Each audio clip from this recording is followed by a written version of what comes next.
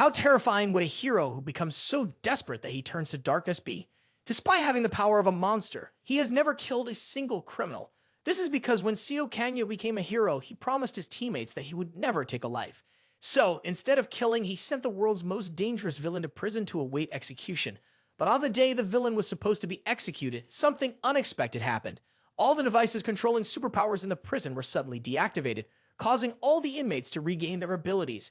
Unfortunately, that day, Seio, the main character's older brother, was in charge of carrying out Seio-Wan's execution. Knowing that Kang-ho wasn't as strong as his brother, the villain wasted no time and attacked him. When Seio heard the news, he couldn't contain his rage and headed straight to the prison. Using his authority as a warden, he began the execution, slaughtering all the prisoners. To hell with promises at a time like this. If I don't kill him, he'll kill me. All right, let's go. Let's get to the real action. The story opens with massive clouds of smoke rising from beneath the ground. Then large, jagged craters appear as if they've just witnessed a brutal battle. At that moment, there was a tired man, sweating heavily. His face was covered in wounds and blood. Below him, another man with white hair, dressed in white, was being choked and forced down. The two seemed to be nearing the end of their battle. But suddenly, the man below, with blood pouring from his neck, showed no fear. Instead, he grinned. "Ha ha, just as I thought." Then he glanced to the side and said, "You're different from the trash over there." He was referring to the others who were exhausted and lying motionless on the ground. The tragic scene unfolded, made even more sorrowful by the raindrops falling, adding to the desolation. The man with black hair above could no longer stand the mocking tone and, with intense anger, snarled, "Shut up! Just kill me already." The white-haired man below still grinned smugly. "Only you have the ability to kill me." The black-haired man above coldly stared at him with sharp eyes. "Is that so? But the one who will take your life won't be me. I've already made a promise to my team." As he spoke, he grabbed the collar of the white-haired man. He stared at him intently and shouted, "I will make sure you face the death penalty and stand before the law." The man with the white hair still looked at him with a smirk. "To this day, I regret it." The man with the black hair shouted, "You will face the judgment of justice." Then, immediately regretted it, thinking, "I should have killed him right then." At that moment, a notification appeared on the news board, along with an image of the man with white hair and the caption, "The worst villain, Seio-Wan," followed by, "This villain instills fear across the world." So, the villain's name was Seio-Wan. A judge's gavel slammed down onto the table, and the sentence was declared. At this point, Seio-Wan was strapped down to a wooden plank, his body bound. Around him were soldiers in protective gear, holding guns, standing guard. The verdict continued: death sentence. Seio-Wan was now wearing a special device to suppress his powers. But even though he had been captured, he still wore a confident, cheerful smile. He was imprisoned in Lucilus prison, a facility reserved for the most dangerous criminals. He was locked away in the deepest part of the prison, in the 5th basement level. Furthermore, a ceremonial event called the Rite of Justice was scheduled for later that evening. A person was watching the news, gritting their teeth in anger. There was a wound on their face. The image of a girl with shoulder-length purple hair, a monk, a girl with long blonde hair, a man with a beard, and a boy with green hair, all heroes who sacrificed their lives while fighting against Seio-Wan alongside Seio, was being shown. The remaining young man, Seio, was currently receiving treatment. As soon as he heard the news, his expression turned cold and terrifying. The TV was still on, with the government expressing its deep gratitude for the sacrifices of those who had passed. Suddenly, someone picked up the remote and turned it off. A voice called out. Seio turned his head coldly. The person entering was a man in a police uniform who spoke. "Your body is aching, you should be lying down, not sitting here watching TV." This man was Lucilus, the prison warden, Seio. Seio said to himself, "This man is my older brother, the prison warden." Then Seio spoke up. "Brother, look at your 2 hands." His voice filled with confusion, and he could barely speak. "That bastard, Seio-Wan, me." His face darkened in a frightening way, and he exclaimed, "I should have killed him when I had the chance." His older brother quickly tried to calm him down. "Gangyu, you promised your teammates." At that moment, his blonde-haired teammate, Laosa, had said very seriously, "A hero saves lives, not takes them. No matter how evil the other person is, you can't just kill someone recklessly. They're still human, and their fate should be decided by the law." But at the time, Seio had argued, "What if they kill us first?" Laosa then said, "Promise me, no matter what happens, you can't take someone's life." She had reminded her teammates like this. Back then, all he could do was silently obey Laosa. Back in the present, his older brother spoke again. "I agree, because the only thing that can judge a person is the law." As he said this, he lowered his head, looking far from happy. His brother seemed somewhat helpless, and of course, as a prison guard, he had to keep this information a secret. It was confidential. Seong-won would be executed next week, and he would be the one to carry out the sentence. Hearing this, Kangyo looked over in shock. His brother continued, "You've kept your promise to your team. You did well. As for the end of his life, leave that to us, the guards. Let's go then." Seio Kangyo was even more surprised by this, looking up at his brother. At that moment, Seio Kangho reached down to take his hand, smiling as he said, "Time to meet your colleagues." The scene shifted to a different setting. Letters and flowers for the fallen heroes were piled high. The people gathered together, holding ribbons and banners, standing there with expressions of grief and anger. And so, the images of the fallen heroes were lined up in an orderly and respectful manner. Seio Kangyo and his brother were also there, honoring their teammates. In his hand, Seio Kangyo held a bright white chrysanthemum for his beloved comrades. A week quickly passed. The crowds continued to file in and out of the funeral hall. The day of Seong-won's execution had finally arrived. The wooden board, once used to pin down the villain, was now empty. Seong-won was gone, and in his place was a memorial photo of Seio Kangho, the older brother of the main character. Seio Kangyo stared at the photo in shock, his heart breaking. Is he really dead? Tears streamed down his face as he couldn't believe the truth. He was in so much pain that words failed him. Why does someone who's sentenced to death by law not actually die? The image of Seong-won with his cruel smile flashed through Seio Kangyo's mind. My brother, a prison warden, had to die. The framed photo of Seio Kangho stood there smiling. He had always done his job as a warden well. In front of the photo were chrysanthemums, a symbol of remembrance, and an incense burner with smoke rising from it. In that moment, Seio Kangyo could only sit there, numb, beside his brother's memorial. As he drowned in despair, a voice suddenly called out, "Seio Kangyo." A woman appeared, followed by two men in uniforms. She spoke up. "Long time no see." The woman was Do-Soo, an officer from the Lucilus prison. "Can we talk for a bit?" Seio Kangyo, annoyed, wearily glanced up at them.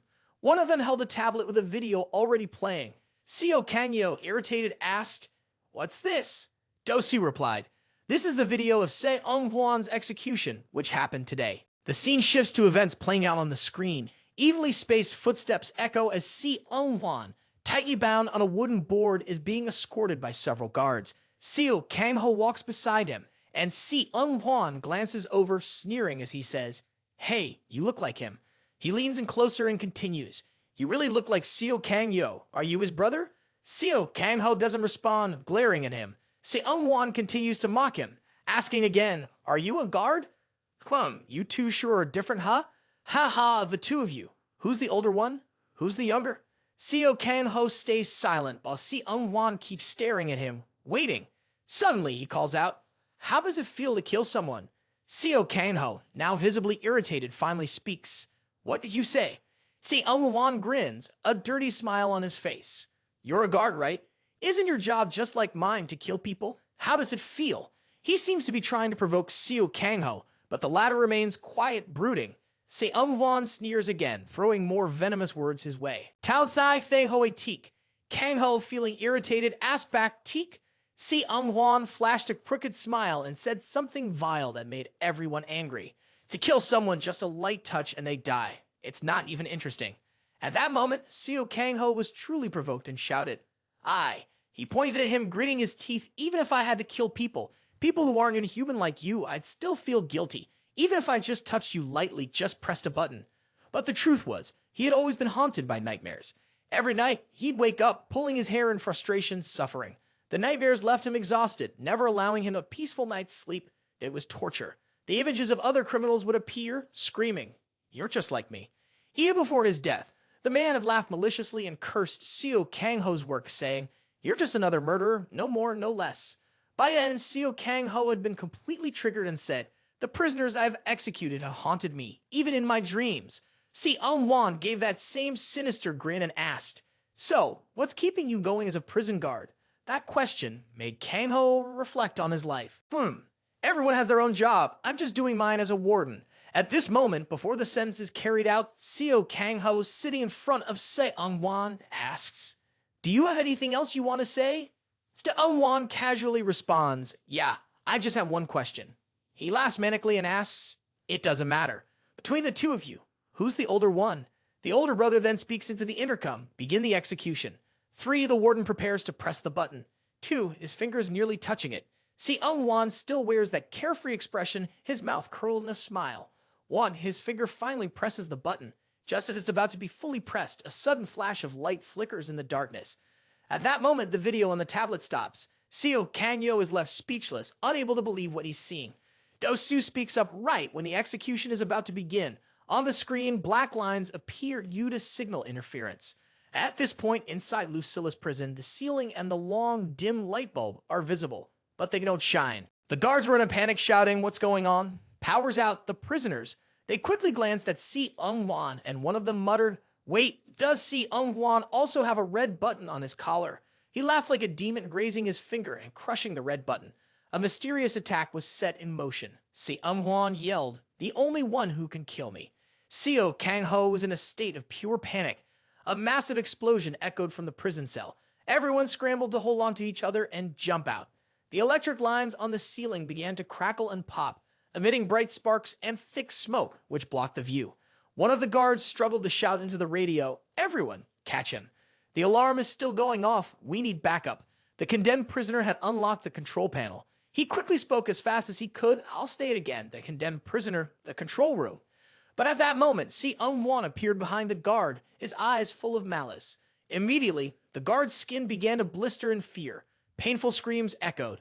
"Ah! Ah!" Si Wan grinned widely with an almost gleeful expression. Then the body of the prison guard swelled up until it exploded, scattering his remains in front of Seio Kangho, who was left in shock. His eyes seemed blank as he watched the blood of his comrades spill out. Seio Kangho dropped to his knees, and Si Wan walked through the pool of blood toward him. He spoke, "When I saw you." He looked down at Seio Kangho with a disgusted expression. "I knew you were the older brother, right?" Seio Kangho was filled with rage, gripping the hilt of his knife tightly. He then jumped up and swung the knife with all his strength at Si Wan. But Si Wan simply raised his hand, and in an instant, Seio Kangho's arm shattered into pieces. Seio Kangho's eyes were filled with both pain and fury.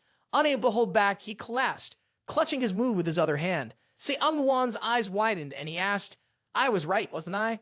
Seio Kangho's whole body trembled, but he still stretched out his remaining hand, trying to grab the knife. "You're supposed to be punished by the law?" Seio Kangho's fist, covered in blood, trembled with strain. Si Wan stood there, cold and indifferent, looking down at him with contempt. Seio Kangho swung the knife down with all his strength, shouting, "Execute the sentence as the law demands, you monster." But at that moment, Si Wan simply reached out his hand once again. Instantly, a splash of blood filled the air, and all that remained were a few torn pieces of cloth. The familiar hat fell to the ground. Above, sparks of electricity flickered across the ceiling. Below, Wan stood like a demon, and on the ground was something no one ever wanted to see. Seio Kangho's head lay right in the bloodstain. The demon then glanced at the empty hat and muttered, "What is this?" He grinned wickedly, then added, "To get the right answer, you'll have to ask Seio Kangyo." Back in the present, Seio Kangyo was still in shock, his eyes wide and unblinking. Dosu spoke again. "Because of the sudden attack, which originated from Si Wan, the control devices installed on the death row inmates across all floors have been released. Fortunately, the escape of the inmates was prevented, but countless guards have been locked in with the prisoners." Seio Kangyo finally started to regain his senses. He gritted his teeth and, filled with anger, asked again, "Who could this?" Dosu was silent for a moment before she replied, "We're still investigating." Then, propping her chin up, she went straight to the matter regarding hero Seio Kangyo. "I'm truly sorry to ask you this at your brother's funeral, but could you put an end to the riot at Lucilus prison?" Her expression was sharp and serious. Seio Kangyo didn't hesitate at all. Without thinking, he said, "Of course I'll do it." Dosu kept her sharp gaze on him, waiting. But at that moment, a deadly aura surrounded Seio Kangyo. His red eyes, like those of a beast, spoke volumes as he continued. "But I have one condition. My teammate once said this." At that moment, loud explosions echoed. A group of prisoners in yellow uniforms were seen trying to break through a door seemingly locked inside. Shouts rang out in chaos. "Open the door, damn it, die. Just die." Some were acting crazed, violently attacking others with twisted satisfaction on their faces. Seio Kangyo continued, "A hero saves people, not kills them." The heavy iron door slowly creaked open, revealing a shaft of light. Soon, the door swung wider. After a brief moment of chaos, the prisoners began to push and shove, eager to escape. My brother, a prison guard, once told me that the only thing capable of judging a person is the law. The prisoners, grim and ugly in appearance, were visibly excited at the sight of the light. Their shouts of joy rang out. The doors open. Hurry, let's escape. But the enforcer of the law wasn't about to let them celebrate for long. A force from outside the door slammed the prisoners back inside. It was another guard. The prisoners, now panicked, shouted, "What? What's going on?" Outside the door stood a dark figure, its eyes glowing like those of a wild beast, staring at the criminals inside. "I don't intend to enter Lucilus prison as a hero," the figure said coldly. A familiar badge appeared on a cap, followed by a voice that sounded as if it came straight from hell. "Hello, you filthy vermin." It was a prison guard. A butcher. Seio Kangyo appeared with a cold, emotionless expression. He shouted, "I am the prison warden, Seio Kangyo." Seio Kangyo. The hardened criminals froze in shock. One of them, who seemed to be their leader, stepped forward and said boldly, "But you're a hero. Why are you wearing a warden's uniform?" The group broke into eerie laughter, eyes fixed on him with unsettling intensity. "Well then, it's an honor to meet you. Get ready." With that, they roared and charged toward him. Seio Kangyo stood calmly in the doorway, unmoved, waiting for them to get closer. Just before they reached him, he tensed, raised his fist, and his eyes lit up with fierce determination. His first punch landed cleanly on the one in front. A powerful shockwave burst forth, sending the man flying backward. Those nearby were caught in the blast, knocked off their feet, and thrown aside like leaves in a storm. As the dust settled, a clear path opened through the chaos. The other prisoners stood frozen, fear slowly replacing their bravado. A person gritted their teeth, sweating heavily, and said, "What's going on?" Meanwhile, Seio Kangyo outside remained calm, taking a moment to catch his breath. Then he stood tall and spoke loudly, warning the prisoners, "You animals, listen up. From now on, by order of the government, on the first floor, a huge man sat with his head lowered in his solitary cell. In the first basement, a girl with purple hair was smiling. In the second basement, a group of people with their faces hidden, only their bright eyes visible. In the third basement, someone with blue-tinted hair and glowing symbol under their eyes. On the fourth basement floor, a girl with long green hair, her face only partially visible. On the fifth basement, a familiar blood-stained hat appeared." Seio Kangyo continued, "This is all my brother's work." At that moment, Seong-won sat on a pile of bodies, nonchalantly wearing the hat of the unfortunate warden. "I will." When he saw the newcomer, he sneered and said, "So you've arrived?" Seio Kangyo concluded his monologue. "Continue the legacy." Then his face twisted with rage, and he passed judgment. The moment the death sentence was announced, the other prisoners became frantic upon hearing those words. "Execution?" They screamed in panic, unwilling to accept it. "That's nonsense. You damn bastard, are you really going to kill us?" Seio Kangyo, however, only stared at them with cold, sharp eyes. He waited for them to fall silent before speaking in a low voice. "You've taken countless lives, and you still think you don't deserve to die." The prisoners exchanged confused glances, wondering among themselves, "Did we really kill that many people?" Then they began shouting again. "I didn't kill that many, but this guy, Halida, he killed 12 people. Another man raised his hand to explain. "I've only killed a few, no more than the fingers on my hand." "This one is Brooke. He killed 7 people. A particularly overweight man proudly raised a few fingers. "I've killed less than 5. This one's Cade. What's worse, he kidnapped children, assaulted them, and murdered them." Then the group of prisoners, completely unrepentant, continued to argue. "Seio Kangyo, who the hell are you to say you're going to kill us? I want to talk to my lawyer. A murderer is still human, you know." After that, insults and resistance followed. At that moment, there was a silent prisoner watching from the sidelines. Huff, he was observing quietly, feeling annoyed. It was too loud. He had long, moss-green hair and a tired, worn-out expression, as if he hadn't slept in days. His name was Choi Yue-Guan. He had killed 8 people and also committed sexual assault. Right now, Choi Yue-Guan stood amidst the chaos, quietly calculating. While the other prisoners are distracted, he slipped through the gaps and locked his eyes on Seio Kangyo. "I can do this." His eyes gleamed, a malicious plan forming in his mind. Choi Yue-Guan carefully stepped back. Just then, a loud footstep slammed down on the floor. As the other prisoners were still fiercely confronting Seio Kangyo, Choi Yue-Guan moved swiftly, using his speed to rush out. He seized the opportunity and made his escape. Before he could even enjoy his victory, something suddenly shot toward his ugly face. How did Seio Kangyo let this little shrimp get so close? With a single kick, a large splatter of blood exploded into the air. The prisoners who had been making noise earlier went completely silent, their faces filled with shock and fear. At this point, only one piece of broken equipment remained on the ground. Seio Kangyo spoke softly. "Scum." He stood tall in front of the prisoners who were staring blankly. as if struck by lightning, and declared, "I'm giving you one last chance. Put on the tracking devices and return to your cells, waiting for your execution, or I'll execute you right here." The look on his face as he said this was no different from that of the Grim Reaper. The prisoners, hearing this, were struck with panic and fear. Suddenly, one man, unafraid of death, spoke out mockingly. "What the hell does this bastard think he's doing?" He sneered and spoke arrogantly, leaving the others stunned. "Let me say this, if I'm going to die anyway, wouldn't it be better to die in a riot than just waiting around to be executed?" This negotiation was pointless. The man in front of them with his sinister face was like a sewer rat, speaking in a foul manner. His smug expression made Seio Kangyo want to kill him all over again. "This is not a negotiation," he replied coldly. As the scornful words of the lowly prisoner echoed, Seio Kangyo fought to control his anger, the urge to kill rising within him. Yet he patiently explained, "This is not a negotiation. The last thing I'll give you is mercy." At this moment, the prisoners were a mix of confusion, fear, and uneasy calmness as they whispered to each other. "We're done for. Is he planning to kill us all? I thought he was just a new guard, but who would have thought he's a real hero? I'm wearing a monitoring device." "Me too." But among them, one person remained silent. A powerful aura subtly radiated from him. While the other prisoners were still in a state of panic, he opened his mouth wide and released a strong force. His presence was so intense that his face now looked like that of a high-level monster. The prisoners who had been frantically talking stopped in their tracks and turned to look at this monster. Then, a voice rang out, accompanied by a finger pointing skyward. The prisoner calmly called out, "Listen up. Even if he's a hero from equality, there's no need to panic. It's just one person. I've killed a second-tier hero before. We just need to work together."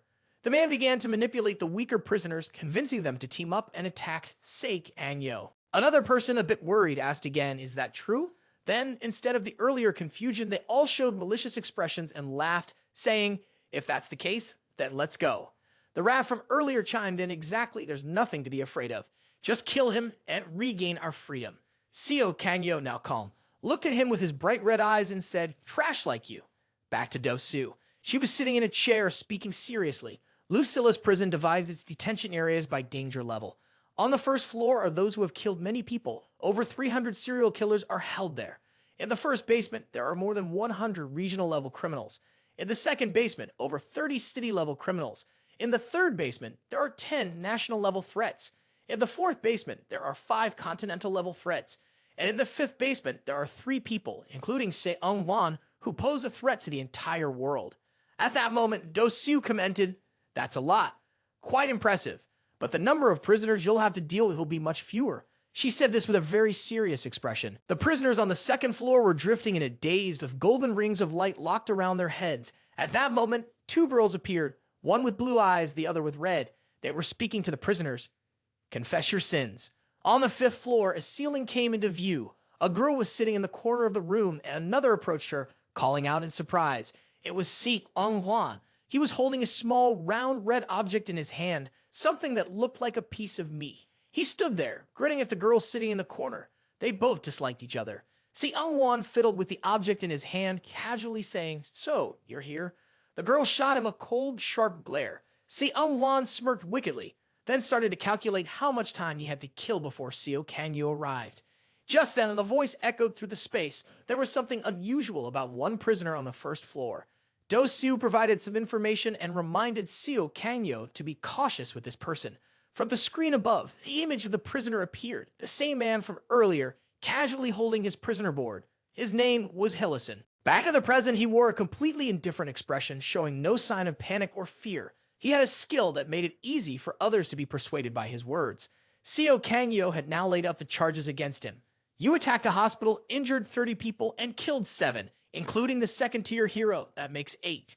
Suddenly, the man calmly interrupted 10. He raised both his hands, grinning madly, almost proudly, and said something horrifying.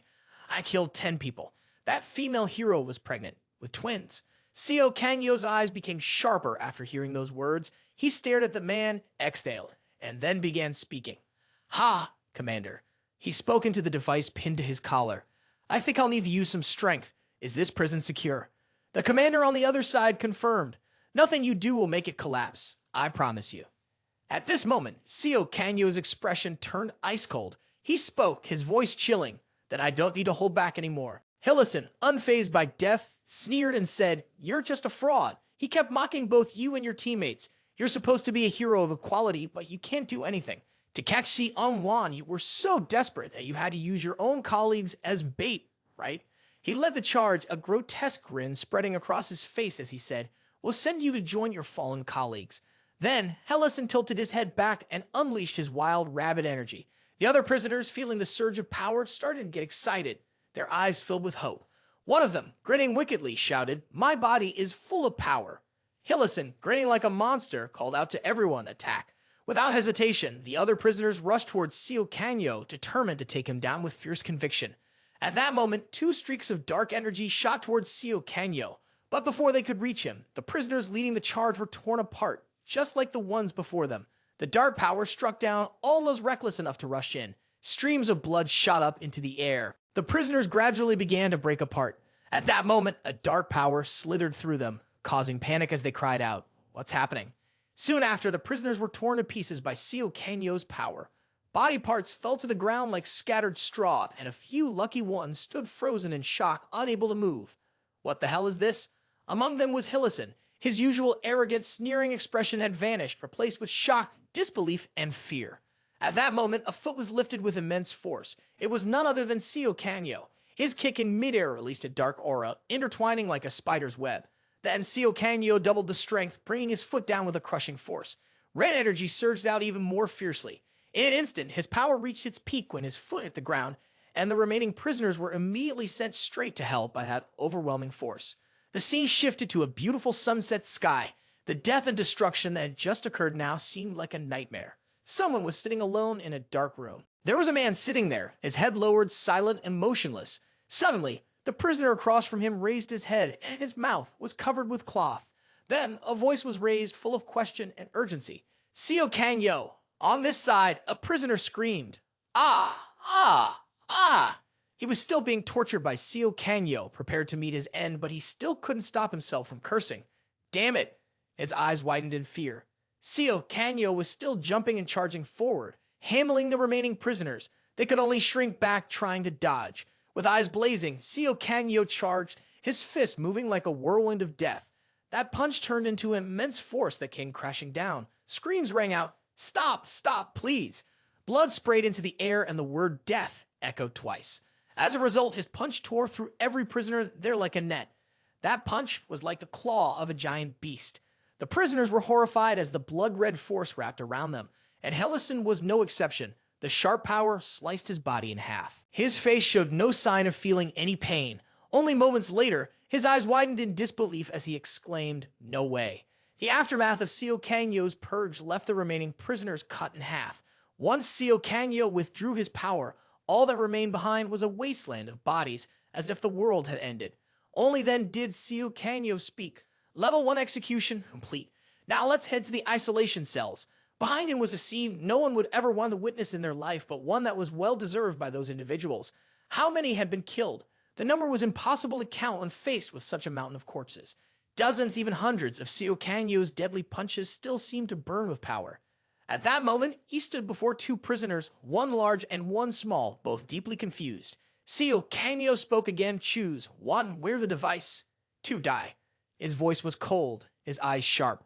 The smaller man gritted his teeth in fear, while the larger man gritted his teeth in anger and spat out, "You." He sneered, raising his hand to rush forward, attempting to attack Seio Kanyo, all while shouting, "You bastard." But Seio Kanyo only gently kicked his foot, and the man instantly crumbled, meeting the same fate as the prisoners before him.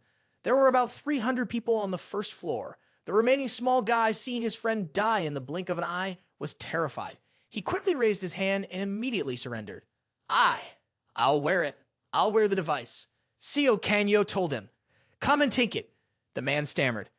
Yes, sir." He panicked, raising both hands cautiously and said, "Pete, please give it to me." Seio Kanyo's sharp eyes studied him. Just when he thought this guy valued his life, the man suddenly cracked an eerie smile. From his hand came a burst of power that he believed was stronger than Seio Kanyo's. "You bastard." With confidence, he shot that power at Seio Kanyo, laughing madly. "Do you really think I'll listen, you bastard?" Suddenly, his eyes widened in disbelief. After the attack, Seio Kanyo was still standing, completely unharmed. The man gasped in disbelief. One of the villains Tom had captured once said that people with no physical abilities were truly pitiful. Tom treated everyone equally. A female prisoner, chained and restrained all over her body, appeared. Despite her restraints, she laughed maniacally and said, "You have no idea how good it feels to crush someone from a distance, do you?" A familiar fist struck the face of the person in front of her. "You're really sick," came the cold words, immediately followed by the person's head exploding midair. It was almost like smashing an egg with a hand. Moments later, Seio Kangyo found himself in a different, cleaner space. He pressed a red button on the wall. When the door opened, he stood there, backlit by the light. A voice from inside spoke. "It's pretty noisy out there." Seio Kangyo simply stared coldly at the speaker. The prisoner, still gagged, spoke again. "It's been 3 years, huh? I knew you'd come." Seio Kangyo frowned, irritated. The prisoner continued, "Long time no see, Hero Kangyo." This man was Chai Alkfindio, a prisoner held in solitary confinement on the first floor. He was notorious for torturing and cannibalizing people. He asked, "Do you remember me?" Chai Alkfindio stood up. "Looks like you changed jobs, huh? You don't look so great." Seio Kangyo didn't respond. Kangyo coldly asked, "Choose between life and death." Chai Alkfindio, who had just removed his gag, started to sneer, his disgusting expression returning. "If I had known we'd meet like this, you and your little hero group from the Equality League." The scene shifts back to when Chai Alkfindio was first captured by the Equality League's hero team and chained to a rock. At that moment, Seio Kangyo was startled, his gaze suddenly darting to one side. There, a hot with a loosely covered lid appeared, filled with something red and sticky. As Seio Kangyo stood confused, the voice of the person nearby spoke up, full of contempt. "Doesn't it look appetizing?" The man stuck out his tongue like a dog, his face twisting into an even more repulsive expression. "You look like you want to kill me, huh?" he taunted. Seio Kangyo's eyes flashed with fury as he glared back. The man continued to mock him. "What, you won't dare to kill me?" Seio Kangyo's hand was shaking with anger, his entire body brimming with the power of rage. His teammates watched, eyes full of concern, never taking their gaze off him. Seio Kangyo raised his fist, growling, "I will kill you." Just as he was about to lose control and deal with the prisoner, a scream suddenly pierced the air. "Seio Kangyo!" When the other person appeared, his fist stopped. Laosa, with a sad expression, spoke. "Don't." Seio Kangyo could only suppress his rage at that moment, but Chai Alkfindio kept provoking him. "Look at your teammates. See how disappointed they are." Back in the present, Seio Kangyo raised his hand, releasing a surge of power, and spoke. "If you don't answer, I'll assume you've chosen death." Chai Alkfindio continued to talk. "Do you want to know why I kill people?" Seio Kangyo had long since lost his patience. He was no longer willing to listen to his rambling. Immediately, a burst of power shot through, and Chai Alkfindio's head flew off his body. Suddenly, a voice rang out. Strangely, Chai Alkfindio's head was still grinning. "I want them to remember me." He reappeared from another side, raising both hands, and casually said, "So I killed them and became the most memorable person in their lives." An image of a victim he had killed appeared, looking up in despair. "When they die by my hands, they won't forget me." His image appeared in the lives of his victims like a vile, detestable insect. The victims felt trapped by a terrible force, unable to escape. He laughed like a monster, proud of what he had done. "They'll engrave my image into their minds, into their eyes. Chai Alkfindio. As proof, I can show you the memories of those I've killed." Kangyo merely glanced at him, showing a distasteful display of cruelty. Around him were dark purple-black insects, eerie and ominous, much like his power. He began boasting again, arrogantly. "Should I show you each one by one?" At that moment, an image of a head appeared beneath his hand. Chai Alkfindio seemed ready to speak. "This child." But instantly, his gaze sharpened. The moment his hand summoned the head, a surge of power struck, severing the arm he used to summon it. Chai Alkfindio groaned in pain, clutching his injured arm. Kangyo finally spoke up. "Is it because you're a solitary prisoner?" Seio Kangyo turned his power into a sword, grabbed it, and moved toward the struggling Chai Alkfindio. "I really want you to be quiet." His image appeared like a god of judgment, and he coldly said, "You don't have enough time to strike back with your current skills, do you?" At that moment, the enemy cried out in pain. Drenched in sweat, he asked in a trembling voice, "Before I fall, let me ask you something. Do you remember the ones you've defeated?" Seio Kangyo raised his sword and calmly responded, "No, there's nothing worth remembering, especially not someone like you." Suddenly, his eyes turned serious. Chai Alkfindio let out a sinister laugh, conjuring illusions of Kangyo's former comrades to confuse him. Laosa, with sorrowful eyes, whispered, "Kangyo, please don't." Kangyo froze for a moment, eyes unfocused, staring ahead. Then 2 more comrades appeared, gazing at him with warmth and calling his name. Kanyo! Though dripping with sweat, Chiog Findio forced a wicked smile. So, do you remember them now?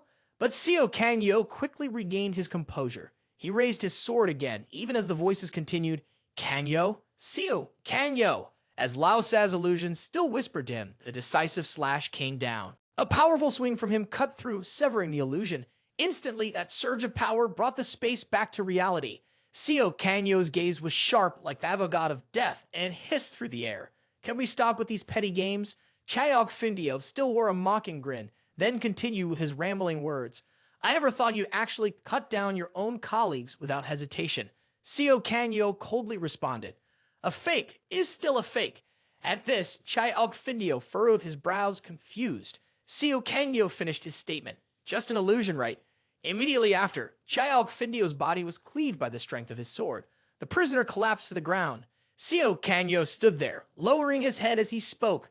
And I'm no longer a hero, I'm a warden. Chiog Findio spat blood, still stubborn. What? You're not just a warden. His eyes slowly closed, but he forced himself to finish. You're a monster. But Seio Kanyo remained silent, standing still. The last words of Chiog Findio marked the end of his cruel life. A monster resembling Si Huan threw one last insult at Seio Kanyo, but by then he didn't care about those empty words anymore. He simply turned to glare at the corpse of the prisoner on the floor. The scene shifted to Si Huan. He looked bored and glanced up, saying, "Oh, what's this?" Without any resistance, he pushed the female prisoner in the corner, knocking her to the floor. Her face was blank, showing no emotion at all. Si Huan expressed his frustration like a spoiled child, looking utterly repulsive. When are you coming down here, Seio Kanyo? Or should I come up there instead?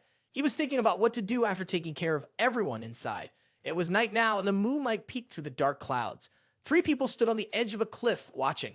One man spoke up. Sister Shina Ka, when will you start?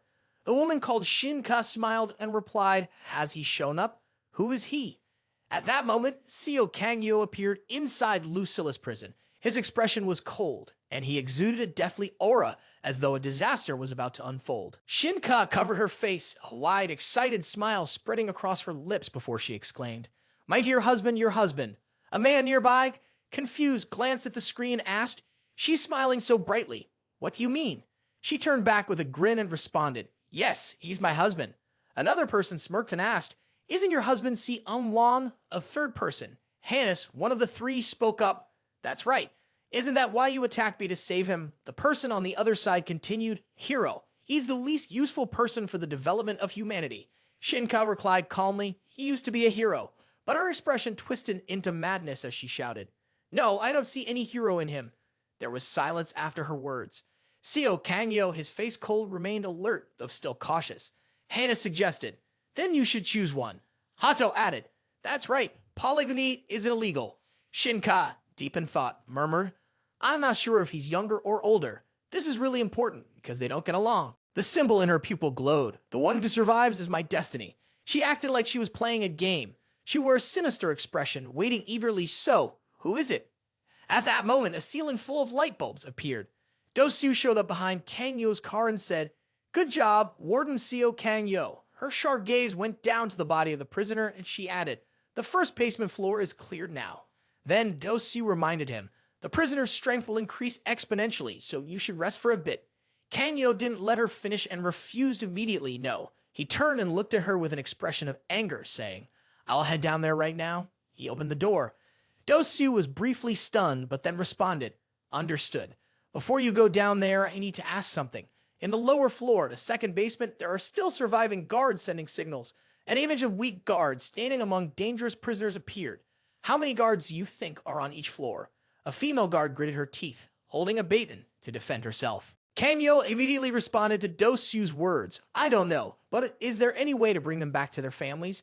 Dosu replied, All the communication devices on the first basement floor are broken, so I don't know the exact number, but I'm sure it's not just one person. The image of bloodstains on the floor appeared. They were from a prison guard who had been attacked and lost his legs. He was trying to drag himself across the floor because all the communication devices on the 5th basement floor were still working. That the camera showed up and the guard had managed to get there. Clearly desperate, he screamed in front of the camera, help me. Please somebody.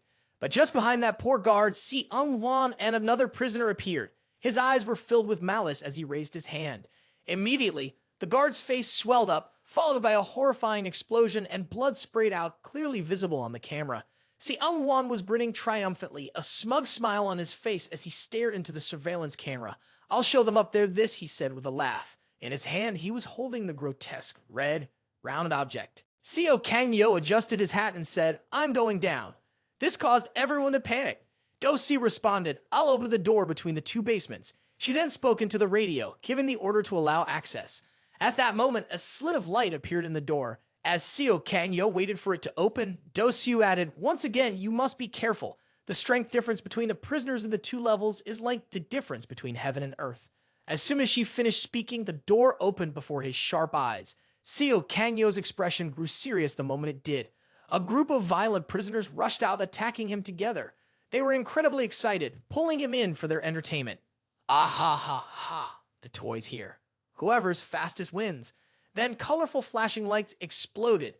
The prisoners, each holding a gun, took turns aiming and shooting while moaning, "Shoot them. I knew someone would come here and face this." Dosiu, seeing this, was frantic, shouting, "Seio Kangyo."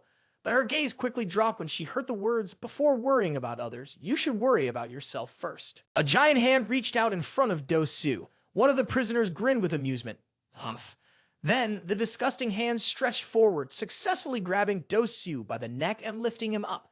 The prisoner laughed with delight and asked, "You're the guard, right? This is a rare chance. I always wanted to smash that arrogant face of yours." Dosiu gritted his teeth, struggling to free himself from the grasp. The prisoner smiled smugly and then wondered aloud, "Should I just do it now?"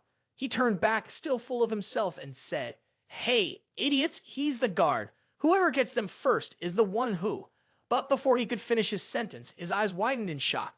While he was busy gloating over his pitiful achievement, a group of prisoners from his cell were already lying on the ground like sick chickens without him even realizing it. The prisoner gasped in disbelief. What the hell is going on? In a flash, he nervously glanced upward. It was Seio Kangyo coming down with a deadly punch. It didn't take long for the powerful force to descend. Seio Kangyo kept punching until the prisoner's hand finally released Dosiu. Dosiu felt lost as she fell to the ground. After a moment, a voice echoed, "Don't go down."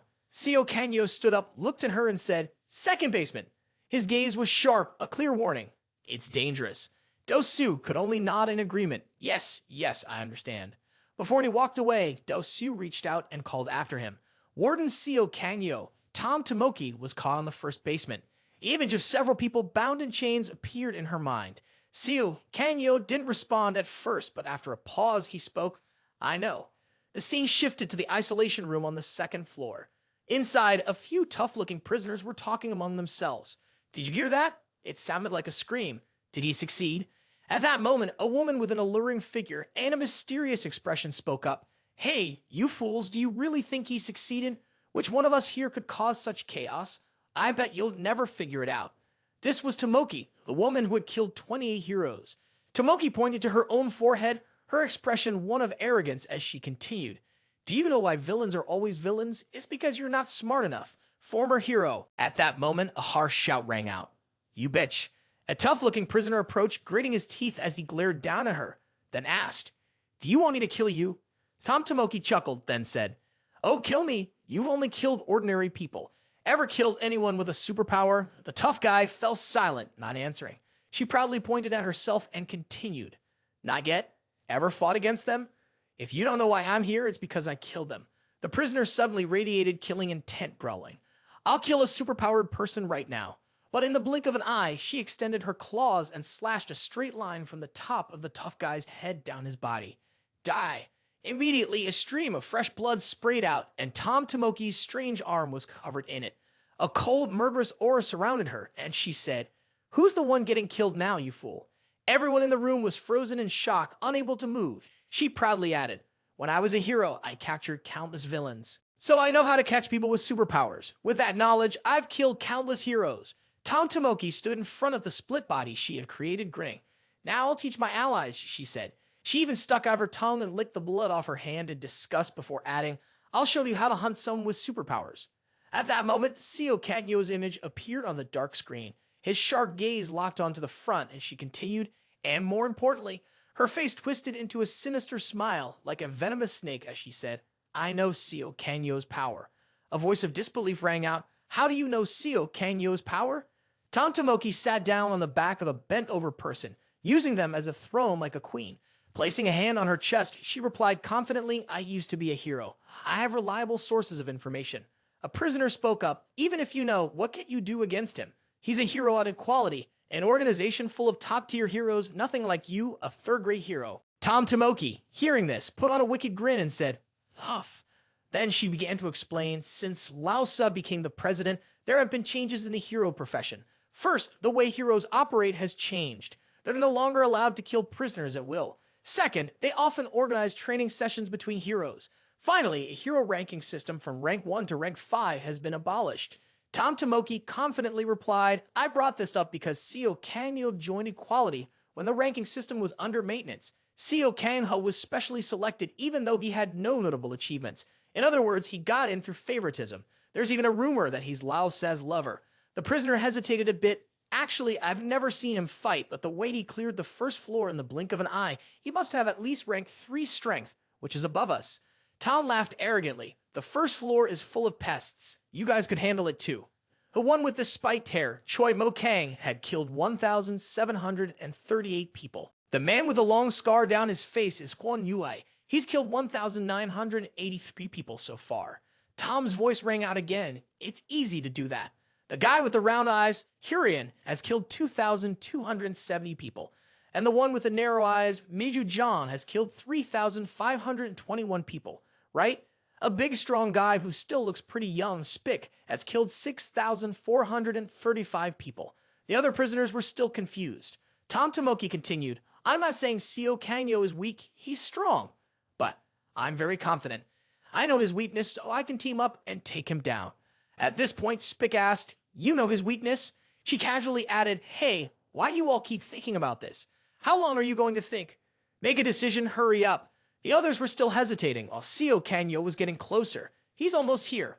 The other prisoners quickly raised their hands. I'll join me too. Only Spick stayed silent. Then she turned to ask, What about you? He had made his decision. I'm in. What's the plan? Since the last century, when humans first began to awaken their superpowers, scientists had classified these abilities into 3 main types. The first type was physical powers, including abilities like shape-shifting or enhancing the body. The second type was creative powers, which involved the ability to create objects out of thin air. Those whose powers didn't fit into either of the first 2 categories were called mutants. The prisoners were standing there now, staring straight ahead, waiting. Then, a familiar hat appeared. Kanyo walked in through the door, and the prisoners waited expectantly. He's here. 2 people exchanged a glance immediately, sparks flying between them. The sparks shot straight into the eyes of another prisoner. The target was locked. A surge of energy flowed into Spick's head. He asked, Do you see him? Tomoki, still sitting on someone's back, replied casually, I do. Physical power, brainwave communication, her eyes too were now connected to that brilliant bolt of lightning. Confidently, she analyzed. Seio Kanyo's power is also physical, just like mine. Tomoki thought he had figured out Seio Kanyo's weakness after watching him train every day. The training robot HL-12 had been switched to combat mode. Nearby, a woman glanced at him with clear disapproval. Look at him, she thought, eyes narrowed.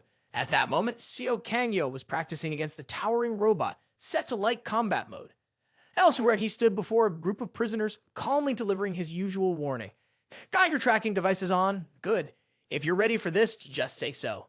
Suddenly, a streak of energy shot down from the ceiling, heading straight for him. A blast lit up the floor beside him, but Seio Kanyo didn't flinch. Tomoki, still confident, smirked to himself. He's not even dodging. One prisoner, energized by the moment, raised his hand and launched the wave of force. Tomoki quickly pulled a few prison doors together to form a temporary shield as other inmates with unique abilities joined in, adding to the assault. The powered prisoners continued their offensive, hurling bursts of energy and attacks towards Seio Kanyo. Spick, channeling his own ability, muttered, You're right, he's just standing there. Tomoki simply smiled in quiet satisfaction. But Tomoki also understood why Seio Kanyo didn't bother dodging those attacks. A massive burst of energy erupted, but it didn't seem to affect him at all. When the dust settled, he was still standing calm and unreadable. Suddenly, another surge of power came rushing from behind, stronger, faster. Tomoki had saved his final move for this moment, a strike from an unexpected angle. Seio Kanyo slowly turned, his eyes locking onto the distant attack. For the first time, his calm gaze flickered with surprise. The impact hit him hard. His body staggered, visibly affected, and his hands showed subtle signs of strain from absorbing the force. As the energy faded, he remained still, his figure slightly lowered, unmoving. The one who had launched the long-range attack smirked with quiet confidence. A small light blinked on Seio Kangyo's collar. His power suppression device had been activated. "Just like you said, I gathered these from the fallen wardens," said a voice. A hand reached toward the collar. It was Spick. Still uncertain, he asked, "But do you think it'll really work? This one came from the first basement level, after all." Tomoki immediately confirmed, "It'll be fine. We just need to put more of these on him. These are from the first basement level. For a second-tier hero, 10 should be enough. Even for a first-tier hero, 15 will drain all their strength." Million could attach them, using his skill. The person known as Million was holding a pile of the devices, grinning as he replied, "Guy." He had killed 2,421 people, and his power was the ability to control objects. Tomoki continued, "Just to be safe, put 30 on him." At this point, Seio Kangyo was covered in numerous power-suppressing devices. He remained standing motionless. The others saw this and cheered excitedly. "You're done for, you bastard. We'd attach the power-suppressing devices to you." However, there were 3 mistakes in Tomoki's plan. It didn't take long before their excitement turned into shock and horror. The power-suppressing device around Seio Kangyo's neck began to crack. His eyes flashed brightly like a wild beast. The first thing they noticed was that the power radiating from him remained just as strong as before, completely unaffected. Kangyo's power! The prisoners looked up in fear as the devices limiting their abilities broke apart and flew into the air. Then, a fist from the god came crashing down.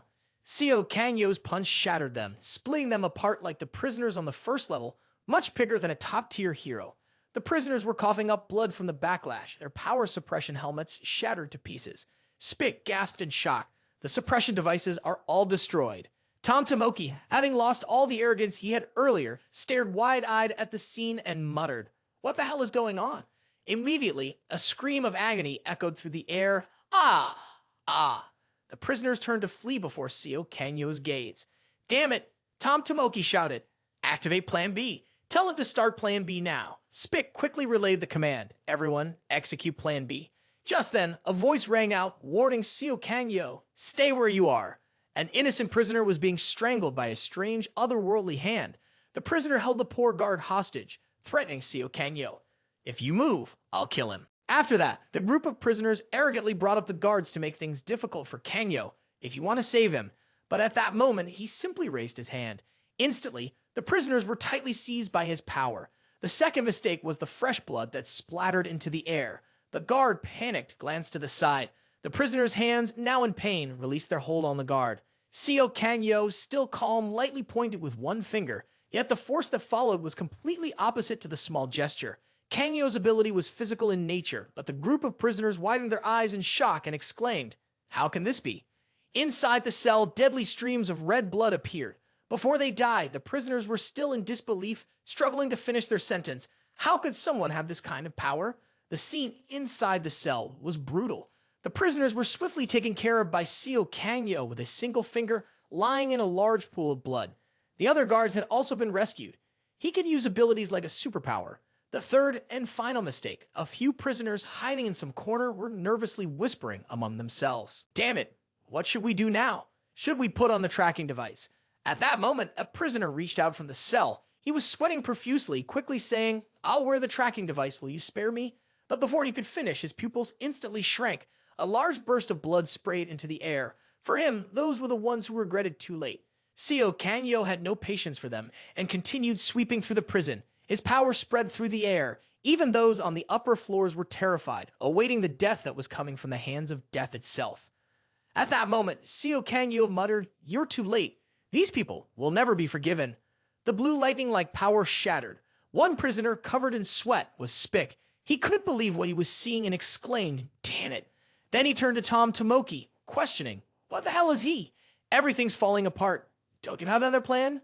She was still sitting in a corner, biting her nails, muttering, "This can't be. How is this possible?" Spick lost all patience and turned to shout, "Hey, say something. Damn, I shouldn't have trusted you." Tomoki finally replied, "You said the limiter devices couldn't stop him, yet you're wearing 30 of them." He then added, "I'll wear a tracking device. Does that give me any chance of survival?" Hearing this, she gritted her teeth, furious, and shouted, "Shut up." Tomoki's eyes glowed fiercely like a demon. He turned and used his strange hand to puncture Spick's stomach. She screamed wildly. Who the hell do you think you're talking to? You think we're on the same level just because we're locked in the same cell? Tom Tomoki looked down at the person he was killing with confidence and said, I'm almost strong enough to be a first-class hero. Despite his words, she was still filled with panic. She clenched her teeth and muttered, but is it really true that all the devices are completely useless? If he's that strong, why isn't he fighting on the front lines? Tom Tomoki looked up and yelled, this is all pointless. It doesn't make sense. Suddenly, she glanced back at something. It was a guard trying to slip away after seeing the murderous look in Tom Tomoki's eyes. The prison warden screamed in terror, crying out for help. Please, someone help me. Somebody please save me. But she was in a fit of rage and swung her hand down. Suddenly, a burst of power shot through, severing her wrist. She looked down at her now severed arm, blood pouring from the stump, panic in her eyes. At that moment, Seio Kanyo appeared, his eerie hand extended. He called out, Hero Tomoki. The warden, still recovering from her shock, stood up and screamed, Ah! Meanwhile, Seio Kanyo continued to radiate killing intent and asked, No, Tomoki the death row inmate, do you have anything to say before you die? Tomoki, still wearing a mocking grin, replied, Ha ha, damn it, I'm done for. Facing an evil person, Seio Kanyo asked, Is that your final word? Tomoki taunted him again. Is it true that all those hero equality fools are dead except for you? Seio Kanyo responded coldly, Yes. At that, Tomoki let out a twisted laugh. Heh, I see. So Tom is dead too. Tom's image was overwhelmed by countless chains that appeared around him. Seio Kanyo silently stared at her. She asked again, Heh, are you dead? I told you not to play the hero. You're such a foolish little sister. It's over now. Her tone was mocking. You're a member of equality, but you killed someone. Do the other heroes know about this? You know how hard Laosa worked to change this hero system, but because of you, everything's going back to how it was. I wonder if Laosa is sat on the other side. His eyes grew cold, his irritation clear as he looked at her. You talk too much. This hero world wasn't just any ordinary world. That's what Tomoki realized after becoming a hero, but eliminating villains didn't mean everything was righteous. At that moment, a cry for help rang out. Please save me. A girl was being threatened by a thug holding a knife. Please help me, she pleaded. The thug shouted, Stay still. If you move. The poor girl was terrified. But then, a beam of light shot through. A hero swung their sword, cutting the thug clean in half. Even the girl couldn't avoid being caught in that strike. While carrying out the mission, even if innocent people had to die, the hero's position remained unquestionable. After killing even civilians, this hero, Tomoki, still wore a satisfied smile, having completed the mission. The reason Tomoki became a hero was simple. Back then, she was still a young girl, always helping her little sister. Their hands tightly clasped together, Tomoki's younger sister, Tom, cheerfully said, You're amazing, just like a hero. Tom, who didn't have any special abilities, relied a lot on her older sister's powerful powers. But to Tom's surprise, Tomoki replied, That's right, your sister is amazing, isn't she? She twisted her own character, saying, like a hero, under a clear blue sky, saving people. The girl who had just been saved sat on the ground, grateful, and said to her, Thank you for saving me. At that moment, Tomoki, full of self-satisfaction, replied, Oh, it's nothing. Instead of feeling proud, she hugged her own face in self-contentment. It wasn't about pride. She felt superior, believing she was just doing the right thing. Tomoki continued her work as a hero. Eventually, on one mission, she killed a villain. It was the first time she had taken a life. Her face twisted, contorted in an unsettling way. For the first time in her life, she touched her own face, then tilted her head back and laughed wildly at the sky. She felt superior. Tears streamed down her face. Ah, killing someone. It's so thrilling. After that, Tomoki couldn't stop killing villains, civilians, even other heroes. She killed them all, leaving no one alive. Among all the people she killed, she especially enjoyed murdering the weaker heroes. The betrayal, the shock, and in the end, she lost her sense of happiness. I'm sorry the hero weaker than her had begged, Please spare me. That look, that expression, drove Tomoki to madness. But eventually the truth couldn't stay hidden forever. Tom began to suspect her, noticing she always came home late, her clothes reeking of blood. So one day, Tom decided to follow her. His eyes slowly went vacant as he saw what was before him. In front of her, the image of Tomoki was committing a mass murder. She watched as her older sister killed people. Tom was shocked and shouted out, Sister! Tomoki also turned around in surprise to look at her younger sister, her face covered in blood. Tom, I told you not to stay out so late. Useless. At that moment, her hand was still tightly gripping the head of an unfortunate victim. She showed no guilt. Instead, she smiled excitedly and invited her sister to join in the crime. Want to join me? Tom's eyes widened in disbelief. What? But Tomoki became even more frantic, swinging her hand down. Then I'll do it myself. A scream rang out, causing her to look up in surprise. No, a chain was emitting a purple light, rushing down and wrapping around her hand. And it was that day that Tom awakened her powers. It was the first action she took as a hero.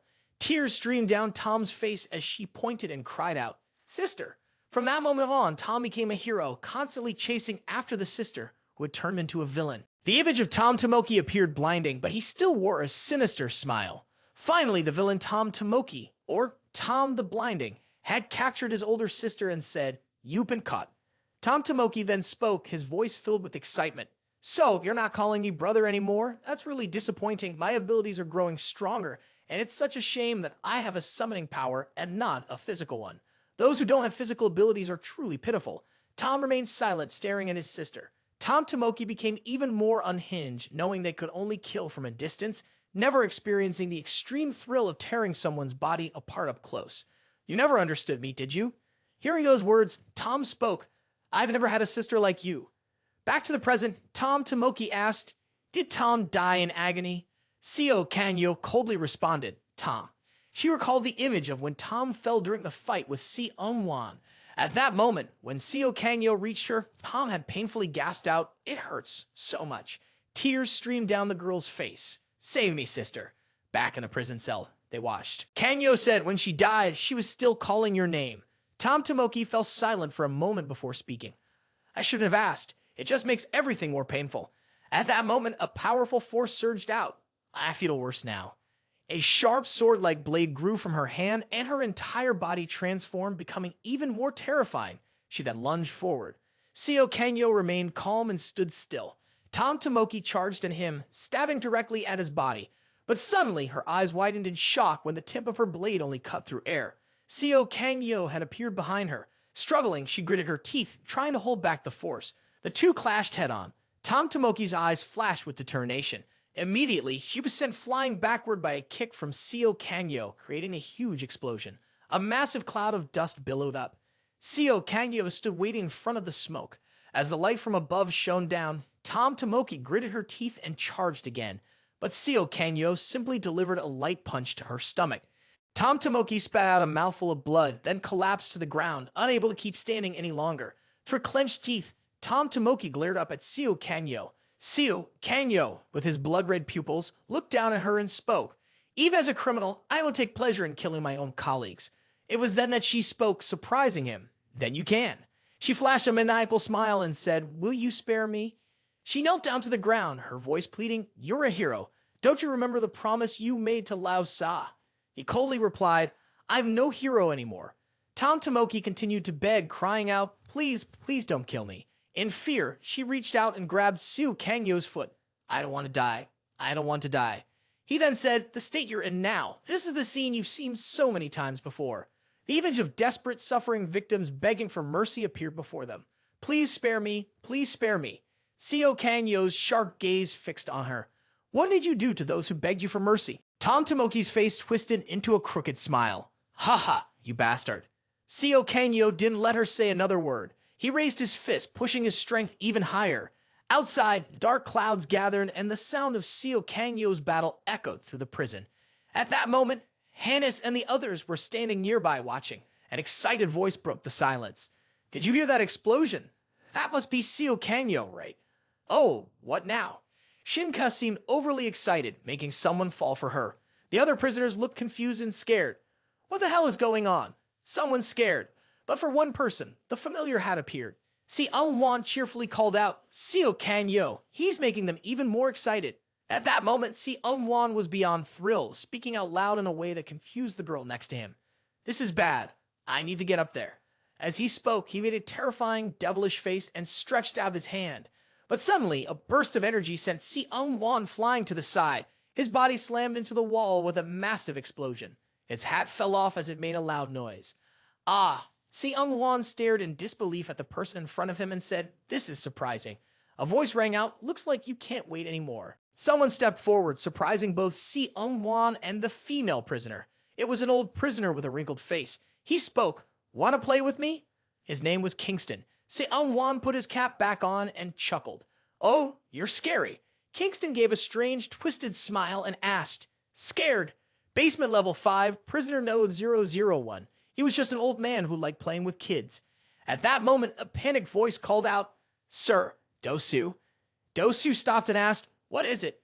A guard watching the security cameras quickly reported, "Right now, on basement level 5, Kingston and Si-Eung-Wan have come face to face." Upon hearing this, Dosu smiled and said, "That's perfect." The guard looked confused. "Huh?" She continued, "One of them will die. Personally, I hope Kingston wins. He's less dangerous than Si-Eung-Wan." Dosu's eyes narrowed, a sharp glint of red flashing through them. Why is that woman with him? An image of the female prisoner walking alongside Si-Eung-Wan appeared.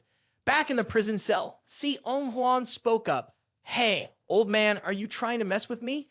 Kingston smiled brightly and replied, "Of course I am." Then he put on the innocent face of a spoiled child and said, "I don't want to play, okay?" But at that moment, Kingston's eyes lit up with danger as he said, "But this old man really wants to play with you." Kingston was the first prisoner ever held in Lucilus prison. He was the oldest and had served the longest sentence. Unlike the prisoners in the 4th and 5th basement levels, who had killed millions, he had only killed 3 people. The first was Caracas, the most powerful and evil man of that time. The other 2 were Seio and Halo, the most talented heroes of that era. No one knew where Kingston had come from. He simply appeared and killed the 3 strongest people alive at the time.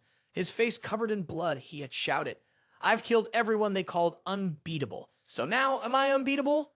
At that moment, Kingston stood before everyone and asked, "It's useless, isn't it?"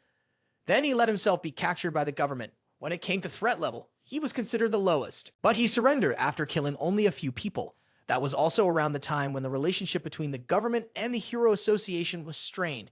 He managed to avoid execution for 30 years. Back to the present, Kingston raised his hand, his face calm and kind. "I won't kill you. As long as we keep it light, everything will be fine. If I trample on a young sprout, I'll feel guilty." Si-Eung-Wan finally prepared to respond seriously. "Oh, is that so?" he replied. In an instant, a hand was raised, followed by the lifeless bodies of the unfortunate prison guards. Their corpses floated in midair, controlled by Si-Eung-Wan. Moments later, those bodies turned into hovering chunks of flesh. With a cold expression, he said, "Let's have a little fun." Then Si-Eung-Wan launched the round chunks of flesh to attack Kingston. Kingston stood calmly waiting. After a while, he finally raised his hand.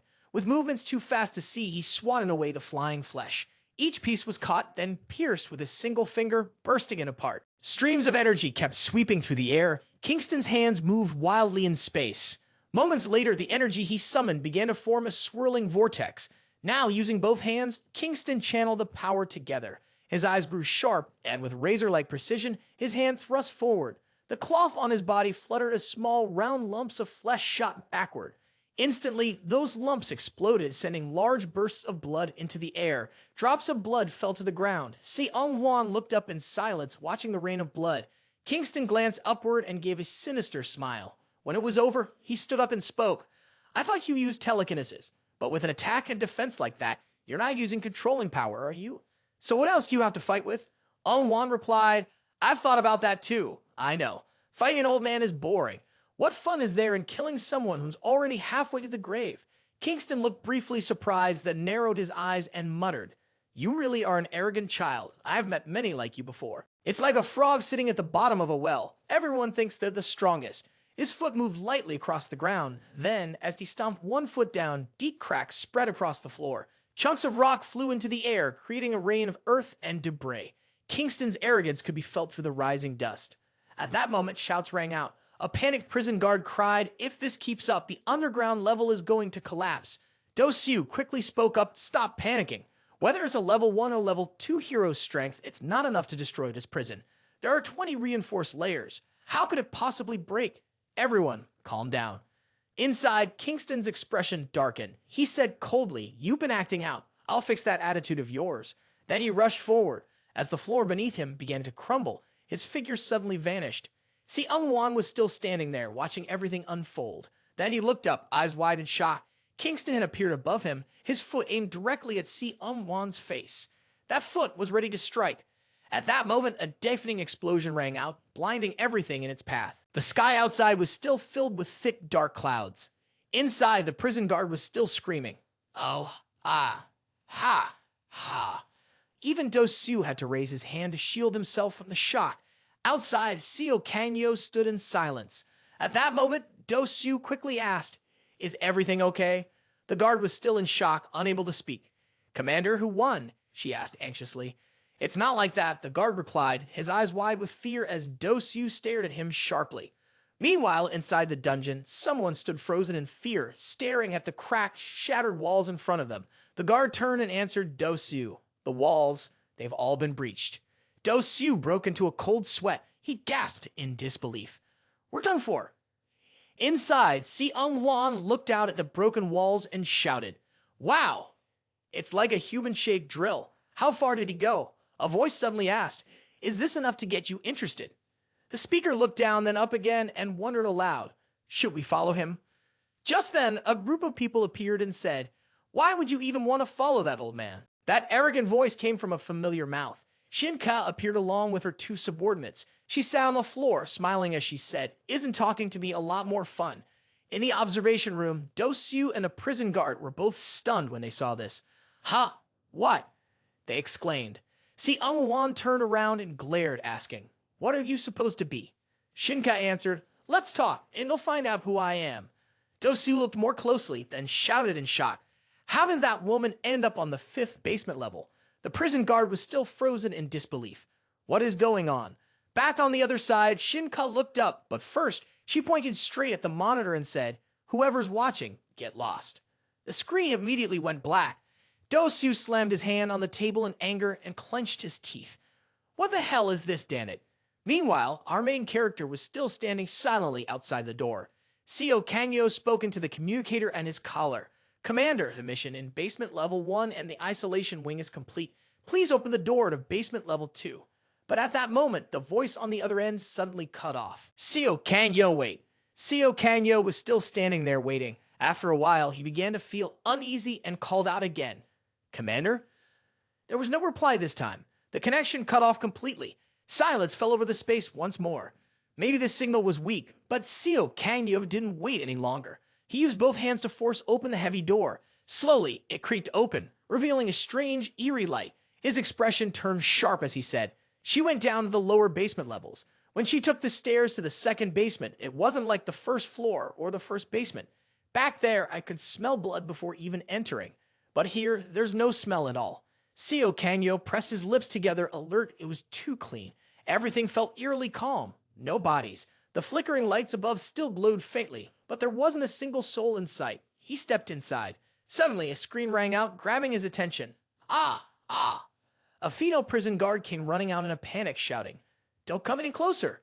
Behind her, a group of monsters chased her down, their jaws wide open, filled with sharp teeth. The monsters were excited, baring their jagged teeth as they closed in. The prison guard girl ran while shouting, "Stay back." But as she ran closer and saw Seio Kangyo standing there, she couldn't hide her shock. She rushed toward him, calling out loudly, "Seio Kangho." She called the wrong name, which startled Seio Kangyo.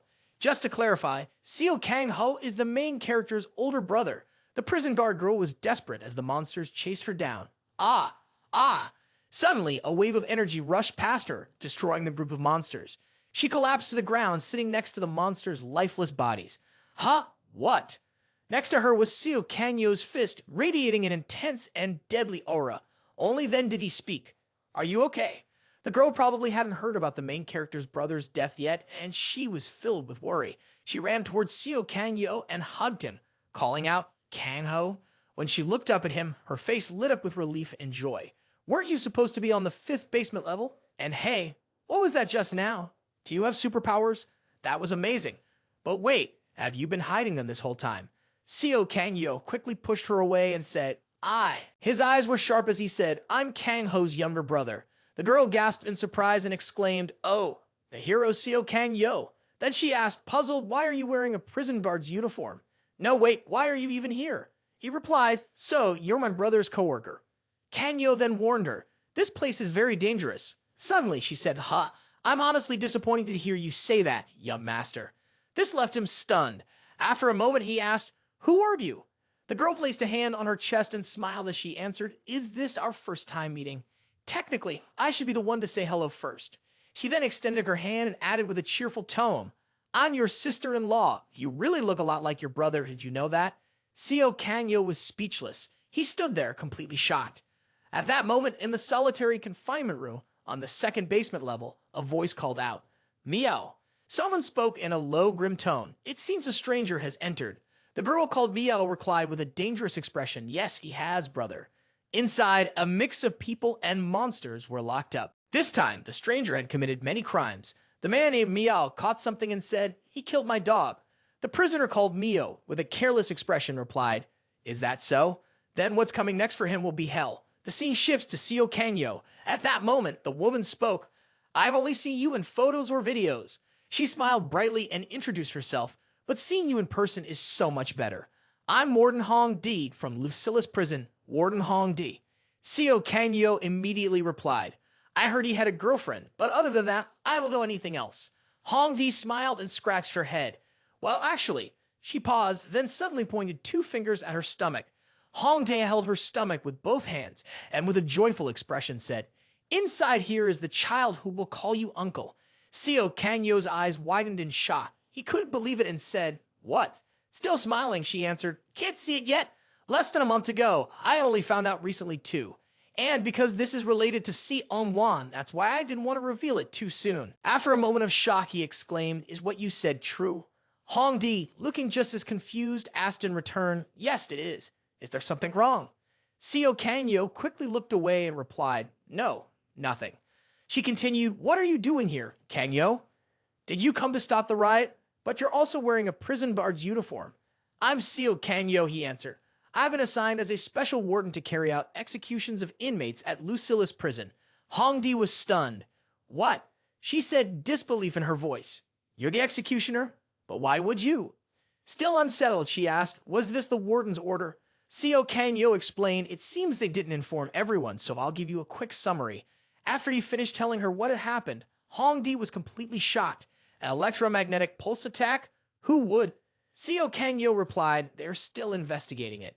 At that moment, tears welled up in Hong Di's eyes. She asked urgently, "What about Kangho?" "He's probably on basement level 5 to carry out the sentence." Seio Kanyo didn't know how to respond. "My brother."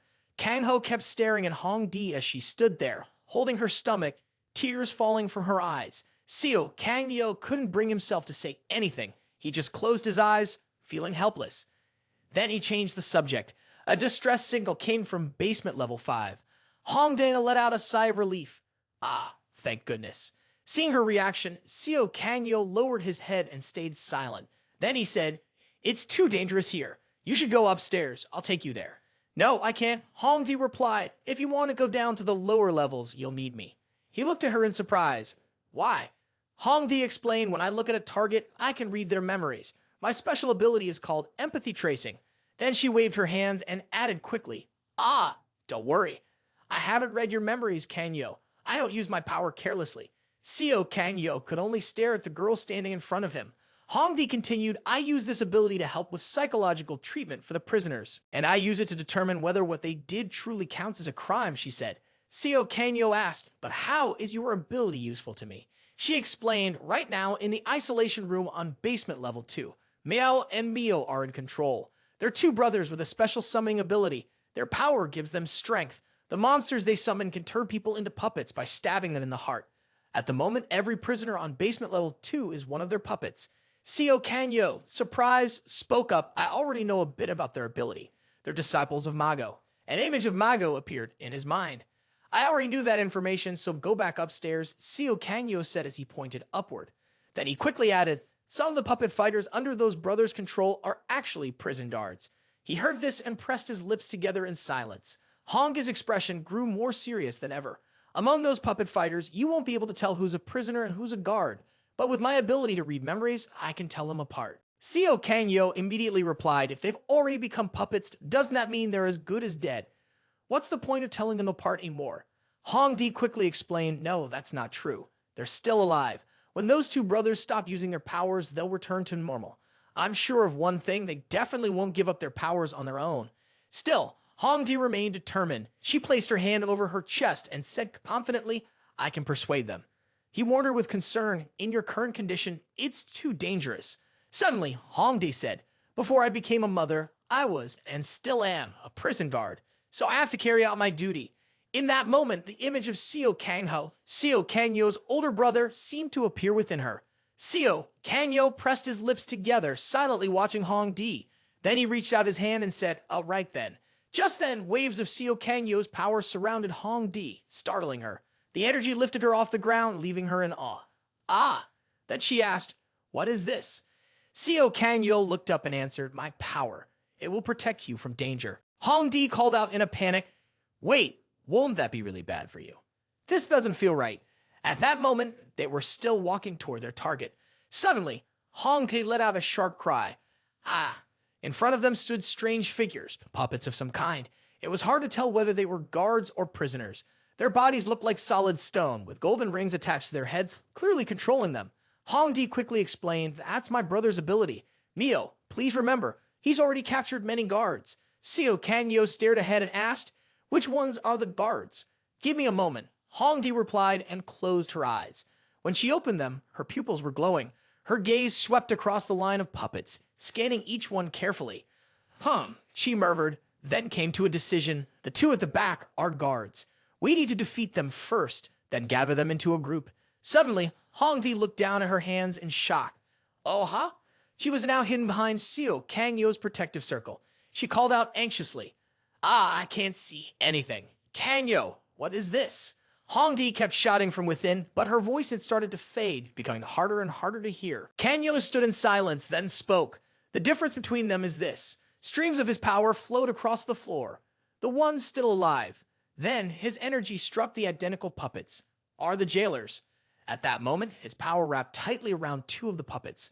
Another puppet, untouched by the energy, suddenly leaped forward, trying to attack Seio Kangyo. Its eye sockets were empty. Kangyo struck it straight in the face, shattering its head completely. His sharp eyes narrowed as he declared, that makes it clear. The dead ones are the prisoners. All the remaining puppets rushed at him, but Seio Kangyo calmly threw a punch, effortlessly taking them down. They came to him like moths to a flame, only to be burned by his fire.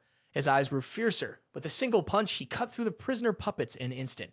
Meanwhile, Hongdi was still protected inside the circle, unable to see what was happening outside.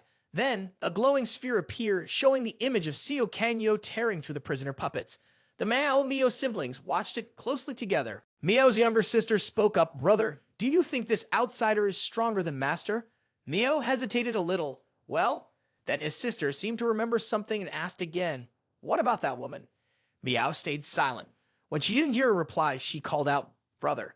She walked closer, wrapped her arms around her weak older brother and said, I'm scared. Looking into the crystal ball, Miao answered, don't worry.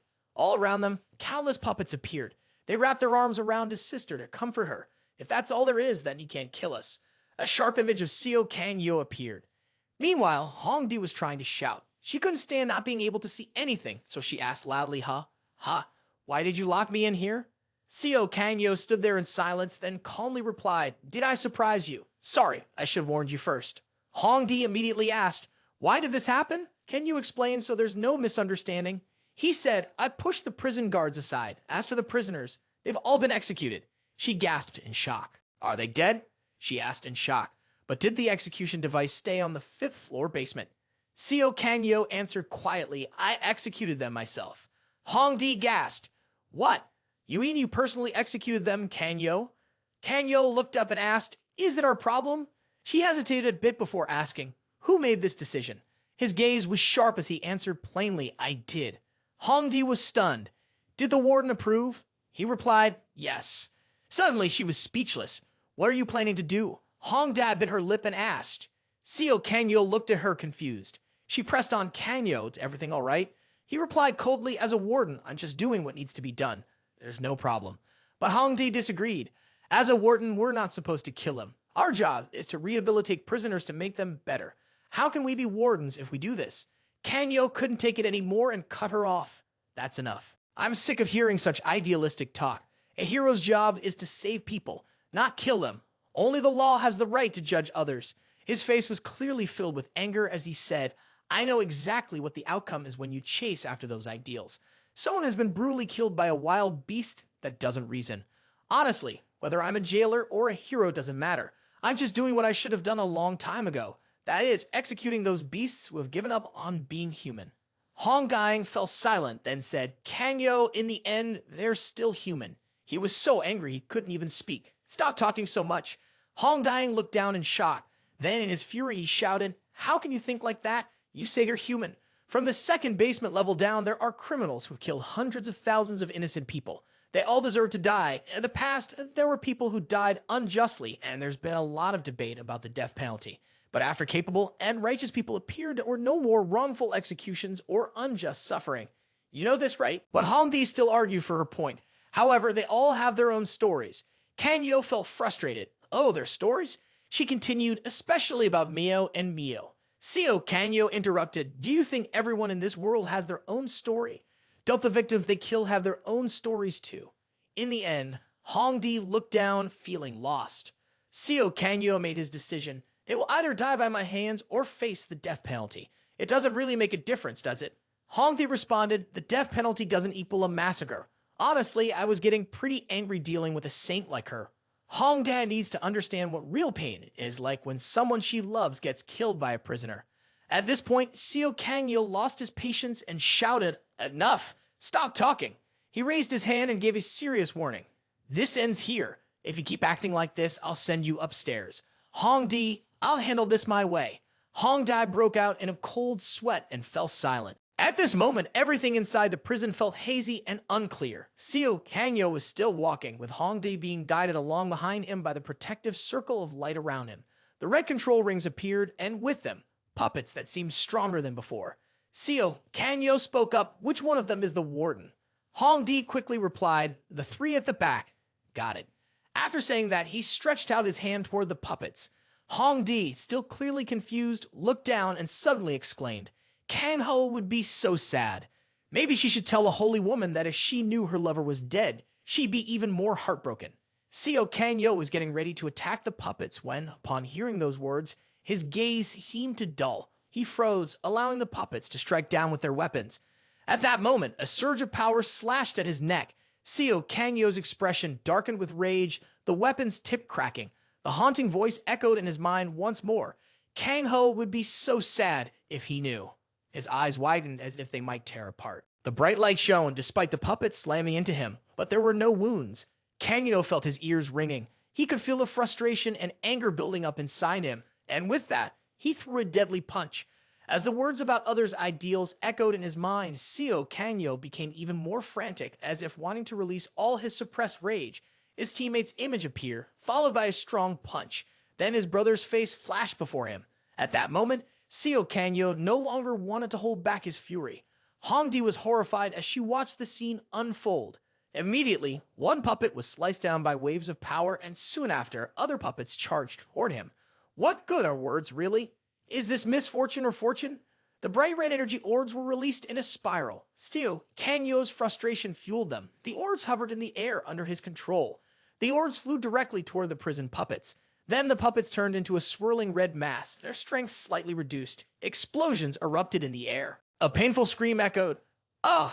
A shower of blood fell on Seio Kangyo's head after he killed the prisoners. He stood still in a space drenched in blood. Shina Ka observed through the screen and smiled with satisfaction. Her eyes sparkled. She watched her hands on her face delighted and said, Oh, now he's even cooler. Meanwhile, Seio Kangyo continued walking with Hongdi. Then the scene shifted to him handling the prison puppets one by one. Next, a protective sphere surrounded Hongdi. These images kept overlapping. Hongdi was trying to observe carefully. This time, the three people over there were guards, and three puppets appeared in front of them. Seio Kangyo responded, Then wait a moment. But then something startled him, causing him to turn and look. A golden ring appeared, followed by a voice saying, Nice to meet you. After that, a red ring appeared. Mio and Mio, the two siblings, walked in together, acting nonchalant, and then spoke. A voice from beyond responded, surprising them. You all come out yourselves. Seio Kangyo looked at the kids with cold, sharp eyes and muttered, It has made things less complicated for me, and I'm glad about that. At this moment, the stone door slowly opened. Following the two siblings, a giant monster appeared. Hongda panicked and called out, Mio, Mio. Mio, however, spoke calmly. Guard Hongdi, why haven't you come to our place? You should have already ascended to heaven by now. You should release your powers. Seio Kangyo extended his hand, displaying his powers, and said, I will grant you a painless death. Mio, holding her younger sister, asked, Is there any choice where you don't kill us? He replied, On both the first floor and basement one, I gave them the choice to use the surveillance devices or not. But for the beasts who killed countless people on basement 2, there will be no choice but death. Mio then mentioned her master, that outsider. I heard he's a colleague of my master. Is that true? Miao added, That woman is a hero like you. She captured us. You and she give off two completely different feelings. Seio Kangyo remained silent, simply watching them. Miao continued shouting, You will definitely go to hell. Her older brother then reminded her, Miao, stop talking. At this point, Seio Kangyo, now in an offensive stance, coldly replied, We'll see who goes to hell first. Miao then tried to negotiate, saying, If you promise to let us go, we'll give up our powers. Seio Kangyo decisively answered, I refuse. Hongdi, who was above them, yelled, Miao, Miao. This will only make things worse. In the equipment storage room, Miao cut her off, saying, Warden Hongdi. He hugged his sister and began to explain, We haven't committed any murder. You understand that, right? Hongdi was silent, and he continued, So, we refuse. Hongdi tried to reason with them, Miao. Kangyo, who was quiet until then, interrupted, Your way will never work. He gritted his teeth, glaring at the siblings, and snarled, I will not negotiate with beasts. Hongdi kept trying, Mr. Kangyo, it's okay, there's no other way. Seio Kangyo created a weapon from his power and said, Even beasts should feel pain. Before the hammer of death, Mio still insists on negotiating. The outsider, we don't want to fight you. If you're willing to listen to our story, we can negotiate, the two prisoners said. Seio Kangyo tightened his grip on the hammer and interrupted, I refuse. Hongdae from above tried to persuade him again. Kangyo, if you talk to them, we might resolve this peacefully. Seio Kangyo raised his hand towards the protective orb and angrily hissed, Please be quiet. The outsider, at this moment, felt the surge of power from Seio Kangyo. It attacked the two prisoners, tightly binding them and lifting them into the air. The strands of power squeezed them, causing them intense pain, and they screamed. As for the method of torture, a cruel image appeared. Seio Kangyo's red, bloodshot eyes gazed upward as he continued, I understand now. I never expected those words to become useful one day. At this point, the two prisoners were filled with fear at the sight of Seio Kangyo's overwhelming power. At this moment, Mio spoke up, Talking is pointless now. You're not human. Mio's body also radiated a glow as he frowned and explained, We are not beasts, nor are we monsters. Seio Kangyo simply glared at the villains. Above, two other prisoners had taken the place of the two brothers. The voices echoed, We are human, with special powers. Instantly, the two were crushed by the power in the air, their blood splattering. The voices continued to resonate. But why don't these people call us human? What's the difference between us and them? At that moment, countless puppets approached Seio Kangyo. The golden circle was the white puppet, while the red circle was the black puppet. Seio Kangyo barely glanced at them before severing their heads in an instant. He gritted his teeth in anger, realizing he had been tricked. Bastards! Mio observed through the round crystal ball, sweat pouring down his face in fear. Mio anxiously turned back and asked, Mio, do you need my help? Mio quickly replied, No, it's fine. His defense is too strong. At that moment, Mio was standing behind a group of puppets, with the puppets positioned in front. Mio raised her hand, creating a magical circle, and then said loudly, Let me help you. Once she spoke, she placed the magical circle onto the orb. Immediately, the circle grew larger and fell to the ground in front of Seio Kangyo. Several red circles appeared in the air. Within these magical circles, massive, grotesque monsters began to materialize. It was the power of the summoner. One of the monsters had enormous round eyes and a mouth dripping with saliva. However, compared to humans, they were nothing. Seio Kangyo wasn't afraid of them at all and charged straight into battle against the monsters. He jumped into the air and delivered a powerful kick. Each strike of his unleashed a wave of tremendous force. He moved swiftly, attacking the monsters behind him. The creatures scrambled and jostled, trying to avoid him. Seio Kangyo weaved through the group of monsters that unleashed an intense surge of power, slicing down. His energy slashed through the monster to his right. He swung through the monsters on the left. After making a quick loop, he defeated all of them, then stopped and pursed his lips, waiting. Mio looked at the orb and was horrified. Sweat poured down her face. She turned to call out to her brother, Hey, how much longer can you hold on? Mio replied, About 10 minutes. She lowered one hand, biting her finger until it bled. Shortly after, she lifted the bleeding finger to the orb and shouted. Then this time, she pressed her blood-stained hand down onto the orb. Instantly, a powerful force pressed down, making Mio panic and turn around. He saw the force pushing down into the space below. Everything around them was swallowed by a cloud of dust. Mio raised her hand to cover her mouth, coughing uncontrollably. Mio, still confused, looked up and asked, "What just happened?" At that moment, a hat appeared, and Seio Kangyo was standing right in front of the two siblings. In the face of this, Mio's tears streamed down, and her brother was just as frightened. Kangyo spoke up. "Now that I think about it, if I could catch each of you one by one." A large hole was revealed, having been shattered through dozens of layers. It was Seio Kangyo who caused it. Light from above shone down as he looked at the two children and glared, saying, "Then your lives will come to an end right here. Now release your powers, and I will send you off painlessly." At that moment, a surge of energy from him attacked the two. The wall and the massive hole caused a shockwave that rattled everyone nearby. The two siblings were horrified, and one of them exclaimed, "How many abilities does he have?" Seio Kangyo advanced, his fist moving closer to them as he said, "Release your powers." His gaze was like that of a death god. The two prisoners looked up in panic. Mio gritted her teeth, raised her hands, and immediately beams of light appeared around her hands. Magical symbols began to appear in the air. Seio Kangyo stared in shock. Suddenly, countless giant puppets emerged from the symbols, facing off against Seio Kangyo. The tallest puppet was named Michael, and the second one, with a dark and ominous presence, was Gabriel. The third figure had wings all over its head, Raphael. The fourth had 3 eyes and a mouth stretched wide, almost from ear to ear, Uriel. Suddenly, 2 slashes crossed each other. Seio Kangyo's speed was like a lightning strike, and one slash severed several of the giant puppets. The two brothers quickly turned to look at their last shield. After seeing what had happened, their mouths stiffened, and they couldn't help but exclaim, "Ah!" At that moment, Vio raised a hand and created a magic circle. Immediately, the prison guards were released outside. They seemed a bit disoriented and cried out. Vio summoned the prison guard puppets and shouted loudly, "Stay away from us. If you don't free us, all these prison guards." She intended to use this as a threat. Seio Kangyo coldly interrupted her. "If you don't remove the power and free the guards." At that moment, a scream rang out, leaving her stunned. Ah! Her eyes grew serious. When she saw her sister caught by Seio Kangyo's power, she panicked and cried out, "Brother." Seio Kangyo then stomped down and coldly said, "I will make sure your sister dies in the most painful way possible." Miel cried out in pain. Ah! Her screams echoed, causing the man, Mai, to panic. "Brother, it hurts so much. It hurts so much." Seio Kangyo stood there coldly staring ahead. Mio continued to scream in agony. At that moment, Mio finally spoke up. She kneeled on the ground, pleading, "I will remove it. I will take away the power. In exchange, let me speak to Warden Hongdi." Seio Kangyo replied, "Remove your power first, take it away." His gaze was sharp and determined. Mio's painful cries filled the air again, making Mai startle. Seio Kangyo then said, "Then I will stop."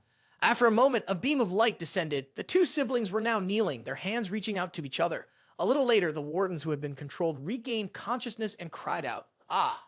Several prisoners also regained their senses, confused. "Ha! Ah!" The group in front, witnessing the scene, were puzzled and spoke up, What is this?" As they all wondered why they were there, Seio Kangyo's powerful force struck through. The sheer power sliced through those cursed prisoners in half. Blood splattered everywhere, causing the two brothers to freeze in shock. Even the guards who witnessed the scene couldn't help but shudder in fear. One of them stammered, "Hero Seio Kangyo, what's going on?" He turned around and said, "Everyone should head upstairs." They followed, their confusion growing. "Ah, I see now." At that moment, Mio's voice rang out, "I have stopped using my power, so now you must keep your promise." Seio Kangyo replied, "All right, I'll fulfill your request."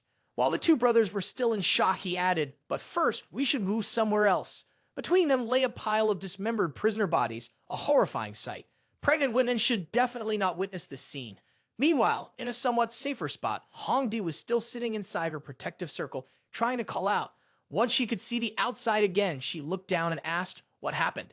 Seio Kangyo answered, "I've finished the job. I've nullified my powers and all the guards are safe." Hongda hurriedly asked, "What about Miao and Mio?" Over there right in front of me, the two siblings were holding each other tightly, scared. They wanted to speak with her before they died. Hongdi kept trying to reason with them. "Kangyo, you can have the kids wear the monitoring devices." Seio Kangyo sharply cut her off. "Don't make me repeat myself. The beasts in the second basement have killed countless people, and I will execute them myself. Hongdi was stunned by his words. At that moment, Mio, with innocent eyes, asked, Warden Hongdi, did we do something that deserves to die? We really didn't do anything that would warrant the death penalty. Please say something. Their faces were full of panic. Hongdi didn't know how to respond at first. Seio Kanyo urged, hurry up. In her confusion, Hongdi finally managed to say, Mio Meow, you too must be executed. She forced the words out. The siblings, upon hearing this, could only cling to each other in fear. Once Hongdi spoke, she clenched her teeth tightly. Then, everything fell into silence. Hongdi couldn't say a word. Seio Kanyo asked again, do you have anything to say? Miao spoke up, the warden. Then, the two children clung tightly to each other, waiting for death. I will keep my promise, they whispered. Seio Kanyo said those words and raised his hand. It's time to begin the execution. At that moment, Neo broke down in tears, crying loudly, please, spare us, please. Brother, brother, please. They no longer had the strength to resist. Seio Kanyo clenched his fist, ready to strike. The burst of power he released caused a cloud of dust to fill the air. But when the dust settled, something appeared that left Seio Kanyo stunned. A beard materialized. It was Mago. He was forming a protective sphere around the two siblings. Mago stood there, his expression cold. The two children were surprised when they saw him, and they cried out, Master. Seio Kanyo stared in disbelief, murmuring, Mago. The man appeared, towering before everyone. What's going on here? At that moment, the image of Master Mago appeared, surrounding his two disciples. Seio Kanyo was stunned and exclaimed, what? He wondered, is this the twins' power? Summoning illusions. No, the prisoner in the second basement couldn't possibly have defensive magic at this level. Mago was the one who had used this ability himself, but why? Seio Kanyo questioned. Why was he using defensive magic on these two? Huff, whatever, he muttered, then summoned his own overwhelming power. No matter what he thought, nothing would change.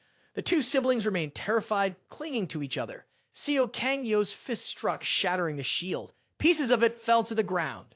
But at that moment, Master Mago's image repeatedly conjured magic circles, pressing down on Seio Kanyo. He gritted his teeth in rage and shouted, that damn old man. What the hell is he doing? Why is he doing this? It seemed like Master Mago was using all his strength to protect the two prisoners. Yet the intense red energy of Seio Kanyo still surged forward, his fists smashing through the magic circles. Now only the initial blue protective shield remained. The fragments fell down. Mago's face still looked kind and gentle as ever. Seio Kanyo, with sharp eyes, had also stopped. He had broken through countless layers of Mago's defenses. Mio, in a panic, held his younger sister, who seemed about to faint. His eyes clearly showed his frustration, but he couldn't shake off the lingering sense of unease in his heart. The scene shifted to a clear blue sky, with white clouds appearing. There, Seio Kanyo and his group of heroes were gathered, smiling happily in a field of flowers. They were watching Mago, who was joyfully playing with the children. The curly-haired hero, seeing this, helplessly said, doesn't that old man ever get tired? The bald-headed hero laughed loudly and replied, it's good though. The curly-haired hero then turned to Tom, grinning widely. Tom, after we get married, are we going to have kids? Tom, visibly irritated, responded, when did I say I'd marry you? The curly-haired hero teased, oh, come on. I really hate people like you, always cheat on others. I've never lied to anyone, though. Laosa saw them like this and spoke up, come on, let's stop arguing. Suddenly, a loud voice made everyone turn in surprise. Hey, everyone, Mr. Mago said, spreading his arms and smiling brightly. Don't just sit up there watching. Come down here and play with the kids. At that moment, the sky was still clear and blue. Seio Kanyo's teammates blended into the lively atmosphere, playing with the children. Only he stayed sitting by a tree, quietly observing. Suddenly, a voice called out, Kanyo. Mr. Mago walked over to him and asked, don't you like kids? He replied, it's not that. I just don't know how to interact with them. Mr. Mago chuckled and sat down next to him. You just need to do what your parents did when you were young. Seio Kanyo replied calmly, my parents passed away shortly after I was born, so I only have an older brother in my family. Mr. Mago immediately broke into a cold sweat, feeling guilty. He cleared his throat and said, I'm sorry about that. He glanced at Seio Kanyo awkwardly. He quickly shifted his gaze elsewhere. Suddenly, Mr. Mago smiled and called out, Kanyo. He pointed to his own face and said to Seio Kanyo, well, you can practice with me here. Try acting like a child. Seio Kanyo looked at him with a very confused expression and let out a sigh. Mr. Mago chuckled and said, ho ho ho, I'm just kidding, just having a little fun. I didn't know you could make such a face, but it's not entirely a joke. If you ever face a difficult situation, you can act like a child in front of me. Seio Kangyo silently watched his teammates playing with the children, then said, I refuse.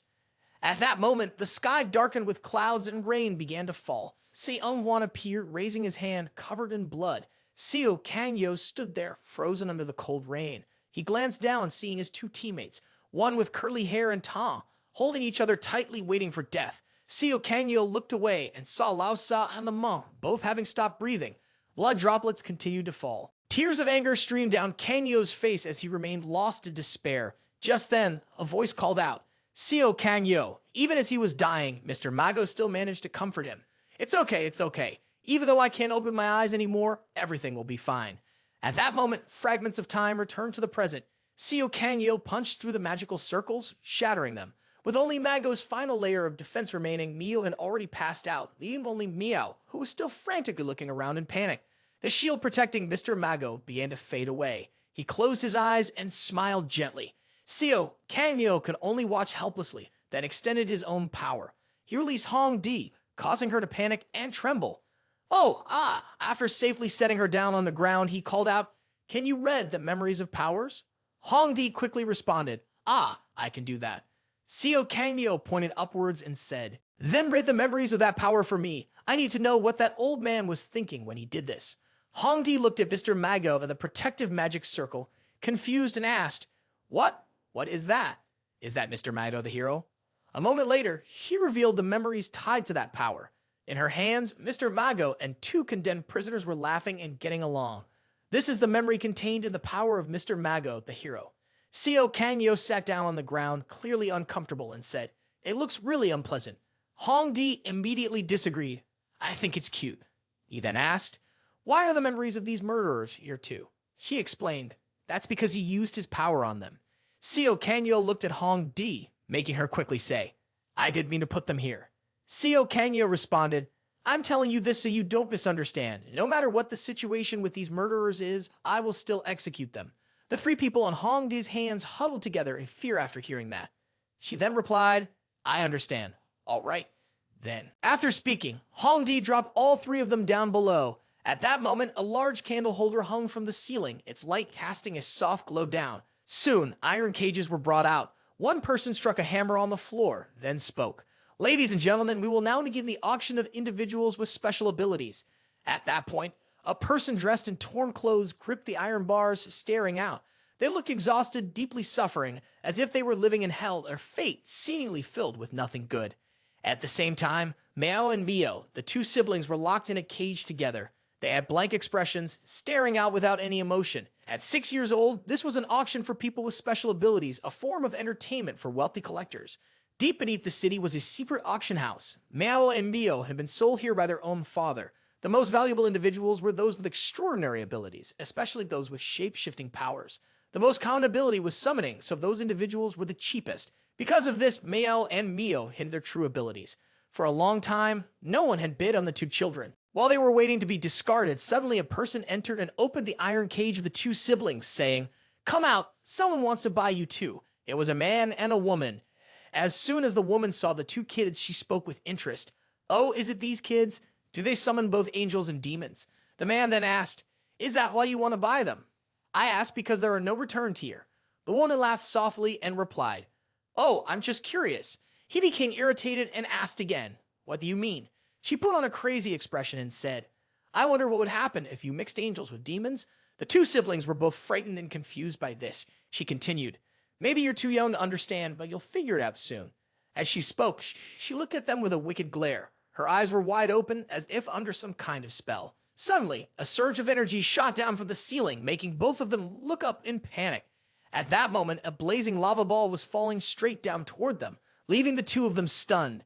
Then the entire building was thrown into chaos and shattered by the force of the energy. The scene shifts to a new setting. A sky filled with dust and smoke appears. In the middle of the city, a massive crater stretches out, ruined beyond recognition. The couple of adults who had been protected by a shield gasp in fear and exclaim, What's going on? The two siblings inside the shield are also safe. Mio shakes his sister's shoulder, calling out, Meow, are you okay? Meow is so scared that she can't speak. She continues to ask, Mio, what's happening? At this moment, everyone is being protected by the shield. A loud laugh rings out, making the siblings look up. Ho ho ho ho! A familiar beard appears. Mago raises his hand and fiddles with his beard, smiling brightly. Beside him, a girl floats in the air wearing a bunny-shaped bow. He keeps his playful tone and says, "It's magic." The girl with bunny ears shouts, "Come on, Mago." Her name is Lucilus. Mago's assistant. With summoning powers, Lucilus angrily snaps. What level of madness is this? How am I supposed to keep up? Mago continues to smile mischievously. Ho ho, if you work hard, you'll manage, Lucilus. I told you so. With her summoning ability, imagination was incredibly important and Lucilus grumbled in frustration. But you're teaching too fast. Mago immediately shifted the topic. Have you completed the task I gave you? Lucilus replied, I transported all the auction participants and released those who were held captive. Mago nodded and said, then let's move on to the next level. Lucilus felt helpless. What is it this time? How can I possibly summon a giant meteor like that? Suddenly, a noise made both of them look down. Mio, holding her younger sister, looked up and asked, Can you take us with you? You're a summoner, right? We also have summoning abilities. Lucilus shook her head. No, it's not possible. He promised to only accept her as his disciple. Mago smiled brightly and countered. I never promised that. She was stunned by his words, letting out a gasp. Mago then turned to the two siblings and said, Let's see how far your abilities go. Lucilus gritted her teeth in anger. You're a liar. At that moment, Mio summoned an angel, while Mao summoned a demon. Angels and mysterious beings, huh? Lucilus exclaimed, surprised and thoughtful. These kids are summoning such unusual things. Normally, children just summon toys or pets. Mago paused for a moment, then nodded. Yeah. He observed the two siblings silently, assessing them. Fascinating. Being someone who genuinely cared for children, Mago didn't hesitate. He smiled and reached out his hand. All right, come with me. I'll teach you both magic. Lucilus pouted and trailed behind them. Over the next 3 years, Mago taught Mito and Mio how to summon. Imagination was the key. Whatever image formed clearly in the mind could be brought to life with the right focus. Mio summoned an angel, inspired by memories of her mother, who had always protected others when she was young. Mio, on the other hand, summoned a shadowy creature, perhaps shaped by difficult memories of his father. Mago, cheerful as always, continued teaching and said, If I see the world from different angles, I can summon all kinds of things, but focusing on just one is okay too. Grinning from behind, Lucilus added, Ice summons are definitely the coolest. Mago pointed behind and said, just like that rabbit over there. I didn't know which way the two kids would go. At this moment, the siblings looked a bit confused. My mom told me before she died, good people go to heaven and bad people go to hell. Mago was shocked to hear this. Heaven and hell? Lucilus also sighed. That's different from most kids' hub? The children explained. Those words have always been our support. We want a world where only what's right happens, where good people go to heaven and bad people go to hell. The two siblings spoke these words with bright, hopeful faces. Milo smiled, ruffled their hair, and said, I'm sure you two will make it. You're the kindest kids I know. One day, as the sky darkened with clouds, a hurried voice called out, Mago! Mago! Lucilus rushed over, looking panicked, and said, The Hero Association needs your help.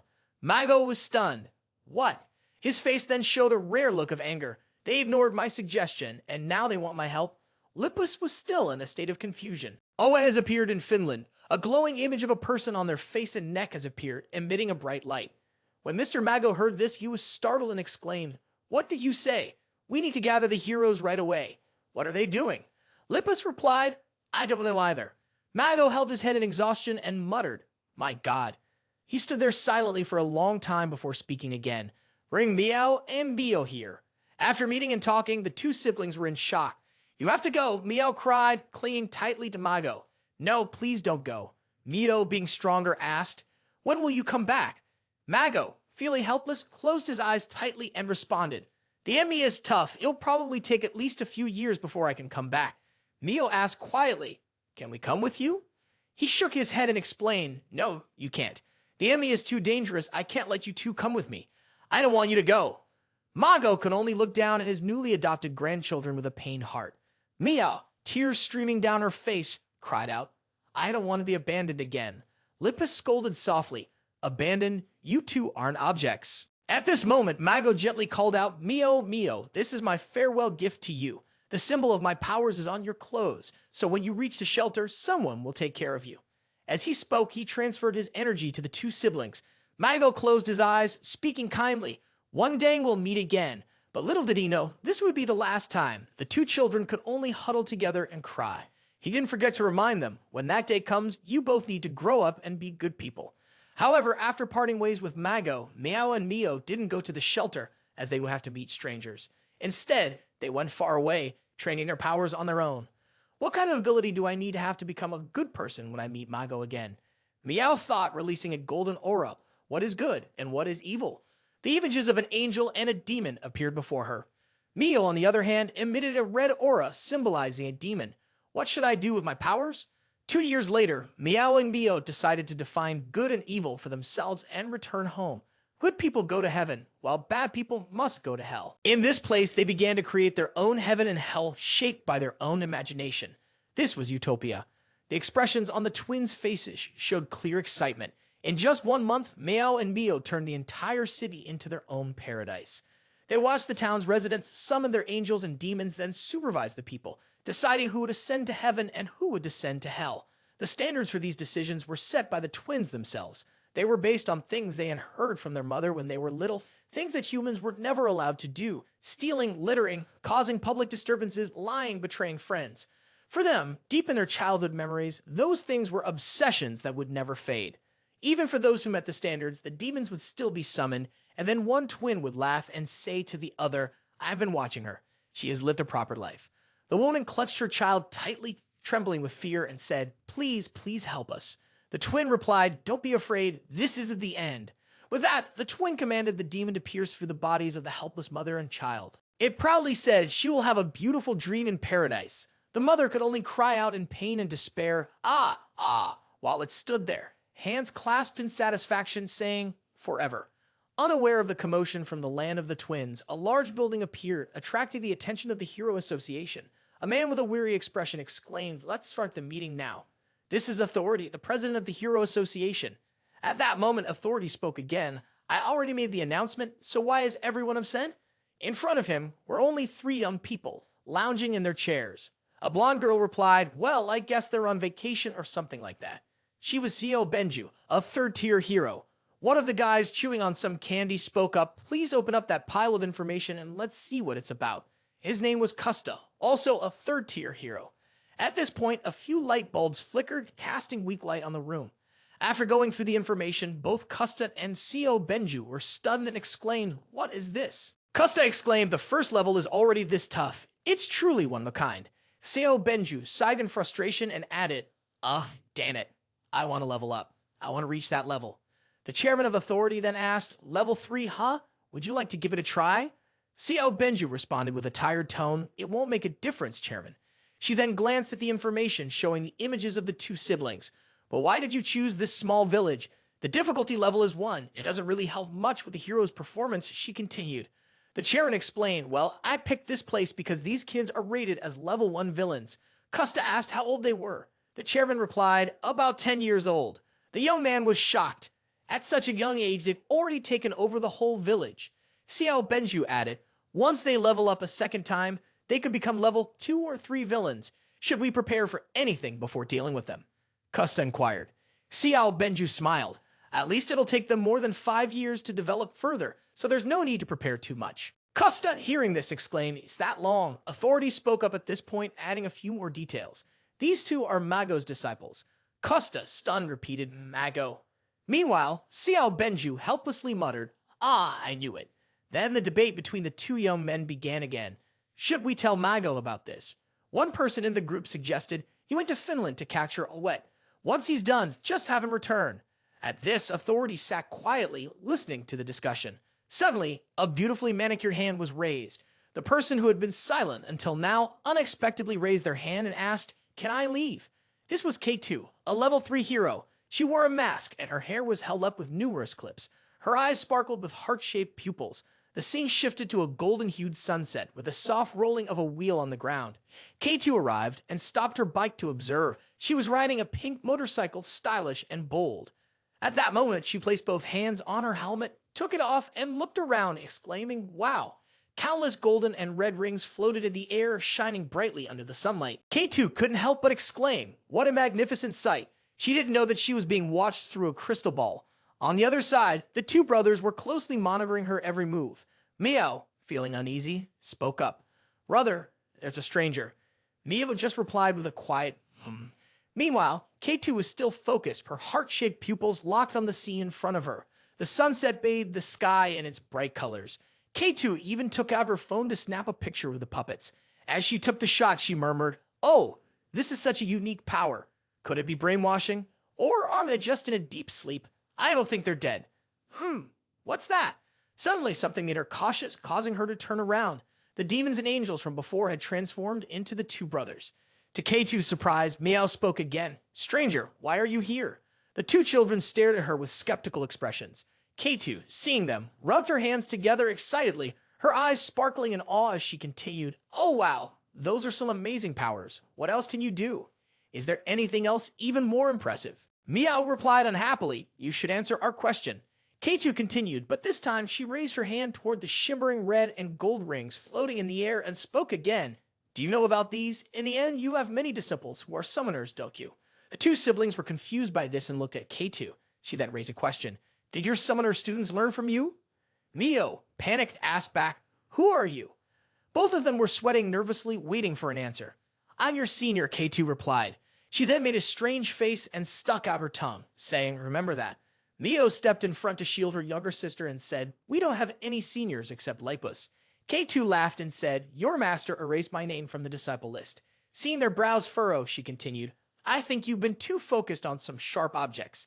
As she spoke, she rolled up her sleeves, revealing countless scars, large and small. K2 lightly ran her claws over them.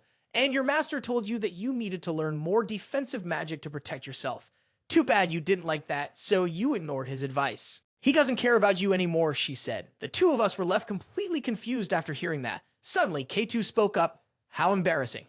She tiredly bent over and said, "He's really terrible, just terrible." Then the chaotic sounds of K2 crying out filled the air, her hands covering her face as tears streamed down uncontrollably. "It's not right. This is wrong. It can't be. It's wrong. It's wrong." The kids were shocked by what they saw. Meow, frightened, huddled closer to her brother and whispered, "Big brother, she's really scary." K2 was still in agony, screaming, He said I had magical talent. All I wanted was a compliment, just a smile from him, just that." As she spoke, she released her intense, furious energy. "But he erased my name." At that moment, Mio quickly raised his hand to form a magic circle. He urgently shouted, "If you don't leave right now." But at that moment, there was a shift in his eyes. In the air above them, sharp objects like knives appeared uncontrollably floating around due to K2's unstable state. The items in the air began to shake wildly. The two siblings on this side were growing more and more horrified, screaming out, "Ah!" At this moment, K2's weapons attacked the puppets of the two siblings. The whole group shot out, scattering in the air. Fresh blood sprayed continuously, and the poor victims kept gasping and vomiting blood. After witnessing such a terrifying scene, all that remained in the air were K2's blood-stained weapons. "I did this." Tears were still flowing. She continued to wear a twisted smile, saying, "Did you notice me even once, teacher?" Fresh blood continued to pour out in the air. The unfortunate victims were pierced by countless weapons, and the scene was incredibly tragic. K2, still low, raised both hands, controlling the weapons, laughing maniacally. "Ah ha ha ha ha." Meanwhile, the victims were suffering as if they were descending into hell. K2's face twisted horribly, grotesque and deranged as they exclaimed, "This is so much fun." Mio, seeing this scene, collapsed to the ground. He turned to check on his sister. "Meow, are you okay?" Meow, also in panic, fell to her knees and called out, "Big brother." At this moment, the two of them watched in horror as K2 slaughtered their puppets. Both clenched their teeth, terrified of this person. One of them whispered, "What is that woman?" "Ah, right." After a brief moment of carnage, both of them spoke. "So, this is what it feels like." The poor souls were now riddled with knives and other sharp objects, their bodies looking truly terrifying. K2 stood amidst the corpses she had created, excitedly dancing around. "It's even more fun than I imagined." At this point, there was another figure in the sky, a golden halo hovering above her head. K2 noticed and her face lit up with excitement. She created a weapon in her hand and in a frenzy, hurled it toward the other person, shouting, "I want more." But before it could reach, the two Neo siblings appeared and formed a shield to block the attack. K2's face twisted in response. "Wow, you kids can use defensive magic." The twins frowned and stared intently at the scene outside. K2 was still in a frenzy. You've learned a lot from your teacher, haven't you? Immediately, an angel puppet silently attacked from behind. At that moment, a purple matrix circle appeared. The puppet was about to strike, but hesitated. K2's voice rang out. In her hand, a giant pair of scissors appeared, slicing the puppet in half. Then K2 glanced over, gave a creepy smile, and said, "This isn't enough yet." Mio, seeing this, angrily shouted, "This is it. You're going straight to hell." K2, holding the giant scissors, winked, puckered her lips, and said, "You kids are so rude," when speaking to a senior. "Ha! Truth be told, I've always wanted to use my powers in a crowded place like this. But still, I am a hero. I know that if I do, I'll be caught, so I held back. But thanks to you guys for preparing this place. Finally, I can make my dream come true." With that, K2 raised her hand again. She thought she could summon it.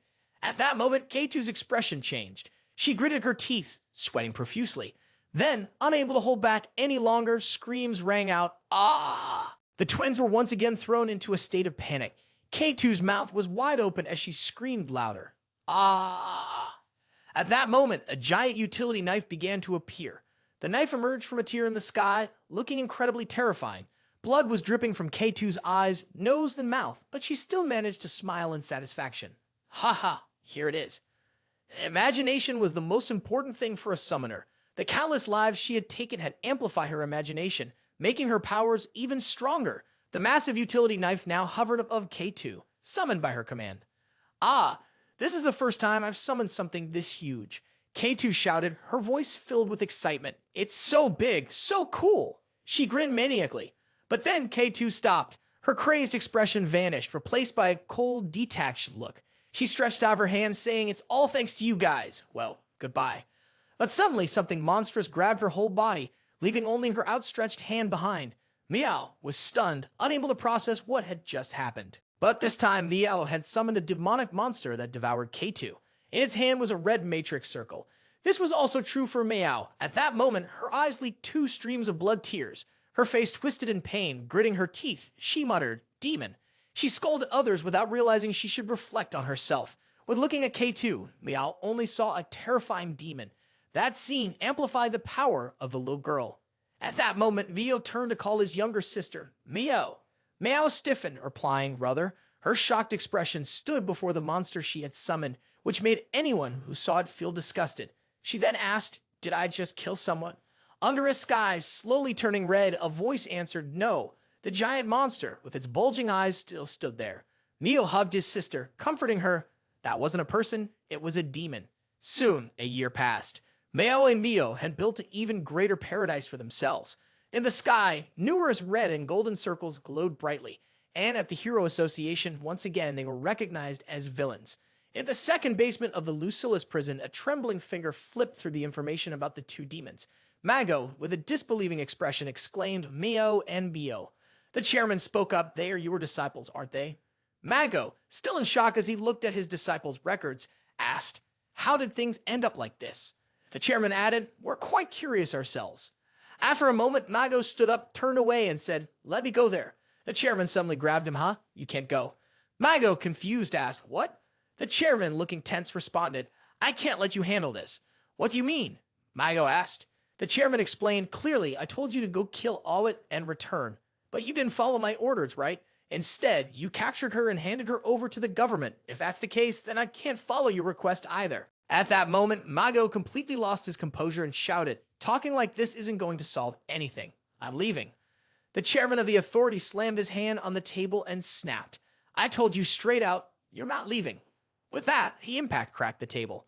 Mago wasn't holding back anymore. He raised his hand and began drawing magical circles in the air. "Stop it. You're acting like some power-hungry madman." A voice suddenly cut in. The voice belonged to Laosa, who appeared and broke the tense standoff between Mago and the authority. With an emotionless expression, she said, "I'll go instead. Laosa, 3rd-tier hero." Hearing this, the authority agreed. Actually turning this into a promotion mission for a 3rd-tier hero isn't a bad idea. You should go." Mago, still angry, cut in, and I already said I would. But before he could continue, a loud voice called out, stopping him. "Mago!" His eyes widened in shock. Laosa, with a confident and determined expression, walked closer to him. At that moment, Mago could only stand there in silence, not saying a word. At this moment, Laosa raised her hand to her chest, her face sincere as she said, "Trust me." The scene shifted back to the city, where red and yellow rings floated in the sky. A voice called out, Mio. At this point, the two of them were still holding each other, watching the situation through the red orb. Mio said quietly, an intruder. Mio was calmer. That's right, brother. No matter how cruel they were, they still wore innocent expressions. Someone's come here. As they looked through the orb, they saw that the person approaching was Laosa. The two of them put on fearful faces. I wonder how many crimes she's committed. Meanwhile, Laosa, standing outside, only smiled and glanced upward. The sunlight shone down on the buildings. Laosa stood proudly in the sun, her gaze distant. She was observing something. In the sky, 3 people appeared. They wore something on their heads and their limbs hung loosely. Laosa commented, are they the heroes who took on this mission before? At least they're still alive. Laosa continued watching. Mio and Biel looked at her, and one of them spoke up. Who are you out there? Why have you come here? She calmly introduced herself. I am the hero Laosa. I come to bring you 2 back. The 2 children looked at her suspiciously and asked, Hero, are you a different kind of hero? One of them performed a spell, summoning monsters that posed a serious threat to Laosa. They warned, you should leave now. If you don't, I'll send you to hell. All right, then I'll just go back, Laosa said, smiling brightly, as warm as the sun. But in return, I want both of you to come with me. Let's go back together. The monsters were consumed by flames. Miao and Vio were shocked, unable to believe that their powers had been defeated by Laosa.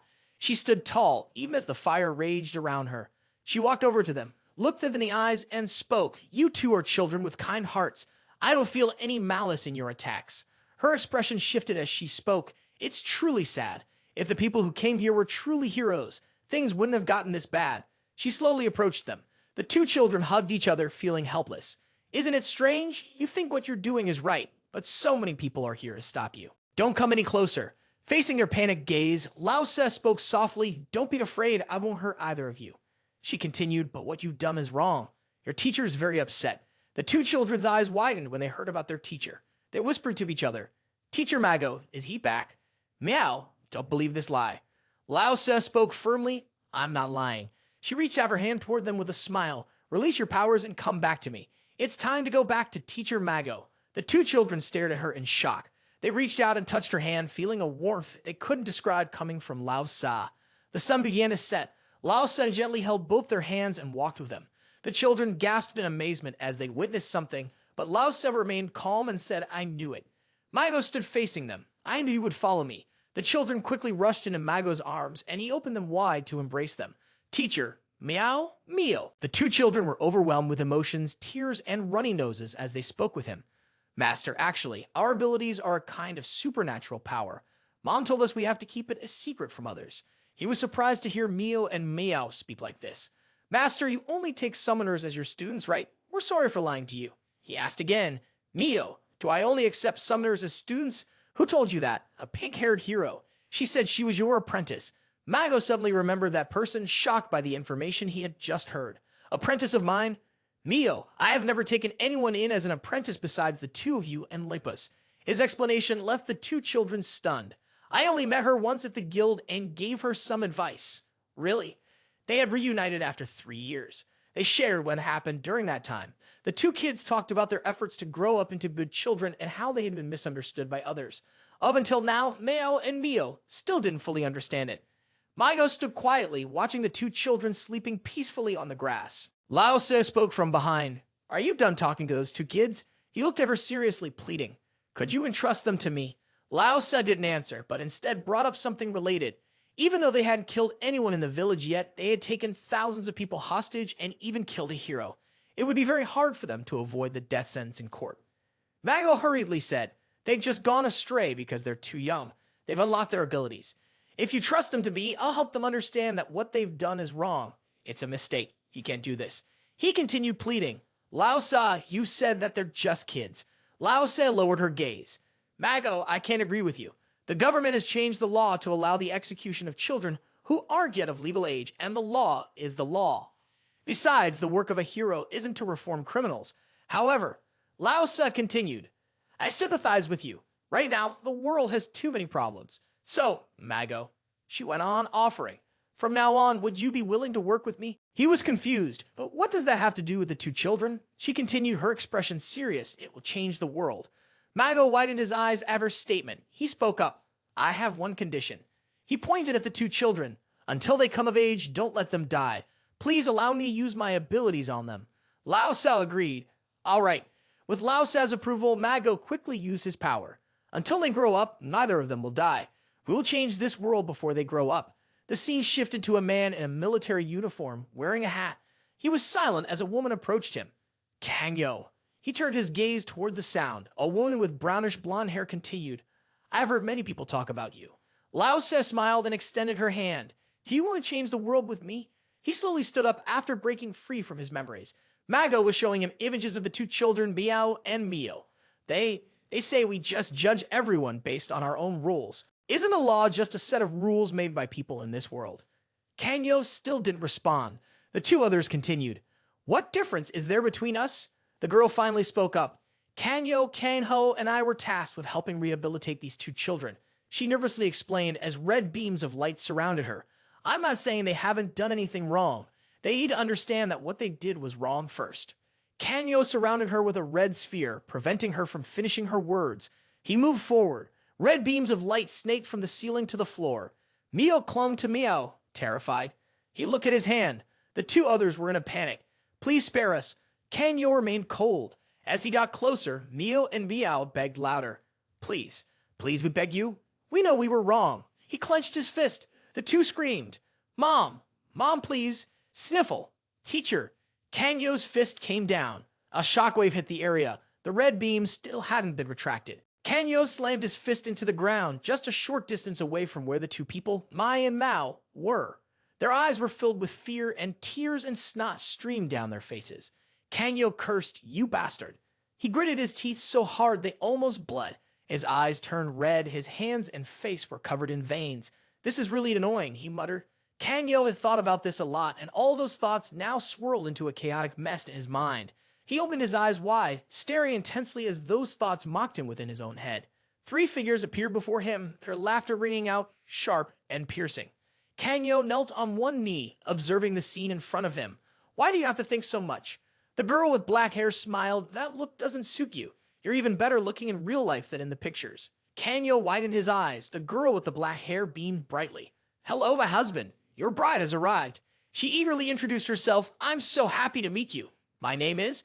Before she could finish her sentence, Gangyu charged forward. The collision was sudden, and he was a little taken aback. When someone else is speaking, you should listen. A man just took your hit, and you still can't show the basic courtesy. The girl pouted. Soon enough, he'll become our master. You're being so rude. I'm sorry, miss. Shina Ka. She kept talking. Ha, let me introduce myself properly. But just as she was about to continue, Gangyu rushed at her again. My name is... He didn't wait to hear her out and swung his fist. She calmly extended her hand. A shield appeared between them, effortlessly blocking his attack. You're so impatient, she went on. We'll be seeing each other for a long time, so let's talk for a bit. She smiled. My name is Shina Ka. We belong to a group of people with special abilities able to control space. I'll be the matriarch of the new human race. Where they stood, the air shimmered with a purple light from Shina Ka's barrier. Gangyu raised an eyebrow. Matriarch? She grinned. Yes, matriarch. So tiring. He shrugged indifferently. Seriously, my brain is exhausted. Another crazy person just showed up. Crazy. Shina Ka didn't feel insulted. In fact, she laughed. Maybe you're the only one here who's sane, right, everyone? Yeah, that's true. Yeah, probably. She continued. Gangyu, do you know that humanity is in danger right now? Humanity. Shina Ka spoke seriously. We're on the brink of extinction. If things keep going like this, we'll all be wiped out. Gangyu was skeptical. What? Shina Ka asked again. Gangyu, what do you think is the biggest threat to humanity? You, a member of the Equality Organization, probably think that only past villains or heroes hold absolute power. She frowned, disagreed, and the people behind her chimed in. However, that's completely wrong. Gangyu held his face in his hands. The thing that's causing the downfall of humanity right now is, he sighed, ordinary people, those who are nameless. According to her plan, those genes should be filtered out. She explained, only those with superior genetic codes should be allowed to produce future generations. But because of the sacrifice of those with superior genes, the ones that should have been filtered out are multiplying uncontrollably. Shina Ka even had data to back it up. For example, the second-generation heroes of equality, led by Laosa. They possess superior genes, yet why did they still die, even though nature's logic seemed to say the opposite? It's natural that beings unable to evolve to survive would die, but they fought hard to prevent that from happening. Gangyu didn't move, while Shina Ka continued to ramble on. Oh, Gangyu, you're fine. You're not a hero anymore. You're enjoying killing those with weaker genes now, aren't you? She laughed, pointing at him. I fell in love with you when I saw you do that. Gangyu remained silent. Shina Ka went on. Lucilus prison is a gathering place for superior beings, those who would become the new humanity, but were unjustly imprisoned here for killing the weak. After we've killed all the heroes who stood in the way of human evolution and wiped out all the weak humans, she's excitedly painted a picture of the future. We'll build a world where only those with powerful abilities will survive. An alpha world. She pointed at Gangyu and continued to smile warmly. Trying to reassure her, don't worry. If those strong heroes change their minds and join us, we'll include them as part of the new human race. We're not too strict about it. Gangyu finally spoke up. I try not to make enemies out of people like you who are criminals, but it seems I can't avoid dealing with people like you after all. Shina Ka was excited by his words. The person next to her, however, was cautious. Oh, dealing with a lot of people right here? Oh my, that would be really embarrassing. The person beside her had to explain. Miss Shina Ka, I don't think what he's saying is exactly what you think it is. Shina Ka responded. Okay, but don't do it now. We'll do it next time when it's just you and me. Miss Shina Ka, I already said it's not what you think. Shut up. How would you know? Shina Ka cleared her throat. Well, anyway, she pointed at him, you'll be Adam, and then pointed at herself, and I'll be Eve. She imagined the two of us will have children who will lead the evolution of humanity. She shyly covered her mouth with a bouquet of flowers and said, actually, at first, I plan to have Seio play Adam and use an electromagnetic pulse weapon to save him. Gangyu was taken aback. Shina Ka continued, but the security in this prison is tighter than I thought. No external attack could do anything to it. So after we got the layout of the prison, we used an electromagnetic pulse weapon we created and detonated it from inside the prison with my ability. Gangyu asked again, an electromagnetic pulse weapon? Shina Ka answered, after that, I spoke to Seio, but he's still too young and hasn't gone through puberty yet. You know that. He only gets the full capability after puberty, right? But time was precious. That didn't stop me. My name is Shina Ka, which means rich in imagination. So I immediately came up with a brilliant solution. Before Seio becomes an adult, I'll do it with you, Gangyu, for humanity. When he becomes an adult, we'll do it with him for the good of humanity. I found the solution, Shina Ka said proudly. Now we can pass on both of our genes to the next generation. Then she laughed. He thought, how could they become sworn siblings? They could get along with each other. Wouldn't that be perfect? She asked again, do you even understand what I'm saying? Gangyu replied, so you're the ones behind the electromagnetic pulse attack, right? Shina Ka panicked when she saw Gangyu's angry expression. No, but that's not it, she quickly said. What I meant was something else. Then, as if remembering, she added, oh right, your brother was an investigator, wasn't he? He died of the electromagnetic pulse attack. It's okay, she continued. You can build another family with me. Let's create the biggest family possible together. Gangyu could no longer hold back his anger. Shina Ka asked him, so, have you made your decision? I made my decision a long time ago. Oh, really? He reached for the barrier. I take back what I said about not being able to make you people human. Shina Ka looked at him expectantly. I will make you all. He used his abilities, gritting his teeth, enduring as much pain as possible, tearing your bodies apart and shattering your bones into pieces. Shina Ka, don't worry. The girl beside him joked, isn't that just making things more interesting for everyone? The man seemed concerned, looking like things were getting out of hand. Oh, why does he want to tear me apart like that? Gangyu was like a bloodthirsty beast. Well then, Shina Ka squinted one eye, trying to look cute. It's not so bad when lovers argue. They say that the more you love someone, the more you hurt each other, and through that pain, you understand each other better.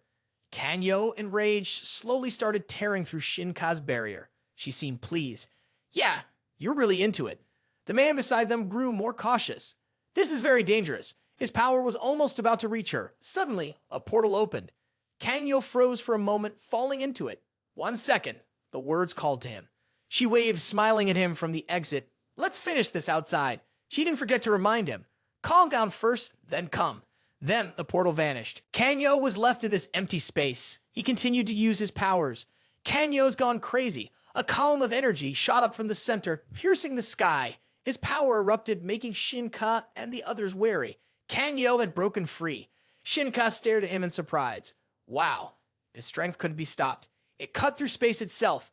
Gangyu followed, moving towards Shina Ka. She smiled, and the three of them jumped into another portal. Kangyo kept charging forward. The crazy girl said, "It's like we're playing hide and seek." His foot slammed down hard. No one was hit. It was just him left. Shina Ka opened another portal and teased him. "Come on, it's closing soon. Catch me if you can." As soon as she said that, red energy began to surround him. Shina Ka was excited. "Oh, that's the power you used in B1. You still can't catch up with her." Shina Ka appeared behind him again, blushing with excitement. She laughed as Kangyo's hand was right in front of her. "Wait, hold on." He stayed close to her, following every time she opened a portal. "Oh, wow!" Shina Ka felt tears welling up, pulling the girl beside him into a tight embrace. Kangyo's claws were almost upon her. Suddenly, the space around him shifted. Kangyo's eyes widened in surprise. A girl was now on top of him, choking him. Shina Ka reached out from another portal. "Ha ha, everything was going smoothly. Why are you stopping me, Mr. Shina Ka?" As Hado charged towards Shina Ka, Kangyo grabbed her by the head. Before Hado could finish saying, "If he catches you, you'll die," Kangyo slammed her head into the portal. An explosion followed. Shina Ka, the man, stood silently. Kangyo remained still, surrounded by chaos. Someone spoke up, and Kangyo's gaze immediately shifted in that direction. "See!" Hado appeared behind Shina Ka, completely unharmed. "I told you, if he caught you, you'd die." Shina Ka asked, "And what about the life I just lost? How do you plan to deal with that?" "Huh, Mr. Shina Ka, it's up to you to decide," she replied, tears streaming down her face. Kangyo activated his powers again. Such a waste. "What about the life I lost?" she said, still crying. His genes are incredible. How did things end up like this? Kangyo kept going. The form of 5, Shina Ka, was cold. Multiple dimensions. Kangyo's eyes widened as several of his red spheres had to fight against the multiple dimensions. Each gate showed the silhouette of a person. Kangyo was stunned. Shina Ka no longer smiled. "Say hello to them. They're the new humans, and they'll replace the old ones." From now on, B3 was submerged in a sea of flames. All had stepped out of a space gate. It was hard to believe that Mago was dead. "I should have been the one to finish him off." Another girl laughed. "Who will be the one to tame me?" Frant, the body trainer, also spoke up. "Does an old man like me even need to get involved?" Matura, the body trainer, responded. "Old man, everything in this world is needed." Meanwhile, the psychic powers users were anxiously thinking to themselves, "I'm so scared, I'm so scared, I'm so scared, I'm so scared, I'm so scared, I'm so scared, I'm so scared." Vidi, the psychic, was puffing on a pipe and said, "A hero dressed as a warden? Now, that's interesting." Moore's stern and arms crossed said, "You jerk, smoke in the designated area." Cece and Tiburon, both martial artists, appeared together. "This place seems pretty lively. What the hell is she talking about?" Haiyan Zhuang, another psychic, laughed. "There are people here worse than demons." Prisoner B4, Tujin, a psychic and martial artist, stared at the object in his hand. Nothing but a sword. Stepness, a martial artist, pointed at something. "They're useless, relying on weapons, huh?" Terepi asked. "Number 4, you're still alive." Maladit, a summoner, leaned on her hip. "I knew those outfits were more comfortable." Hero, a psychic, remained silent. Kangyo widened his eyes. His hat had some blood on it. From the gate, 2 more figures stepped out. Prisoner B5, Aura, a psychic, looked at him coldly. Beside her was Si Wan, who on the other hand looked excited to see him. Seio Kangyo. Kangyo unleashed his power, making everyone there stop laughing. "Mo, right?" The young man with white hair asked eagerly. "Come on." Kangyo rushed toward him. Kangyo charged in with full force. Si Wan was excited. He already had a ball in his hand, ready to strike it against Kangyo. The two quickly closed in on each other. The red energy from Kangyo clashed with Si Wan's blue energy. A roar echoed through the prison, shaking everything. The others watching from above commented, "Such a brutal way of fighting." Some were amused. "I hope no one makes a mistake and gets hurt." "Guard." Someone else called out. Other guards came to inform the warden. "Do we need to leave here?" The warden, looking incredulous, responded, "How did things end up like this? None of this was supposed to go according to plan." One of Kangyo's hands pressed against something, and his body slowly rose to its feet. Kangyo shouted furiously, "Mo, right?" All the B3 and B4 criminals were caught by the Justice Heroes. I see now, but none of them had ever seen Seio Kangyo in combat mode. Now I understand why that woman Laosa didn't want Seio Kangyo to fight. Death, they looked at Kangyo. "So, this is what death looks like," someone else simply said. Those who had seen his appearance, others were intrigued. It was amazing, truly inspiring. "That man, is that a special ability? If so, it can't be stolen." Envy. Shina Ka cried silently. Hano placed a hand on her head to comfort her. Why did he make such a decision? So sad. See, Wan lightly touched his cap. Happiness. Kanyo, why didn't you show me this skill when we fought before? What else are you hiding from me? He laughed. You're really something. Kanyo didn't say much and went straight into the attack, his eyes wild with power. Wan sneered, but you're still hiding something, right? Kanyo exploded further, with blue strikes hitting his body. They came nonstop, more and more, pushing him back. But he quickly regained his balance, then used his legs to propel himself forward again, charging like a red lightning bolt. He headed straight for Wan. His face no longer resembled a human. He punched, but the punch was blocked by a shield created by Wan. He laughed. All right, I've frozen the space in front of me as a precaution. Now they'll trigger an explosion together. The audience gasped, wow, what a terrifying guy. He hasn't even used any real combat abilities yet, and he's already this strong, and he's still not even of legal age. If he becomes an adult, how monstrous will he be then? Wan stared at the smoke and shouted, where did you go? I knew that wouldn't be enough to take you down. He continued yelling Kangyo. Before he could finish, Kangyo landed a direct punch to his face. Blood spurted out, and Wan was sent flying. Kangyo glared and kept punching, striking Wan right in the chest. Wan's eyes widened as he was thrown backward and crashed violently into a wall. The audience was thrilled by the turn of events. This is amazing. It's a battle between monsters. A red lightning bolt cut through the air, and the heads of CC and Tiburon were simultaneously severed.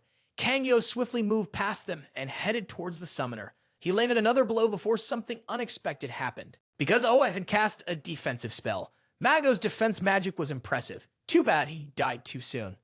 Do you feel that sense of longing when you see your teammates' magic? Kangyo gathered his strength. The defensive layer began to crack. Owet clicked his tongue. Seriously, I'm so jealous of that power.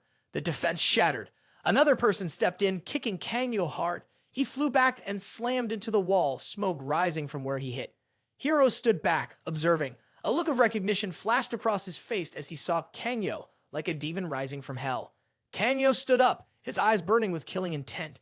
Both of them looked down below. Wan grinned. Kangyo, you gotta play with me. But thinking it over, he continued, I still feel like you're hiding something. Kangyo's eyes widened when he heard the next words from the kid. He laughed.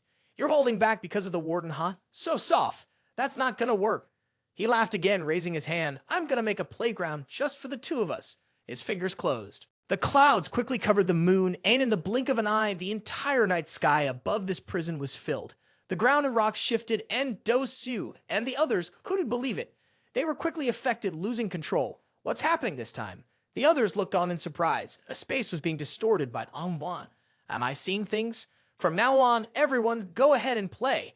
Everyone shouted loudly. The whole prison was being transported to a different place. At that moment, a massive explosion erupted from the building, threatening to tear it apart. Screams echoed, ah!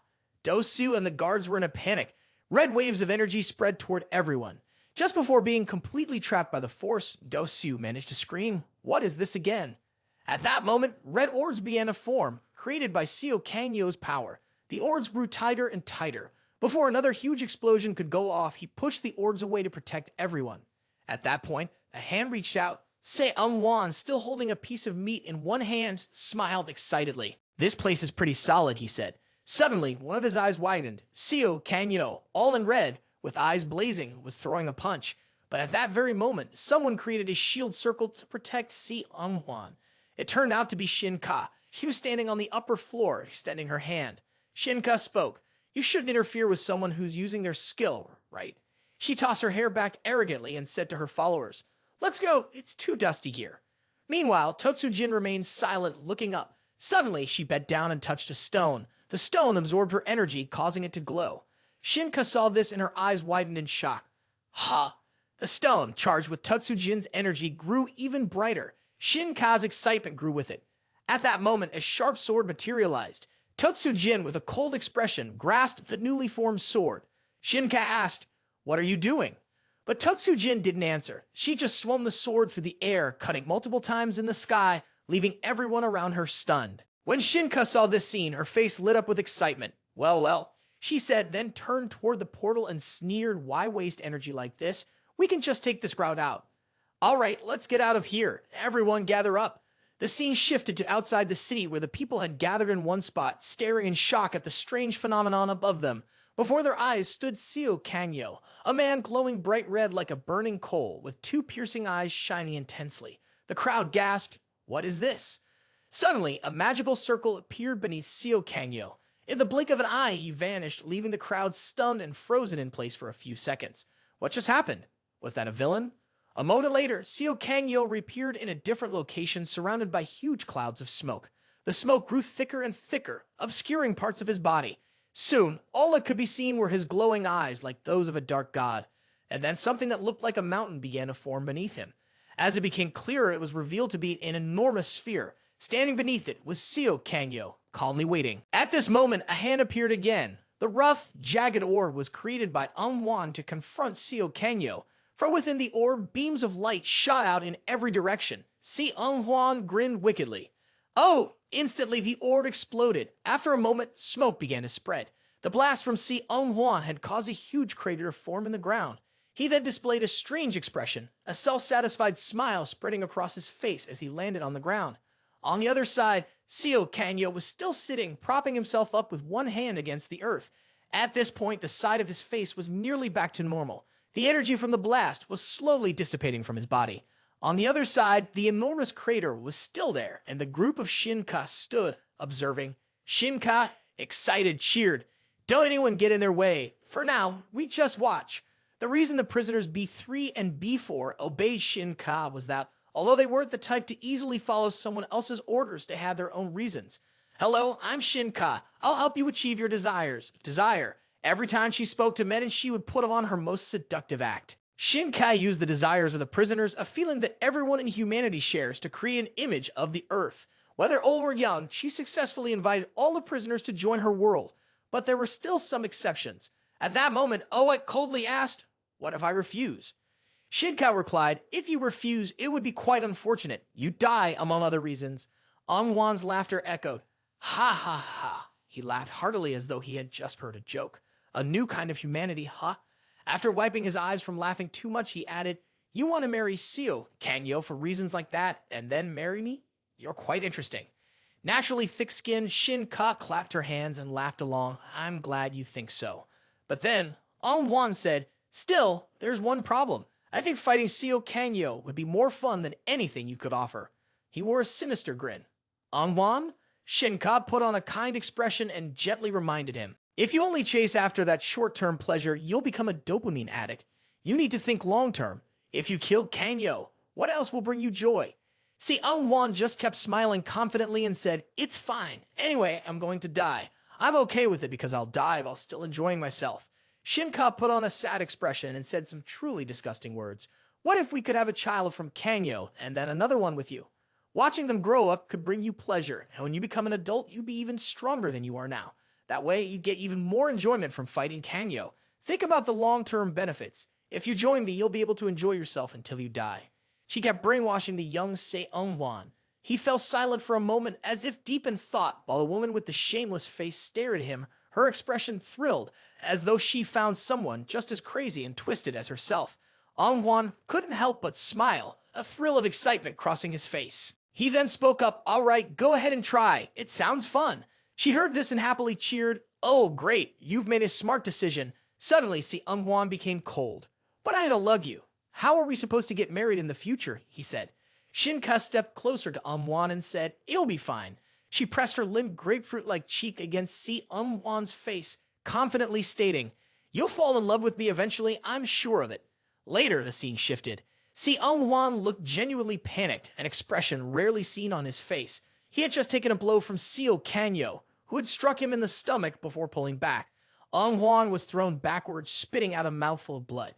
Despite this, he still held onto the piece of flesh in his hand and smirked, saying triumphantly, "Heh, I guess one hand won't cut it." While Seio Kangyo glared at him with fury, Manhwa started taunting. "Seio Kangyo, say something.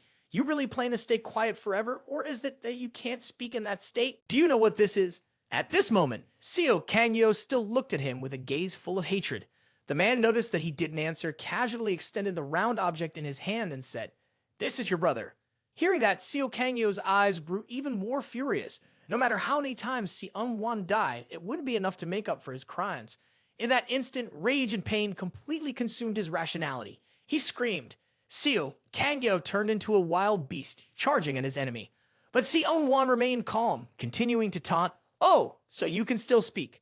Seio Kangyo sprinted toward Huan, who stood there casually, holding the round object in his hand. The stones beneath Huan's feet flew off the ground. With an amused expression, he controlled the stones, lifting them into the air. The stones suddenly transformed into sharp, deadly projectiles. They grew larger under Huan's control, their pointed tips aimed directly at Seio Kangyo, who was speeding toward them. Seio Kangyo raised his fist, ready to face the thousands of sharp stones hurtling toward him at an incredible speed. With a fierce expression, Seio Kangyo slammed his fist forward, determined to strike against the oncoming storm of deadly projectiles. Sharp, fast-moving projectiles zoomed past Seio Kangyo. Suddenly, his eyes widened in shock.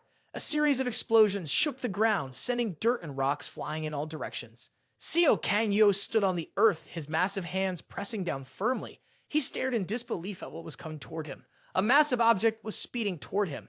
Despite the chaos of flying debris, the object continued to close in at an incredible speed. Seio Kangyo focused on the object. He raised one fist, bringing it closer. As the fist and the object were about to collide, he gritted his teeth. A huge explosion threw him backward. The object pinned Seio Kangyo's body, sending him flying into the mountain behind him, causing a massive impact.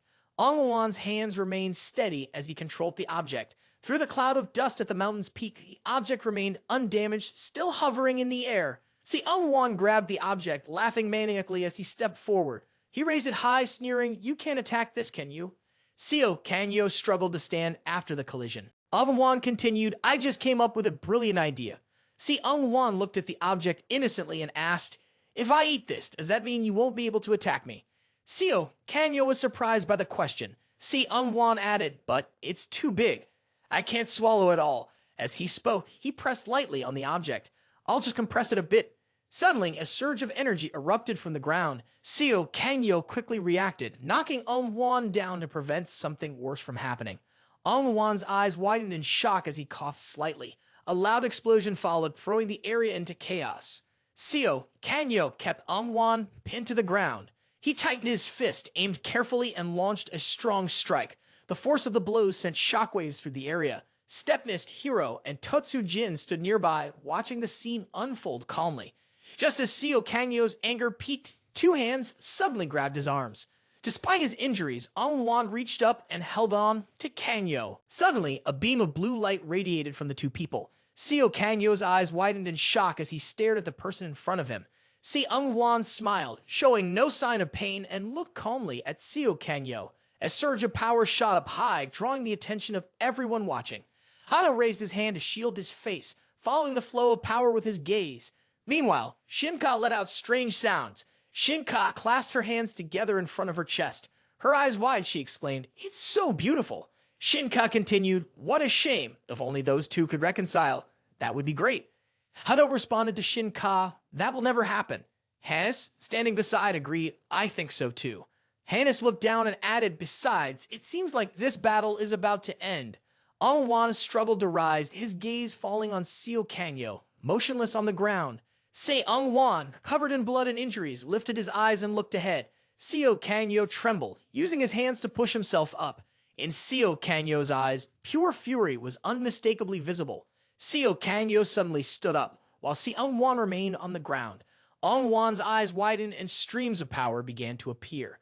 The waves of power continued growing in number. The streams of power moved forward and surrounded Seio Kangyo. On the ground, they appeared in greater numbers, continuing to advance toward him from a distance. Shina Ka and everyone else were stunned, watching the scene unfold before them. Shina Ka exclaimed, "What is that?" Shina Ka and the others watched as countless threads wove together, forming a massive structure. A loud laugh echoed through the enormous web. Huan looked at the giant network with despair and said, "How many skills do you even have? It's impossible to beat you." He turned to look at the person in front of him and continued, "By the way, how does it feel? Seio Kangyo? What's it like to kill someone?" Seio Kangyo knelt on one knee, eyes fixed on Huan. Huan grinned and added, "I bet you're just as disappointed as I am, right? Just a little touch and they disappear, not even enough to release the pressure you've been holding in." Seio Kangyo listened to Huan's words and coldly replied, "Shut up." The waves of power continued to surround him. Huan smirked and asked, "So what?" He spoke with a smug expression. After having so much fun playing with me, don't you feel relieved for letting go of all your negative feelings? You must be feeling pretty uncomfortable, right? Kangyo frowned as he looked at Wan, who was speaking. Wan, speaking from the long struggle of holding back his power, said, because you had to stick with those worthless people, right? Laosa, the teammates flashed in Wan's mind as he spoke. Seio, Kangyo hesitated before saying, you. Wan watched Seio, Kangyo's reaction. Wan looked confused as the person in front of him spoke up, you see. Kangyo coughed hard, his face contorted, and said, you don't understand anything. Wan's eyes showed contempt. He glanced up at the massive network above and said, well, this skill looks pretty dangerous. This must be your final attack, huh? I'm running out of energy too. This is going to be a problem. Wan continued, I don't know if this giant network in the sky is really that terrifying.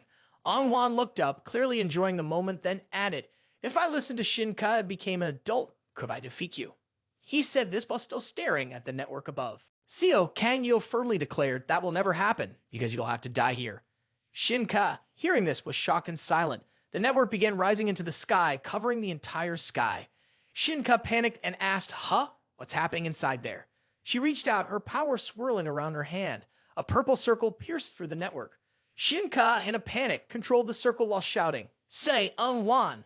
The image of Wan appeared inside the circle. Through the circle, Shina Ka witnessed Wan being stabbed painfully, his eyes wide open in shock. Countless sharp points pierced his body, causing him to die on the spot. Seio Kangyo's eyes widened, his expression darkened. Shina Ka saw Wan being impaled by hundreds of blood-colored strings coming from Seio Kangyo. The boy's eyes bulged, his mouth open, but he didn't make a sound. Shina Ka screamed in panic, say, Wan. She raised her hand and activated her powers. Shina Ka immediately teleported to Wan's location and gently pulled him through the portal. Wan hung limply, carried by Shina Ka without any movement. It seemed as though he had died in the battle just now. Shina Ka was in a panic, shouting, treat him. Terapia rolled up his sleeves, stepped forward, and calmly said, step aside. He knelt down and thrust his arm into Wan's chest. Immediately, the blood tendrils that had been clinging to Wan's body vanished. To be more precise, Terapia had absorbed them into his hand. He muttered in awe, I can't believe he managed to use his strength to protect his weak spots in such chaos. As he spoke, his battle instincts are impressive. A blood thread stretched up to his elbow. Terapia stood up. Done. Seeing that Wan hadn't regained consciousness, Shina Ka shook him, saying, Seio Wan, wake up! Terapia raised his arm, now covered in blood threads, and with an indifferent expression on his face, he said, what a formidable strength. Then, without hesitation, he severed his own arm right in front of the other prisoners. His arm immediately regrew as if nothing had happened. He looked at them and asked, so, what do we do with Seio Kangyo now? A voice rang out, what else? That's Hero. The man spoke coldly, he needs to be killed on the spot. But someone interrupted, wait. Everyone turned to look at Shina Ka. She checked Wan's pulse and then looked up, saying, before I do that. She spoke with urgency, her eyes shining with a determined spark. I want to speak with him one last time. The him she referred to was someone everyone knew. He lay face down on the ground, completely motionless, at the center of the battlefield. Just moments later, Seio Kangyo staggered to his feet and looked around. In his line of sight, something suddenly appeared, a curled mass of flesh. From the feel of it, he knew it was the most important person in his life, his brother, Seio Kangyo. Seio Kangyo slowly walked over. He bent down carefully and gently lifted the lifeless form. Looking at the body, his heart broke. A sense of despair gradually took over his mind. Seio Kangyo's vision began to blur. He could no longer tell if this was real or just a dream.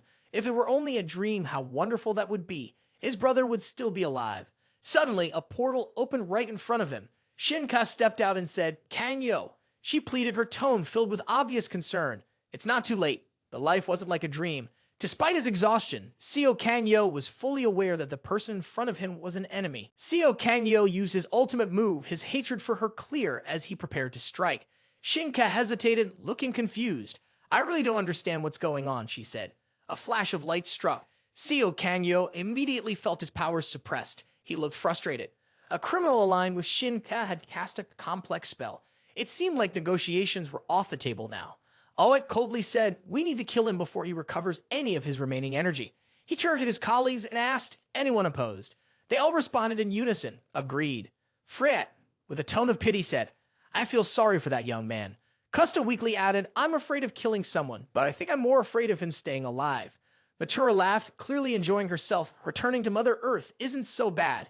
Maladidi stretched and groaned, oh, I'm so hungry. Let's hurry up. Stepnis chuckled, this guy might actually be interesting. Vidi, with a pen in hand, wrote regretfully, is this the end? What a shame. High Undoing smiled, haha, he's even scarier than a demon. Someone teased him, are you afraid of dying? A deep, rumbling voice echoed above them. Get out of my way. They looked up. Hero had turned into a giant, standing towering behind them without anyone noticing. He clenched his fist, swinging it down directly at Gangyu. Gangyu huddled up, protecting the only thing his brother had left behind. He endured the pain without a sound. Hero was going to strike first.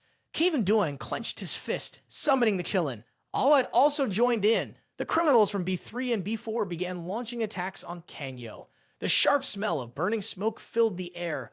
A thought suddenly crossed Gangyu's mind. How long has it been?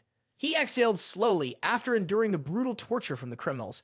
He opened his mouth, lying still in their hands, desperately holding on to the mass of flesh. Hero lifted his foot, ready to stomp down. All right, let's finish this. Gangyu still couldn't fight back. He could only wait for the blow that was about to land. A gust of wind swirled with Hero's steps. It was hard to tell what he was thinking. Just as Hero was about to strike, a flash of blue light appeared.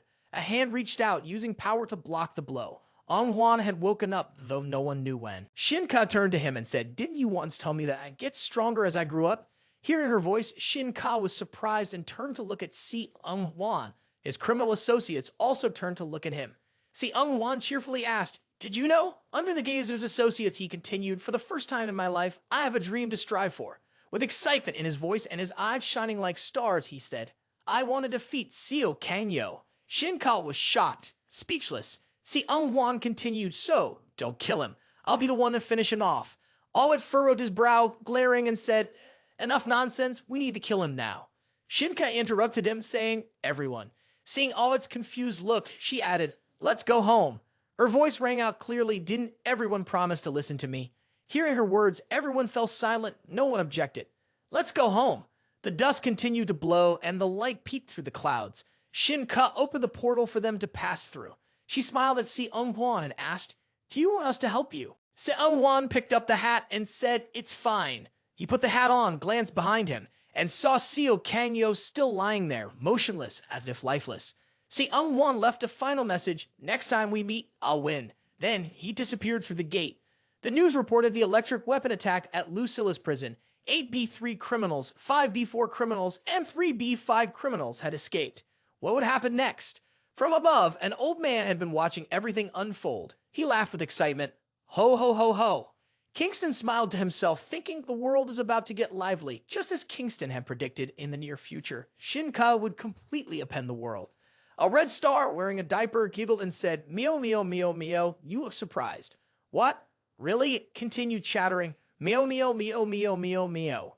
The girl talking to it seemed uncertain. She hesitated, unsure if she was ready. The red star replied, Mio, mio, mio. Suddenly, the scene of their chaotic conversation cut out and the screen went dark. Earth appeared, marked with a strange symbol. A cheerful voice echoed, welcome to a new world, the Alpha World. Shina Ka and 2 others appeared. She happily said, well, hello everyone. I'm Shina Ka, and from now on, I'll be your Eva. She introduced the 2 people next to her. Next to me were a few guests. The man spoke, Hannes. The cat-eyed girl also introduced herself. I'm Hato. A message appeared with a question. What is the Alpha World? Hannes answered, the Alpha World is a created world. He continued, it was made to shelter humans infected by the disease, along with Miss Shina Ka, who will act as humanity's Eva. The next question appeared, who has the right to stay in the Alpha World? At this moment, Hato answered, to become part of the Alpha World, certain conditions must be met. She paused briefly before continuing, the person must have strong abilities. At that moment, a muscular person appeared on the screen. Hato continued, condition 2, the person must not protect those with rejected genes. The screen displayed a group of rats, accompanied by Hato's voice. Hato continued, the third condition is that the person must be healthy enough to maintain their lineage. The screen displayed another question. What will happen to those who don't meet the conditions? Shina Ka spoke with an indifferent tone, her eyes filled with pity. I think those who don't meet the genetic requirements are guilty of crimes in the old world. They deserve to die. She pointed at the camera, and if they've committed a capital crime, what should we do? She answered herself, That's right, exactly. They must be erased. Shina Ka clapped her hands. Anyone whose genetic makeup doesn't meet the criteria deserves to be erased. She continued passionately. At the same time, the screen displayed a letter. Next month, we will select the new humans who qualify to become members of the Alpha World and send them an invitation. Shina Ka made a slashing motion across her neck while smiling and said, anyone who dares to refuse our invitation will be considered guilty of harboring those with rejected genes. They will also be erased, so please carefully consider our invitation. She pressed her hands together and said earnestly, now will the future of the new humans be bright? She then leaned toward the camera and winked. It's all thanks to Eva, the future of your generation. I'm Shina Ka. Goodbye now. The screen flickered again, and the channel switched back to the original show. The girl pouted and spoke to the red star. Meo, meo, meo. The red star pouted back. Meo, meo, meo, meo. The screen cut to black, and the light from the large screen gradually faded. The room became pitch dark, with 7 people gathered around a meeting table. Under the harsh lights, one person broke the silence. All right. That person began speaking about the prison break at Lucilus prison and how the broadcast had been shown to all of humanity after the escape. The chairman of WSCBZ, with a confident demeanor, said, WSC, the World Security Council is holding a meeting of the World Security Council.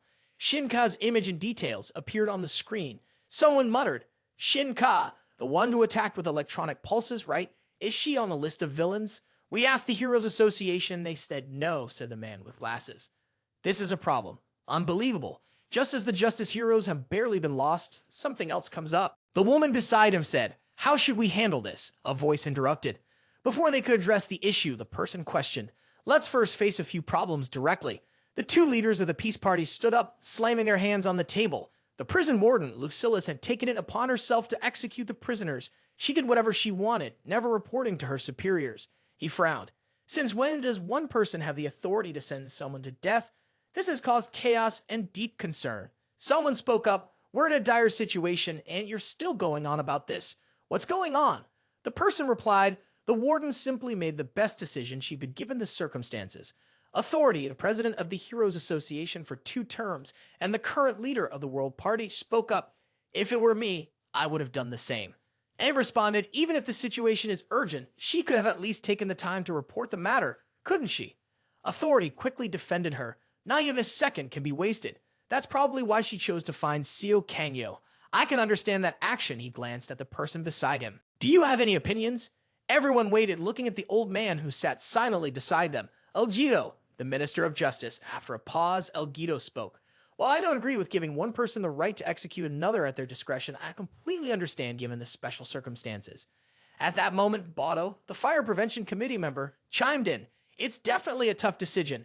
Considering the situation, I'm concerned that others will suffer significant losses. The police commissioner, a young woman, also spoke, visibly frustrated.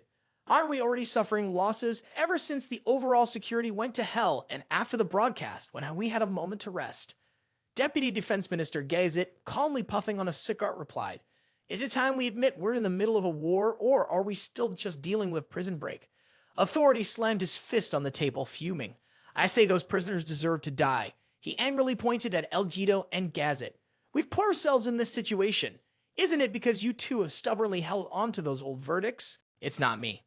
Authority continued. If I were still the president of the Heroes Association, those people would be dead before we even needed to consider executing them. I can't understand how you guys invite disaster by not killing those wanted criminals the moment you capture them. He gritted his teeth. Since Laosa became president of the Heroes Association, the world had turned into total chaos. Botto remained calm and said, you might have changed a bit, have you? And he spoke again. You still think the decisions you made when you were president of the Heroes Association were right, don't you? Take a good look at the heroes back then. He glanced at Authority and added, most of the heroes you led were never mentally stable. Authority sneered, so what? The 2 of them began arguing. Someone said, it's better to control them than let them turn into villains. Another quickly countered, is being a hero really that important? Authority frowned. It was clear. Ever since Laosa took over as president of the Heroes Association, those who could have been heroes had turned into villains, causing chaos everywhere. Botto shot him a glare. The image of a hero in your head is nothing like mine. Authority said, you're all just a bunch of dreamers, clinging to some idealized version of a perfect world, completely ignoring the reality right in front of you. B sat silently, observing them argue for a while, and spoke up, Laosa. Everyone instinctively fell silent and turned to look at him. He continued, if she were here. He glanced at the empty space, then added, I'm curious what her view on this would be. Authority stayed quiet, gritting his teeth. He clicked his tongue in frustration and walked away. At the car, his secretary opened the door for him and asked, how did the meeting go, sir? Authority gruffly replied, not well. He grimaced and continued, those people are a hassle. I don't see why we even need to discuss it. Just get rid of the prisoners and that's it. He muttered, it's all that damn woman's fault. That damn Laosa. The secretary asked, what will you do now, sir? Authority responded, since Laosa became the president of the Hero Association, all those faces I can't stand, especially those from the World Security Council, he said angrily, the supporters of the Peace Party. Firefighting committee member, Deputy Minister of National Defense, President of the Hero Association, Authority frowned. The group supporting punishment, which included the World Party and the police commissioner, seemed determined, but then he remembered Bado's face. On the other hand, the neutral faction was led by the Minister of Justice. He sighed, it's all because of those four. Together, they went against us, and that's why our opinions were ignored. Even the current president is starting to lean towards Laosa's side. He continued, but right now, the president position at the Hero Association is still vacant. All we need to do is help our person take that position. Once that's done, everything will fall into place. To balance things out, he's willing to do whatever it takes. If it were 3 versus 3, maybe our views would have been taken seriously. Authority paused, then gazed out the window. We're going to meet Seio Ka, the former justice hero, he said firmly. I'm sure of it. A thought flashed through his mind. The others must have started making their moves too. Authority then remembered a pink-haired girl with bunny ears. The secretary asked, isn't Seio Ka pretty close to Laosa though? The authority said, that's right, he does have connections. He gave a naive smile. However, the situation has changed quite a bit, hasn't it? The secretary, following his instructions, started the car to go meet Seio Ka. At that moment, Seio Ka was in the operating room, his lips cracked from dehydration. Seio Ka slowly opened his eyes. A question was posed to the heroes. Why can't heroes kill villains? Judy laughed out loud at that question. Ha ha ha. When I first joined Equality, I thought the same thing, Seio Ka. He replied, you'll find the answer to that question once you start walking alongside Equality. Haid, hearing that, looked at him with confusion. Do you want me to kill someone with my own hands? He hesitated. I don't want to. He waved his hand. If being a hero means having to kill someone, I'd rather not be a hero at all. This time, it was Medius' turn to speak. She said, my sister is a criminal sentenced to death in prison. She hesitated. Yes, she committed a crime deserving of death, but I think she should be given a chance to atone for that sin. Mago stroked his chin thoughtfully. Why can't heroes kill villains? He sighed, lost in thought. Wait, think about it the other way. Why should heroes kill villains? He paused, deep in contemplation. Is it because they have no purpose in life? Or have they given up on being human? He wondered aloud. What kind of person would have value in life? What does it even mean to be human? After a moment, he smiled. It's a tough question, but let's think about it together. Laosa replied calmly, a hero's job isn't to kill villains. Our job is to save everyone. She extended her hand. From now on, come save people with us. Suddenly, everything went dark for Kanyo. Laosa's voice echoed, Seio Ka, you will surely. He drifted in and out of consciousness. Why, everyone? The scene before him was a reminder of his 5 close teammates. Why didn't they all leave without giving me an answer? Hongdi appeared and spoke. The job of a warden is to reform prisoners. She hesitated. I don't oppose the death penalty as an investigator. I have a responsibility to tell criminals what they did wrong before they are executed. Kanyo stood in front of him, his eyes weary. The law is what condemns humans, and we are the investigators who carry out the verdicts that are handed down. Seio Kanyo's image suddenly crumpled like a piece of paper. His words still echoed in the air. That's why before the execution, paper crumpled again like that. What is the duty of an investigator? Kanyo suddenly opened his eyes and blood rained down. A foul smell spread across his body. A voice called his name. Seio Ka. A hand reached out with a fleshy orb, the giant version of Se-Ung-Wan, provocatively staring at him. Even you think this is interesting, don't you? He said excitedly. After everything that's happened, we just keep talking nonsense, huh? Seio Ka stood frozen, not knowing what to do. The surroundings looked like a sea of blood. Seio Ka jolted awake, gasping for breath. A voice called out to him. Seio Ka. Lippus was sitting with her legs crossed, speaking. You're awake. She asked worriedly. Are you okay? Seio Ka hadn't shaken off the nightmare yet, the world still hazy in his vision. Lippus said, I'm sorry. She confessed. I should have come to help, but even though I knew something would happen in the prison. Lippus seemed hesitant. I couldn't get all the details because the investigator kept the chaos under wraps. Kanyo turned away, avoiding her gaze. It's fine, he said, his voice calm. Even if you go there, you wouldn't be able to help. Lippus still looked worried. Are you really okay? I heard about the mission you took on in prison. Kanyo cut her off, his eyes meeting hers. Honestly, I'm not okay at all. Lippus stayed silent, staring at him. Kanyo clenched his fist, angry. I should have stopped everything from happening, but I failed. Lippus widened her eyes in surprise. Kanyo asked her, Lippus, are you here to tell me I shouldn't chase after the bad guys? If that's the case, you can go back. I'm no hero anymore. Seeing the shock in Lippus' eyes, he spoke clearly. Now, I'm an investigator. Lippus lowered her head. We need to form a new hero association and pick people who truly deserve it from a fair society, she said.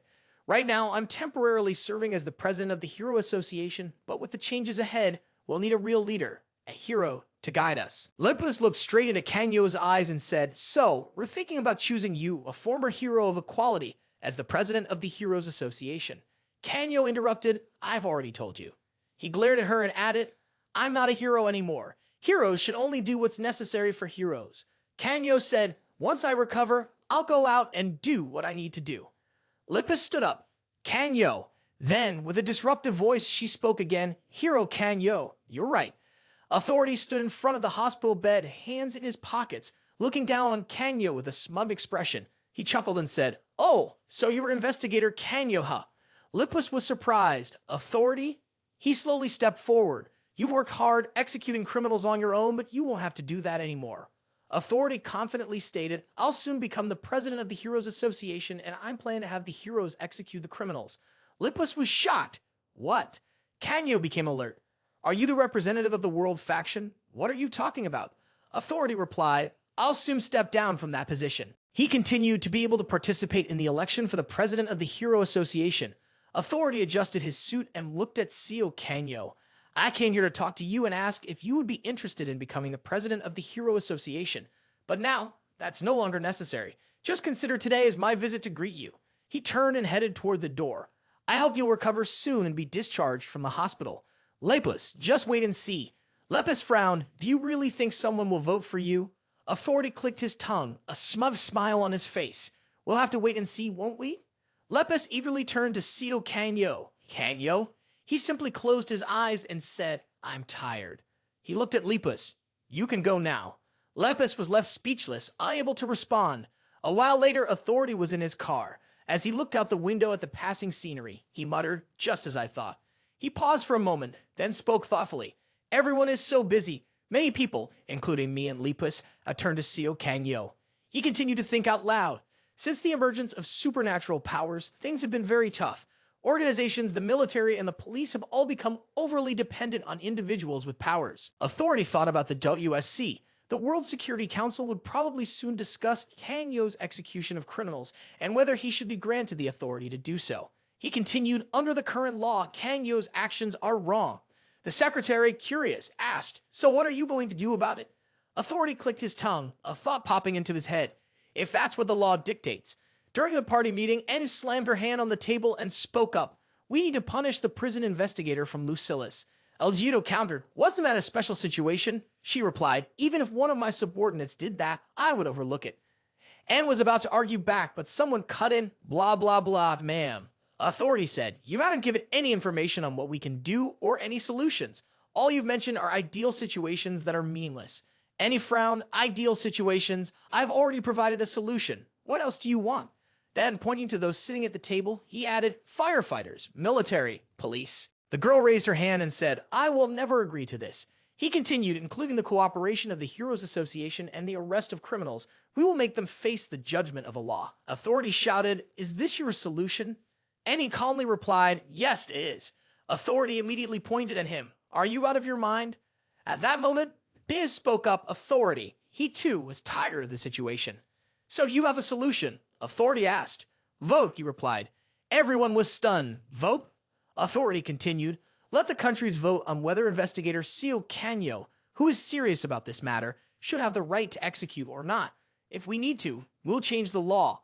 Who is in favor of granting Seio Kanyo the power to execute, and who is against it? After hearing Authority's words, everyone was shocked, confused, and taken aback.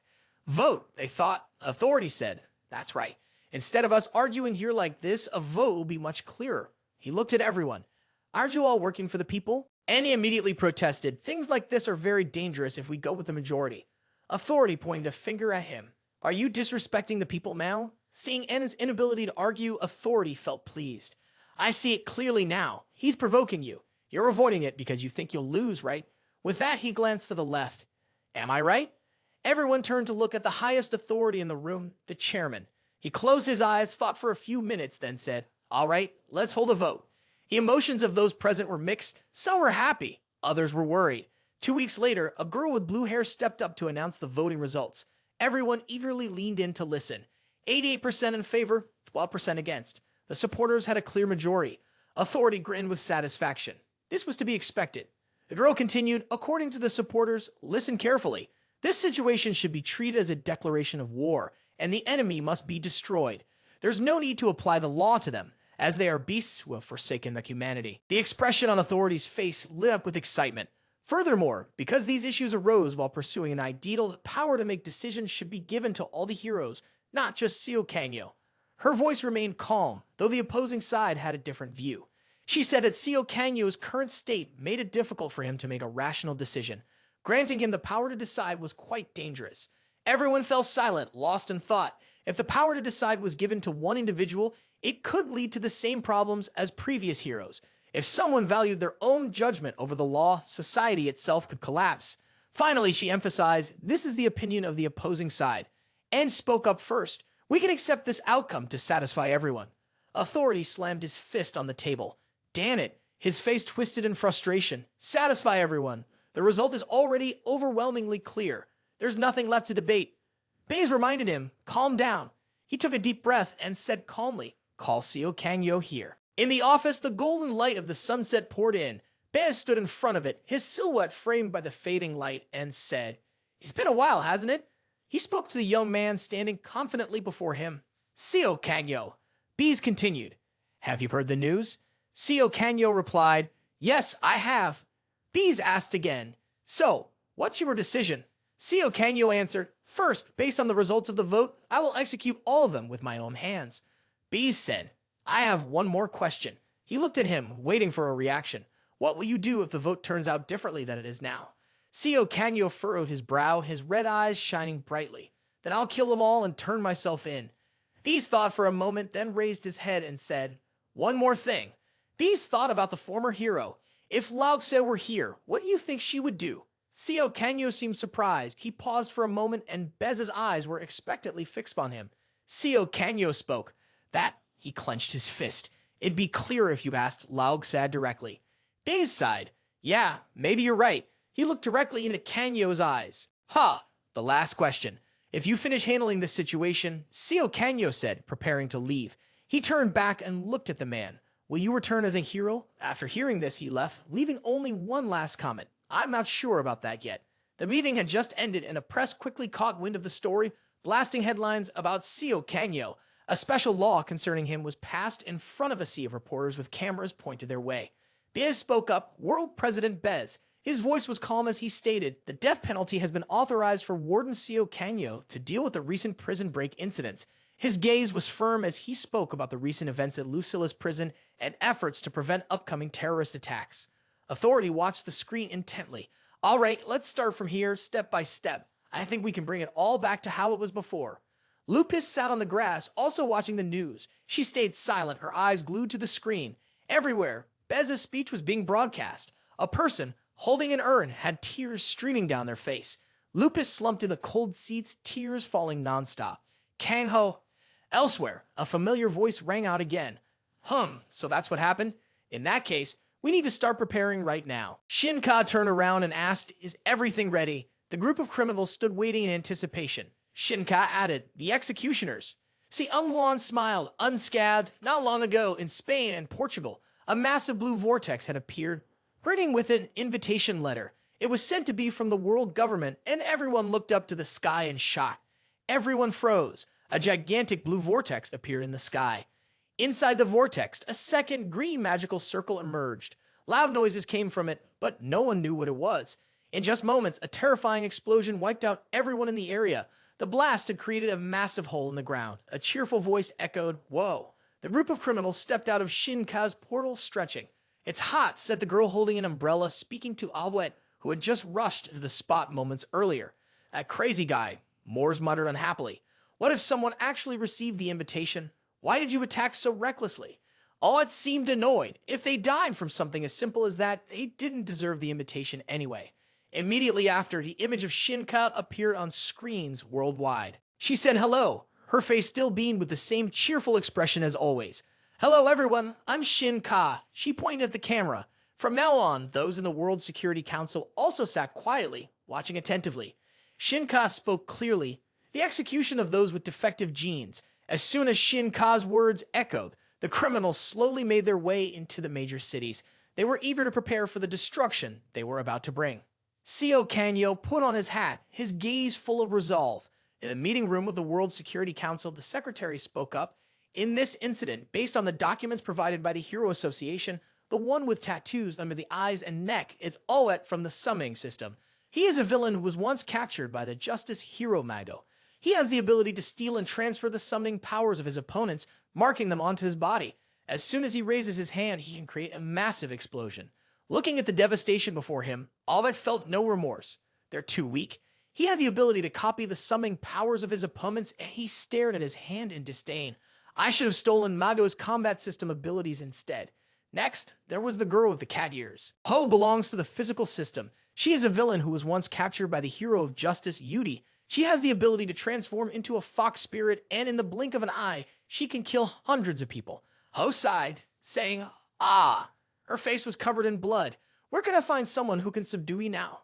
The next person is Hyun Duong, who belongs to the special system. He is always seen with a mysterious smile. He is another villain who was once captured by the hero of justice. He clapped his hands, and blue light flashed, releasing 2 unicorns. They swung their tails and began to massacre. Hyun Duong has the ability to summon demons. Ho ran over to praise him. Hyun Duong scratched his head. "Pretty strong, right?" The girl with the umbrella named Moores also belongs to the special system. She is a villain who was once captured by the hero of justice, Tome. She appears to be someone with typical special powers. Moores stood behind someone who was limping, calling for help. "You're being too noisy," not graceful at all. Then a no entry sign appeared. She said Eagle was right. A bright orange bow suddenly appeared on the person's neck, and then he was decapitated. Moores looked on with disdain. The genes that weren't selected are truly worthless from the start.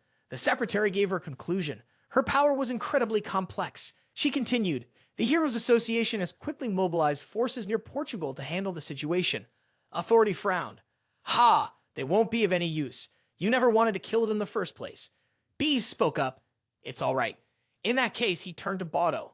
"Firefighters will be prioritized to rescue the civilians." Bado responded, "Understood, Mr. President." Bees then looked at Jera and Brahm. "The army and police will be responsible for protecting the citizens." Jera immediately replied, "Understood, boss." Grom hesitated. "We don't have enough strength to stop them. In the end, we'll have to call the heroes to help." Bees turned to Elgido. "Elgido, where is Officer Seio Kangyo?" Elgido replied, "I've heard." He said, "Prison Warden Do Siu mentioned that he started heading there as soon as he saw the broadcast." Aang then complained, "Hasn't she been fired yet?" Beatties asked the secretary, "Is there any way to figure out what the enemy's goal is this time?" The secretary hesitated and said, "We still haven't figured out exactly what they want." Before this attack, Shina Ka had pointed at her comrades, identifying the targets for everyone. She said, "Execute everyone who doesn't have the chosen genes and help those who accept our invitation to join the Alpha world." Shina Ka raised her hand. "First, let's take it easy and let them taste a little of what's to come. After that, convincing those who accept our invitation will be much easier." Everyone's eyes were on her. She continued, "Right now, I want you to focus on bringing people back, not on slaughtering them." Then she spread her arms, savoring the decisive moment. "In the end, we can kill as many of those with unchosen genes as we want." Moore spoke up to stop the other 3. "Hey, stop it," she said seriously. "That's enough to get the bodies warmed up." "Got it? Let's just do the mission Eva assigned." Ho pouted. "Ah, I want to destroy a bit more of this place." Hyun Duong nodded. Okay. But Allington didn't immediately agree. He said, "I'll do whatever I want. If I keep destroying this place, those who accept our invitation will eventually have to show themselves." Moores angrily said, "You're going too far. Are you planning to ignore the mission Eva gave you?" He calmly replied, "If so, what are you going to do about it?" Under Ho's gaze, Hyun Duong raised his hand and made the summoning gesture again. A three-legged crow, a thin and ugly bird, flew in. He climbed onto the bird and said, "I think even if you tell him to go, he won't leave." The fox spirit jumped up excitedly. "Whoa, let me come with you." Mors couldn't do anything. He clicked his tongue, turned, and walked away. It said, "As soon as this is over, I'll report this to Eva. Do whatever you want." Hearing that, they all left him alone. The surroundings were in ruins, the city sinking into flames. Awet sighed, shooting out fire as he muttered, "Nothing has changed since I left the prison. How annoying." He rolled up his sleeve and looked at the tattoo on his arm. Everything was still the same. No matter how much I destroy, my power doesn't get any stronger. This really is a cursed ability. Staring at the diamond-shaped marks, he said, "I understand now." His gaze sharpened. "I have to keep stealing." While he wasn't paying attention, a massive pair of legs suddenly dropped down. It was a giant rabbit falling right where Awet was standing. He quickly created a barrier. Suddenly, he heard a familiar voice. "Who are you?" A person stood on a flying carrot, and the giant rabbit disappeared. The person said with disdain, "You really haven't changed at all. You've been out of prison for so long, and yet..." Lippus grimaced. "Didn't you learn anything there, Awet?" The barrier that Awet had created slowly began to fade. He frowned and replied, "Lippus, you're just in time. Can you let Mago lie down peacefully?" At a school, specifically the Talent Academy, in one of the classrooms, the teacher was giving a lecture. A boy sitting at the front raised his hand. "Teacher, I'm scared." The teacher smiled warmly and reassured him. "Don't worry, everything will be fine." He winked and said, "No matter what happens, I'll protect all of you. Follow me to the shelter." Just as he finished speaking, a round of applause rang out. Everyone followed the sound and saw a woman suddenly appear at the back of the classroom. Mors was the one who had clapped, she said. "Very impressive, truly a teacher to be admired." The children screamed in fear and ran in all directions. Mors raised an eyebrow and said, "You're doing too well. That's quite rude." Griffin stepped in front of the children, taking a defensive stance. "Angrily," he replied, "Mors." She remained calm, replying nonchalantly, "Do you know me? My apologies." She picked up her umbrella. "Don't worry, I know you got an invitation from Eva too." With that, she jumped down. "Anyone who received an invitation, come with me." Griffin interrupted, "Please leave right now." He sat down and pulled the children closer to him. "I won't let you take any of these children." Before Mors could do anything, she was immediately rejected. Annoyed, she said, "You're not very smart, are you?" She tapped the umbrella against her hand, and Mors began to use her powers. "Just thinking about how you dared to interrupt me while I was speaking." Griffin could feel the pressure coming from her. Mors brushed the edge of her hat. "I'll have to teach you a lesson." The school for people with special abilities, built in Greek style, was established after the events of Mao and Mio.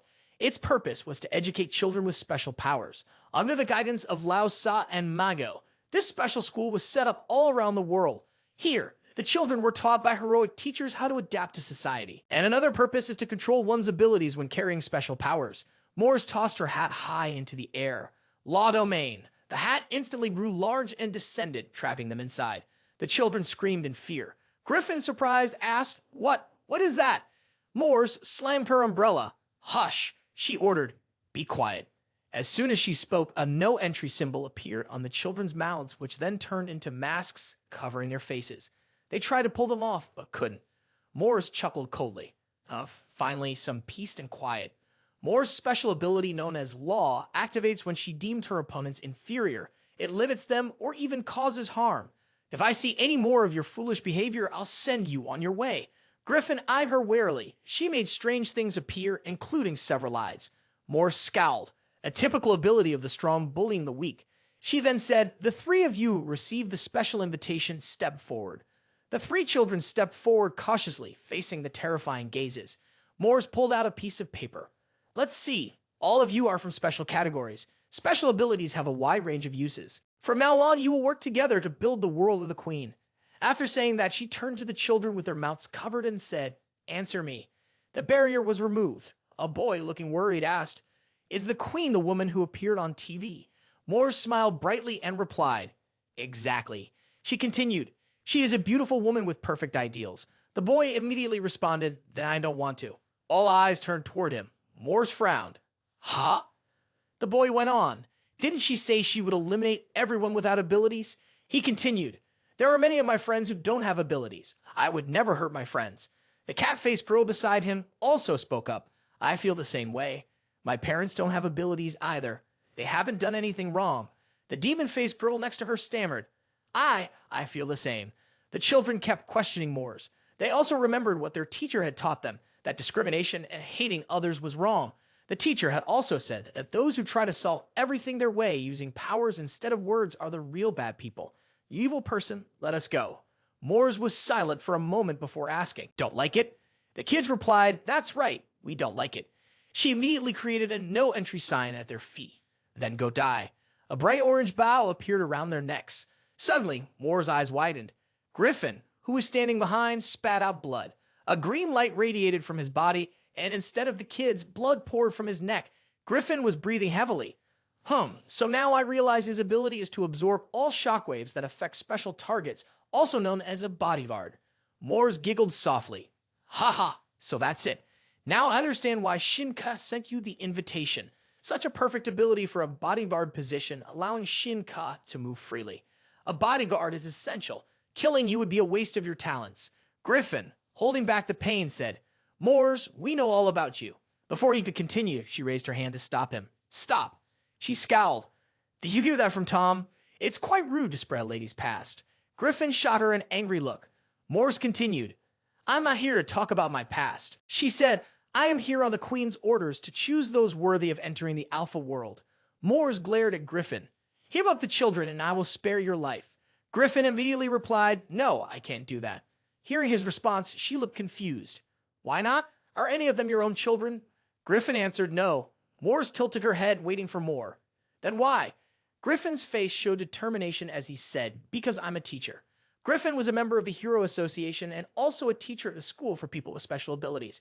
His defenses were strong enough to withstand attacks from prisoners on the 3rd and 4th levels. But during the time when Authority was the president of the Hero Association, Griffin was always ranked as a level 5 hero. Why? One day, Authority called Griffin to his office. He asked, "How long are you planning to do this?" He looked at him. "We don't need a punching bag." The reason was that Griffin lacked the ability to kill. He didn't have what it took to eliminate the villains. But when Laosa became the president of the Hero Association, she called him in. "Griffin," she said, and then made a proposal, "become a teacher at the school for special abilities." He seemed surprised and asked, "Did I make a mistake? My abilities aren't suitable to be a hero, are they?" Laosa shook her head, saying, No, what are you talking about? What I mean is, you can do both. Be a teacher and a hero." She added, "Nothing is more important than teaching children, so I want to entrust them to the best hero." Griffin spoke with self-doubt, "But I'm not suited for this." Laosa looked at him and smiled. "What are you saying? Who could do it better than you?" Griffin was confused. Laosa gazed at him fondly. "You are the hero of all heroes. Isn't it amazing that you risked everything to protect your teammates?" At that moment, Griffin was speechless. Back in the present, Moors said, "I have a great idea now. Go convince the kids." She said boastfully, "They'll listen to you, because you're their teacher, right?" Griffin began, "Moors," he said, "the world is changing. Remember the ruins of the old buildings, the rise of supernatural powers, and the great wars that have brought society to its knees." In his mind, he saw the backs of the heroes. Griffin continued, "And to stabilize this society, we've had to sacrifice a lot." Moors frowned. "What does that have to do with my question?" Griffin responded, "What I mean is," he looked directly into Moors' eyes, "if that woman's delusional fantasy becomes reality, this society will fall back into chaos." Hearing this, Moors lost her temper. "Don't insult the Queen." She added, "You've been rambling on for too long, refusing the Queen's invitation. I don't care if this society falls apart or not." Griffin shook his head. "You should care." Seeing the confused look on Moors' face, Griffin continued, "Because when society is in chaos and can't function," he looked at her with pity, "more children will have to endure the same pain you've suffered." Moors was furious. She gritted her teeth. "You?" Her anger flared. "What do you know to say that?" Griffin tried to explain, "We know everything about you." Moors ignored him, scoffing at his words. Ridiculous. Then a barrage of iron rods pierced through their bodies. She muttered, "You've been saying nothing but nonsense." Griffin did his best to absorb the blows for the children. They cried out, "Master." Moors looked at them with contempt as they tried to resist. How disgusting, she thought. She was furious, like an angry catfish. Suddenly, a shoe came down, forcing Moors' head into the ground. With everyone watching in shock, Seio spoke, "Special detention block, 3rd floor, prisoner Moors." Seio stepped heavily on her face, using his power to pin her down, making it impossible for her to lift her head. He spoke angrily, "Bring that crazy bitch out here." Moors couldn't move under Seio's strength. She asked, "That crazy bitch? Are you talking about our queen?" Seio looked at her with disdain. "Yes, including you," he replied. Mors screamed, "Go to hell, you bastard!" She raised her hand, using her power on Seio Kanyo. Chains immediately appeared, binding his hands, feet, and neck. A guillotine also materialized above his head. Mors smirked and said, "Your day of judgment has come." But Seio Kanyo only needed a second to shatter her guillotine. The chains around his hands and neck also broke apart. He landed another blow to Mors' face. Her face caved in. Her hat slowly shrank back to its original size. Griffin stared blankly as Seio Kanyo defeated Mors. Seio Kanyo said, "Griffin." He responded, "Yes." Kanyo looked at Griffin and said, "Get the kids out of here." Griffin was still pinned down by the iron staff. The force that had suppressed us had not been neutralized yet. Hearing this, Seio Kanyo clenched his fist. He landed another blow to Mors' stomach. After several more hits, Mors became motionless. The things Mors had summoned started to fade away. Seio Kanyo reminded him, "Run as far as you can." Griffin immediately said, "All right, let's go, kids." Seio Kanyo grabbed Mors by the neck. She seemed still conscious. Seio Kanyo said, "I'll say it one more time. Bring that bitch here." Mors gritted her teeth at the threat. Mors spoke, ladylike demeanor. 2 concentric circles instantly appeared beneath their feet. She exhaled sharply. "Hey." In front of Seio Kanyo's gaze, Mors transformed into someone else. "It's been a long time since I took this form." Seio Kanyo reacted quickly, but he was caught by 2 people. Mors quickly stepped back, keeping her distance. The 2 figures grabbing at her were both invisible and disguised as gentlemen, constantly repeating, "Women are priority." Mors raised her umbrella, drawing a circle around herself. "Ladies' domain." She then tossed the umbrella into the air. It grew larger, covering her like a shield. She said, "Think about it. You might have to face me. You must be very unlucky." The lady persona was Mors' true form. Once activated, anyone who recognized her as a lady would gain the same superpower she had. However, this power specifically targeted weaker individuals. That was why Mors kept it hidden. She frowned, realizing this power would be useless against Seio Kanyo, who could break through Shina Ka's time-space abilities. Seio Kanyo effortlessly took down the 2 invisible figures right in front of Mors. She simply wanted to stall for time. "This place will be my grave." Mors' main goal was to help the remaining criminals complete Shina Ka's task and return safely. She was determined to delay as much as possible. Seio Kanyo stepped forward. "It seems you have no intention of bringing her here. Do you?" Mors smiled and said, "Ha ha ha, I just don't get it." She hid under the umbrella and added, "If I were you, and chosen by the queen, I'd be overwhelmed. I can't believe you're throwing away such a precious opportunity." Seio Kanyo didn't care. He kept moving forward, preparing his next move. Mors tried to stall. Wait a moment." She raised her hand. "Let me speak first about this demon." She thought to herself, "I need to delay as much as possible." Mors said, "I know where the queen is." A vein popped out on Seio Kanyo's neck. He wanted to kill this chatty woman right there and then. "Well, I don't need to know that," Seio Kanyo replied, continuing his approach. "I just need to bring your body to a psychic and they'll figure it out for me." Mors started to sweat. "I hadn't thought of that. As long as I die here, it won't matter." She said, "Even if you find the queen, what will you do then? Even if you make it there, you'll have to fight everyone. Do you really think you can win? This time, even the queen won't spare you." Seio Kanyo ignored her, raising his hand. Red sparks gathered. Mors looked wary. "I knew it." She hesitated as she glanced at him. "I have to do this myself." Seio Kanyo reached out, his hand breaking through her defenses while she continued to think, "I have to die without leaving a trace." Red lights scattered wildly, and Seio Kanyo suddenly froze. In front of him stood Shina Ka, emerging from a teleportation gate. She blocked his strike and giggled. "You wanted to see me that badly? I guess your heart has changed its mind, hasn't it?" Mors was surprised. The queen. She shouted, "It's dangerous here." Then she glanced over at Kanyo and a fierce energy radiated from her. Seio Kanyo had transformed into another form. Shina Ka continued cheerfully, "Well, showing all your power right away like this, your mind must still be strong, huh? But are you okay?" Despite her rambling, Seio Kanyo threw a punch, breaking through Shina Ka's defense. He glared at her with hatred. "I will kill you with all the strength I have, even if it's the smallest bit." Shina Ka cupped her cheek. "So scary. Why don't I feel upset at all? Seeing how your mind is always haunted by me, I really like it. Is this love?" Seio Kanyo broke through the protective shield around them. He slowly walked forward. Shina Ka said, "Mors, let me handle everything here.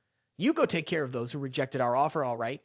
Mors replied, "As you command, queen." She hadn't finished speaking when red threads shot out. Seio Kanyo rushed forward to kill her, but Shina Ka was faster, opening a portal to transport her away.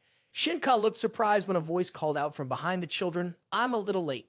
Mors staggered in, clutching her bleeding stomach. She coughed, and the children screamed in panic. Griffin shouted, "Kids, run." Mors held her mouth, coughing up blood.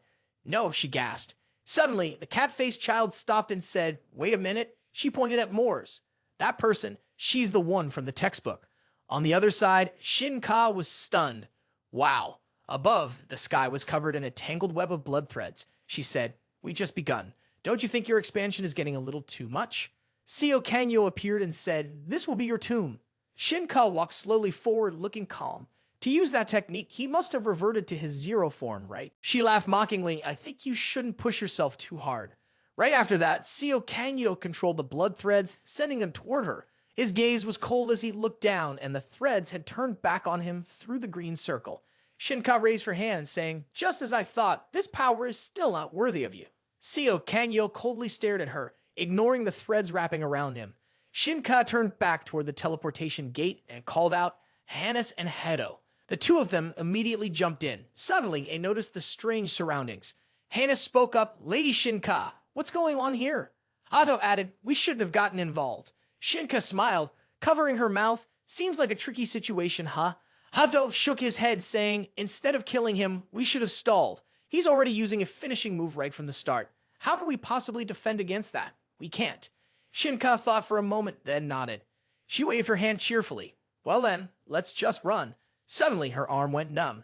Shina Ka was confused. What's happening? She couldn't open the teleportation gate. Seio spoke up. "I told you, didn't I?" He used his Black Heaven prison technique to absorb the ropes. "This place will become your grave." This was a space created by Seio's power. Once someone enters this space, there's no chance of getting out. Shina Ka, who had been outside during the battle between Seio and Si-On-Wan, was the only one able to use her abilities to pull Si-On-Wan out from inside. But now, she was trapped in Seio's domain. She would never escape. At this moment, Shina Ka's face twisted with fear. What an absurd power. From above, blood-red ropes shot down. Seio reacted quickly, throwing a punch directly at the shield Shina Ka had hurriedly created. The shield shattered instantly. She exhaled, letting out a soft ha. Hannes, standing beside her, spoke up, "Miss Shina Ka." His eyes were filled with fury. "I think it's time you took off the collar around our necks." Shina Ka gave a shy smile. "I promised Si-On-Wan that he would be the one to end Kanyo once he was strong enough." Hannes said, "I don't think we're getting out of here alive unless we kill him." Seeing Seio preparing for his next move, Shina Ka responded, "That's true, but I believe Si-On-Wan will understand." She added, "All right." Suddenly, a pressure filled the air, making both Hannes and Hedo on edge. Seeing their unusual reactions, Shina Ka looked up. "What's going on?" She widened her eyes, staring at the blood-red chains gathering above them. Seio remained silent, observing. Then, a voice rang out, "Unmatched in the world." The voice shifted in direction. Everyone's gaze turned toward it. Hannes and Hedo started barking loudly. The voice continued, "No one in this world can stand against me." Shina Ka looked around confused, thinking that even if there were dozens, hundreds, or thousands of enemies, none could stand against him. Seio seemed surprised, and the voice kept going. "Anyone who calls me an enemy will find the entire world against them. Who dares to make an enemy of me?" Then a figure appeared laughing. "That's how it should be, to be unmatched in the world." The figure turned to Seio and asked, "What do you think?" In front of him sat an old man, his body wrapped in bandages. Kingston asked, "Did you want to be the unrivaled one in the world?" Seio didn't answer. He stood there like a statue. The old man continued, "You're strong, but you're not the strongest yet," he told Kingston. "But I can make you that way." Shina Ka shouted, "What nonsense are you talking about? Are you losing your mind?" She added, "Where did this old man come from?" His fist flew toward her face. Quick as lightning, Shina Ka vanished through a teleportation gate, reappearing and shouting loudly. People were talking nonsense. Kingston calmly replied, "When men are speaking, women shouldn't interrupt." At the stunned gaze of the two followers, Shina Ka said, "An old man like you should just disappear." Blood flowed from her nose. Shina Ka quickly covered it. Her two followers ran over in panic. "Lady Shina Ka." Blood kept streaming from her nose. Shina Ka cursed. "Damn it." She glared at Kingston. "You old man, close to the grave." Hearing this, the old man smirked. "Close to the grave? Yet, here I am, still standing tall. However, for a shameless woman like you, that's impossible." Shina Ka, furious, raised her hand. Go to hell. She immediately summoned countless portals, their light shining brightly like stars. Shina Ka, still angry, spat out, "You were just an old man about to die." Suddenly, Kingston appeared behind her, teasing, "You really do have a powerful ability." He sighed, "At your level, you're not much weaker than that white-haired boy." Shina Ka quickly turned around. She raised her hand again, creating more portals, but Kingston bent down slightly, easily dodging them. He continued, however, "Both you and that boy have one big problem."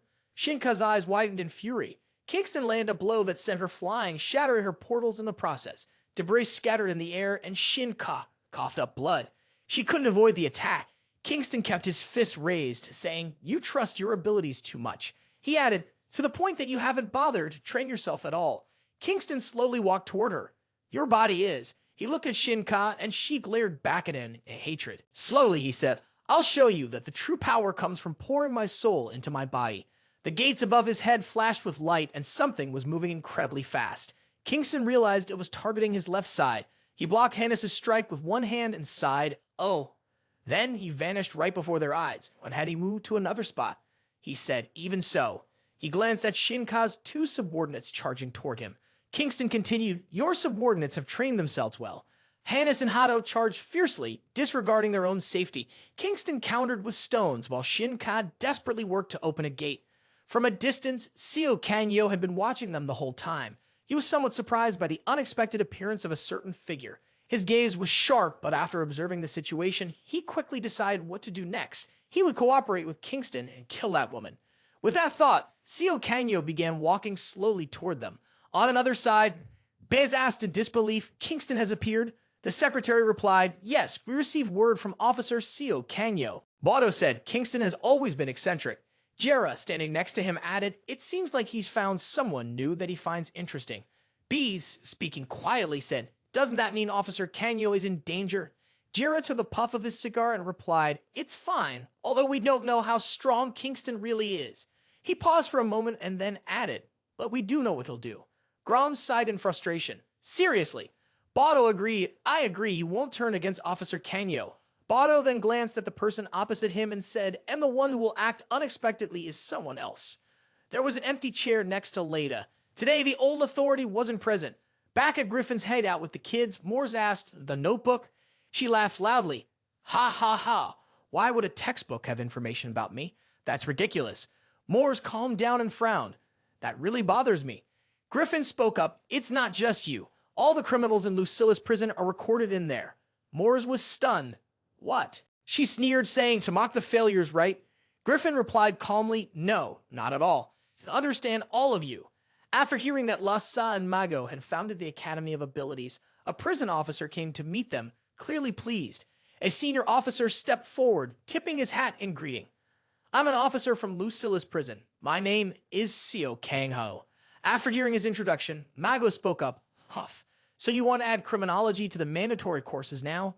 Officer Seio Kang-ho responded, "That's why we need to understand them." Moores looked at him incredulously and turned to Griffin. "This is ridiculous. What do you think? How do you feel after reading about my past?" He hesitated before replying Moores. Suddenly, a voice interrupted, "Why are you even trying to talk to an animal?" Griffin turned in surprise. The man continued, "Griffin, you haven't changed a bit." Authority walked over, grumbling, "I should have fired you long ago." Griffin was stunned. "Authority?" The man said, "Listen, all of you, what you've been taught is wrong." He looked down at the group of children. "I will teach you this, so take this opportunity to remember it well." Then Authority turned to look at Moores, drenched in blood. Criminals do not become criminals because of their circumstances. With that, he loosened his tie. Authority continued his lecture. "Those who are buried in emotions will say they became criminals because of their upbringing or society. They try to stir your sympathy." He glared and added, "Even though they are criminals simply because they were born that way." Moores glared back at him with hatred. These societal aberrations, like cancerous growths. Authority rolled up his sleeves, revealing the veins and the cancerous lumps on his arms. He was ready. He spoke again. "They must be completely removed. I'll give you all a performance." The old man, Authority, stood in front, shielding the children behind him, his gaze filled with anger as he stared ahead. Suddenly, Moore's voice rang out. She said, "Am I the cancer of society?" With her body covered in wounds, her hand clutching her bleeding abdomen, she glared at him in fury and exclaimed, "The wrong thing is this world." Before Moores could finish, he interrupted her sharply. "Shut up. Authority's words were harsh. His excuses were vast and disgusting. I'll say it again. Authority rolled up his sleeves, his fists clenched, muscles visibly tensing. With an air of contempt, he said, "No matter where or when you were born, you will always be nothing but scum." The tension in the room grew. He continued, his tone dripping with disdain for Moors. "From the start, your very existence has been a mistake." Hearing those words, she was filled with rage and shouted, "Shut up!" In the heavy silence, one person spoke. Moors. The old man, Authority, slid his hands into his pants pockets and said, "The pain you endure can never compare to what countless victims and their families have suffered." He grabbed a watch. Quickly, he put it on, his voice stern as he declared, "But I will make sure you feel the greatest pain I can give." He challenged Moors directly. Her anger was so intense, her teeth ground together, blood dripping. The old man immediately said, "All right, let's see what I'll do." He raised the watch on his wrist, looked at it, and said, "About 10 minutes, it'll be done." Authority, a special body system, was now ready for battle. Moors, standing firm, stared ahead and declared, "Bring it on." Swoosh, swoosh, swoosh. Like a flash of lightning, Authority moved quickly toward Moors. He delivered a powerful blow directly to her stomach. Moors was caught off guard by what was happening. She spat out a small amount of blood as the punch to her abdomen caused blood to spill continuously.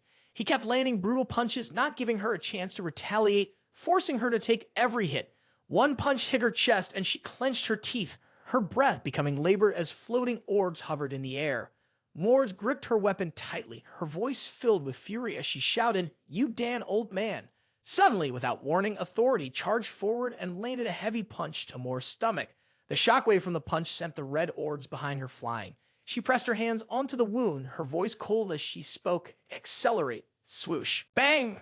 Bang! Bang! Countless invisible strikes hit Moors' limbs with brutal force. She was beaten so badly that her face contorted in pain. Moors quickly spat out a mouthful of blood. Invisible hands appeared out of thin air and Authority gripped her head tightly. A blinding blue light flared beneath them. Her screams pierced the air, echoing in agony. "Ah, ah!" Her face was covered in blood, her teeth broken and scattered. Authority swiftly swung a kick, landing a powerful blow to her face. The impact was so strong that blood splattered everywhere. Seeing how exhausted she was, he taunted, "Doesn't hurt? Tom must have been so gentle with you." Bang! He struck her face with a vicious kick. Moors, her face smeared with blood, slowly whispered, "Ah!" Then, in a burst of anger, she yelled, "Ah! Ah! Ah! Ah!" A red circle formed beneath them. Moors, still holding a weapon, summoned a haunting presence. The sound of faint groans filled the air as countless ghostly figures in flowing garments appeared behind Authority. One of them spoke, "Lady first." Everyone else quickly raised their hands forward, and they all began chanting, "Lady first, lady first, lady."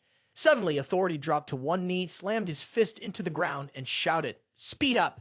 Countless blue lights shot through the crowd of zombies, tearing their clothes apart in the process, leaving them tattered. He looked up, his voice cold as he ordered 4 times the speed. Bang! Authority punched his opponent in the face, blood splattering everywhere. Moors was sent flying backward, propelled by the force of the blow. A blinding blue light suddenly appeared. Authority moved like a flash of lightning, appearing in front of Moors, who was still airborne. Bang! He delivered a powerful strike to her. Moors flew upward, crashing hard into the glass. She fell to the ground just as Authority reappeared. Slaps to the face. Authority slapped her hard across the cheek. Bang! He punched her in the face, then delivered a brutal hit to her stomach, followed by another straight punch to her face. Everyone watching was terrified, looking up in shock. Everyone was in a panic at the sight in front of them. Her body emitted a faint blue light in the air. The old man, Authority, interlaced his hands and raised them high. His eyes burned with fury as he stared at her. Bang! He struck her hard in the stomach. Moors was sent crashing to the ground, dust flying everywhere. Her body was covered in bruises, blood spilling from wounds all over. She coughed weakly. Cough, cough, cough. Seeing this, Authority sneered. "You look like you're in a lot of pain. That's the kind of expression you should have." He lifted his foot and stomped down on her stomach wound. Moors gasped, her eyes wide with pain. Authority stomped ruthlessly and then said, "The victims and their families you've harmed must be suffering far more than you ever will." Moors let out a pained scream. "Ah, ah, ah." Authority quickly glanced at his watch, muttering, About 3 more minutes." Hearing those words, she gasped in pain, whispering, "Time acceleration ability." Upon hearing this, the other person replied, "Exactly." He continued, "When we use our power, we can control the flow of time for any object we touch, including ourselves." His hands reached forward. That means Authority tightened his grip on her head. He said, I can also slow down time. His eyes and face became terrifying. He stared at Moore and said, take your time to feel the pain and die, you parasite of society. Griffin and the children present were both terrified and amazed by what was happening. Everyone's mouths were wide open, eyes wide in shock. The children, hiding behind Griffin, thought to themselves, it's just a brief moment, but to Moore's, it feels like a lifetime. The hand pressing on her head finally lifted. Authority put his other hand into his pocket and raised his watch to look at it. He then said, what a pity. If things weren't so tense, I could have given you more time. Upon hearing him, Moore scoffed. She laughed scornfully, then laughed even louder. Ha ha ha ha. Upon hearing this, Authority immediately paid attention and asked, why are you still laughing? Moores opened her mouth wide, her eyes gazing into the air without answering Authority. Seeing this, he sat down, grabbed her clothes, lifted her up, and asked, did it cut you? But are you afraid of death? Moores coughed up a mouthful of blood. She then spoke, I won't lie and say I'm not afraid of death, but the reason I'm laughing is not because of that. I didn't expect to complete my mission this way, but it's still fine. Hearing her words only confused him more, so he asked, what are you talking about? Her gaze shifted towards Griffin and the frightened children. She spoke, when I die, all those from the special bloodline of Moores. Then she looked at Authority and said, will be entangled in my power. Moores smugly exclaimed, they will all follow me to the grave, a death ritual. Upon hearing this, Griffin was stunned, his mind in shock as he exclaimed, what? Immediately, Authority turned to look at Griffin with a threatening gaze. His body turned a deep purple, looking monstrous. In a mysterious area, threads resembling teeth appeared in the sky, forming a formation against the backdrop of blood-red clouds. Kingston stood in a defensive stance, staring intently at his opponents. A black aura surrounded him. Kingston was facing off against two opponents, Hannes and Hado. They charged at him, unleashing all their strength. A black energy snaked through the air, wrapping around Hannes and Hado's bodies before striking their limbs. They screamed in pain as their bodies twisted. Hado's eyes blazed with fury. The enemy in front of her, fast as lightning, shot toward Kingston with blinding speed. Her sharp hands reached out toward him. She screamed, no. Kingston's hands were faster, and with one swift move, he struck her on the top of the head. Bang! She was sent crashing to the ground. Cracks appeared all over the earth where the two of them had been. Seeing this, Hannes clenched the necklace around his neck, his face filled with worry as he muttered, Hato, take off the necklace. Bang! A powerful punch from Kingston landed straight on their faces.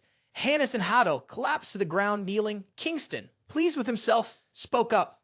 Arrogant fools. He continued, who do you think you are, walking around with your powers sealed like that? With a look of disdain, Kingston glared at them and added, you're way too full of yourselves. A sudden gust of wind swirled around him. Kingston, in a defensive stance, fixed his sharp gaze on the two of them. He said, I'm going to make you. With the speed of lightning, his attack struck quickly, slicing Hannes and Hado's bodies into pieces. Blood splattered everywhere. Kingston swiftly moved backward. He said, you should have never thought that way. Hannes and Hado stared in shock at their shattered bodies, blood pouring out, unable to speak. A scream of agony pierced the sky. Aha! Ah, ah, ah, ah.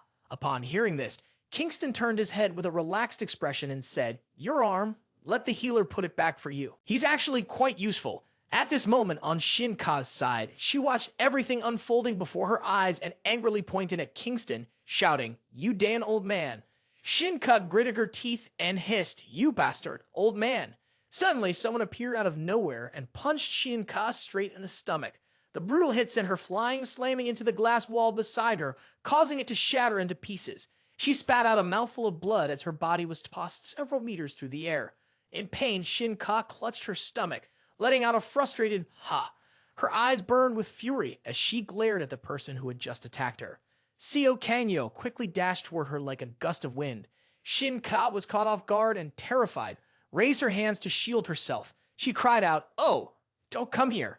But Seio didn't listen. He charged toward her, ignoring her plea. His teeth were clenched in anger, his eyes wild with fury. A flash of white light streaked through the air. Seio kicked Shina Ka in the stomach with all his might. She took the hit and immediately spat out another mouthful of blood. Seio stood tall, his bloodshot eyes fixed on the person lying motionless on the ground. Shina Ka, in pain, reached out and said, Kanyo, stop. Please think about this. Before she could finish, Seio quickly raised his hand and delivered a powerful punch to her stomach. She didn't have time to react to the brutal blow. Shina Ka was struck hard, her body slammed into the ground, sending nearby objects crashing around her. A large mouthful of blood spilled from her lips. Seio Kanyo's gaze turned a deeper red, filled with rage. He stared at her, seeing her lying there, and Hannes, furious, shouted, "Lady Shina Ka!" Seio Kanyo's hands clenched tightly and dark lightning crackled in the air. He stood staring at Shina Ka's still form on the ground, preparing to strike again. Her fearful voice echoed, "No, no." She squeezed her eyes shut and screamed, "I can't die here." Suddenly, Seio Kanyo's eyes widened and a hand touched his. Kingston appeared right beside him. Seeing this, the look in the boy's eyes showed a hint of shock as he gazed at the man. He immediately spoke, "This is the end." His gaze was cold as he continued, "You can't kill him yourself, can you? A champion never accepts help." The scene shifted back to where it was before. Authority tightly grabbed Moors by her collar, lifting her up, and with a stern voice asked, "The goddess's sacrificial power, huh?" Upon hearing his question, she responded with disdain, "Yes, if I die, it will activate. What are you going to do now?" Angered by her reply, Authority spoke again. "Listen." He turned towards Griffin and said, "I apologize in advance." Griffin, stunned, responded, "What?" Authority used his power, his hand piercing straight through Moore's body. She cried out in pain and spat out a mouthful of blood. Authority's eyes and expression remained unchanged. A scream echoed through the still air. He spoke once more, "If you take this girl back, heal her, make her release her power, and then kill her, you all can survive. But if by some chance she escapes your grip, tens of thousands of people will suffer." Authority looked at Moores and continued, "So, it's best to kill her here, and your sacrifice is the most logical choice. To cure cancer, sometimes even healthy cells have to be harmed." He stretched his arms wide, gazing into the sky, then loudly declared, "Sacrificing for the greater good is necessary." He folded his hands together and spoke, "I thank you all for your sacrifice." Authority turned his head, looking at the lifeless body of Moores, which was emitting eerie blue lights. Griffin, across from him, also noticed the strange phenomenon and immediately raised his arms to shield the others behind him. Authority's cold, emotionless gaze fixed on the body. He said, "Very dangerous. This unsettling feeling can only be used after death. If it could be used while alive, it would be even more dangerous." He stared intensely at the glowing, deathly aura radiating from Moore's body. After a moment, he turned and walked away, his expression still blank and unreadable. He raised his hand in a brief farewell. "Then I wish you peace," he said. Before leaving, he suddenly called out to Griffin, saying, "Griffin, I don't need to apologize to you, do I?" Griffin could only stand there, watching Authority walk away, filled with unease and a deep sense of foreboding about death. Authority asked one last question before waving and leaving. "Your body is definitely strong, right? Surviving is something you're good at." As soon as Authority left, a chilling, sinister voice echoed. Now it said, causing Griffin's eyes to sharpen instantly. It was as if the spirit of Moors had returned to carry out her deadly curse. Surrounding her were countless massive chains. Moors gave a cruel, deadly smile as she stared at Griffin and the others. In an instant, the chains, like enormous snakes, coiled tightly around the arm of a young girl in the group. Next, the chains bound the other children as well. Griffin, too, was shackled by the heavy, terrifying chains. The children panicked immediately, their eyes filled with fear as they realized they were about to face death so suddenly. They screamed in terror, their cries making Griffin even more anxious. He quickly swallowed his own fear and called out in a calm, soothing voice, "Everyone." Hearing his voice, the children stopped crying. They looked at him, their eyes full of fear, but also a glimmer of hope for survival. Griffin spoke again, trying to reassure them. "Don't worry, I promised I would protect you all." With that, Griffin walked alone toward Moore's spirit, lifting his head and staring directly at her face, which made her curious. "What is it?" Griffin asked. Just as the teacher said, "Look at those poor children. They will be safe." Moores gave him a doubtful look, seemingly not understanding what he meant. Griffin met her gaze with a determined expression. "I'm the only one here who can accompany you." Turning back towards Seio Kanyo, he charged toward Kingston, his energy fierce and his eyes bloodshot with deathly intent, causing fear in everyone around. Kingston prepared himself to block Seio Kanyo's direct attack. The two massive forces collided, creating a shockwave that was felt throughout the area. Kingston glanced at Seio Kanyo, then suddenly smiled and said, "Just as I thought." He watched as Seio Kanyo seized the opportunity, turning to strike at Shina Ka. Kingston continued, "If it were you, you truly reached the highest peak." The overwhelming energy continued to spread around them. Kingston had already rushed in, blocking Seio Kanyo's attack meant for Shina Ka. He glared at Seio Kanyo with a look of frustration when he didn't get a response. "Am I really going to be left behind, just an old man like me? Speak up!" Seio Kanyo, losing his patience, gritted his teeth in anger. He shouted, "Get out of the way." Then he clenched his fist, ready to charge again. Hannes and Hado stood off to the side, watching anxiously as Kingston and Seio Kanyo fought fiercely, their faces filled with worry and fear. Seio Kanyo was attacking furiously when he suddenly heard Kingston's voice. "Hey, young man." With ease, Kingston stopped Seio Kanyo's punch with just one hand. His tone was calm, almost like he was offering advice. "I understand how you feel." At that moment, a bright white light began to shine around Kingston. Slowly, he lowered his hand in front of him and spoke to Seio Kanyo, his words deliberate. "But to solve this situation, you can't let your emotions take control." With that, he shifted into a stance, preparing to counterattack. Seio Kanyo sensed the danger radiating from Kingston. He barely managed to dodge the incoming strike. The attack was sent flying upward, and immediately, a shocking sight appeared. A massive hole appeared in the ceiling where Kingston's punch had just struck. At this moment, Shina Ka had managed to sit up, but the sight before her left her speechless with fear. In the midst of her panic, she heard Kingston's voice addressing her. "If you want to run." Shina Ka turned to look at Kingston. He stood there boldly, not turning his head, but speaking directly to her. "Now's your chance, girl." She gritted her teeth, staring at Kingston, trying to figure out whether he was serious or just bluffing. In the end, she quickly cast a teleportation spell and disappeared from the scene. Hannes and Hino, seeing that their master had safely left, didn't stay any longer. Seio Kanyo remained rooted in place, like a stone statue, and doing nothing. Kingston, too, kept his gaze fixed on Seio Kanyo. The two of them stood there, silently staring at each other for a while. Finally, Kingston broke the eerie silence, peeking up. "Sit down and let's talk." As soon as he finished speaking, Seio Kanyo charged at him with full force. Kingston didn't seem surprised at all. He simply let out a brief "oh," then calmly took a stance and absorbed the incoming attack. "All right then, the body can say a lot about someone." Turning toward Moores and Griffin, Moore's voice of doubt echoed. "What did you say?" Griffin stood calmly in front of her and said, "As per authorities' words, aside from my defensive abilities, I have nothing special." At first, I didn't like my powers either. He paused for a moment before continuing. "But after talking with Laosa, I realized that my powers are needed in this society." At this point, Griffin activated his magic. With a confident tone, he declared, "I will use all my strength to take on any damage in place of the children." It seemed the children understood Griffin's words. They looked at him with concern and called out, "Teacher." Moores, hearing this, was confused and asked Griffin, "Why do you have to go this far?" Griffin answered calmly, "I already told you." He looked directly at Moores, "Because I am a teacher." In Moore's eyes, there was a flicker of confusion. She screamed back, "What does that have to do with you walking into certain death?" Griffin patiently explained, "Moores, you can't understand me because we live in completely different worlds." Then he looked at her with a sharp, condemning gaze. Raised by the wrong people and turned into a killing machine.